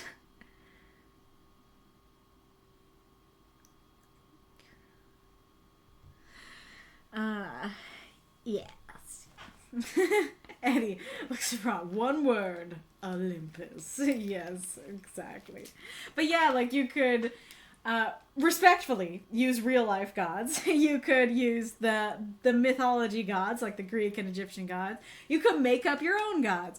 You could use gods that aren't gods, that people think are gods. Lots of different options. Yes, Asgard works as well. Very true. But yes, it's been a good stream. I hope you guys have invalid username. Okay, what did I spell wrong? Can you guys see what I spelled?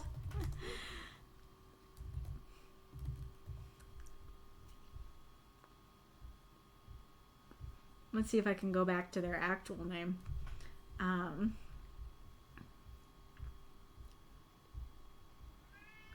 Yeah, kitty. Oh, no, I can't. I hear you. I'm about to go. You spelled it right. Okay.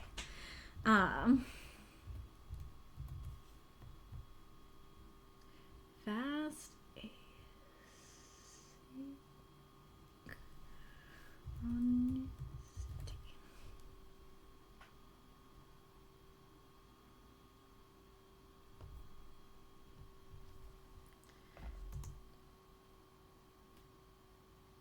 It has not worked yet. Okay, let me just add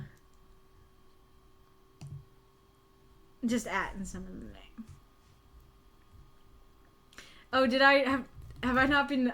Wait, is that the problem? Did I not put the @ in there? Or are you saying just like @ and it'll get it?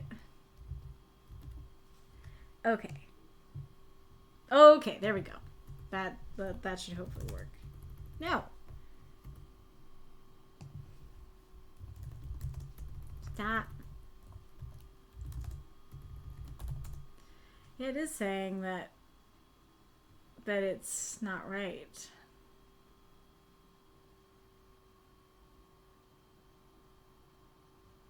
Yeah, okay. Well, I typed in @ and got the name, but now it's saying that it's invalid. Let's just type it. Oh, okay, there we go. It said it was invalid, but it's worked anyways. Alrighty. Okie dokie. I will see you all next time. What should I say? Where I hope to find your gods, where I hope to find your not gods. I don't know. What do you want to be? Good night, everybody.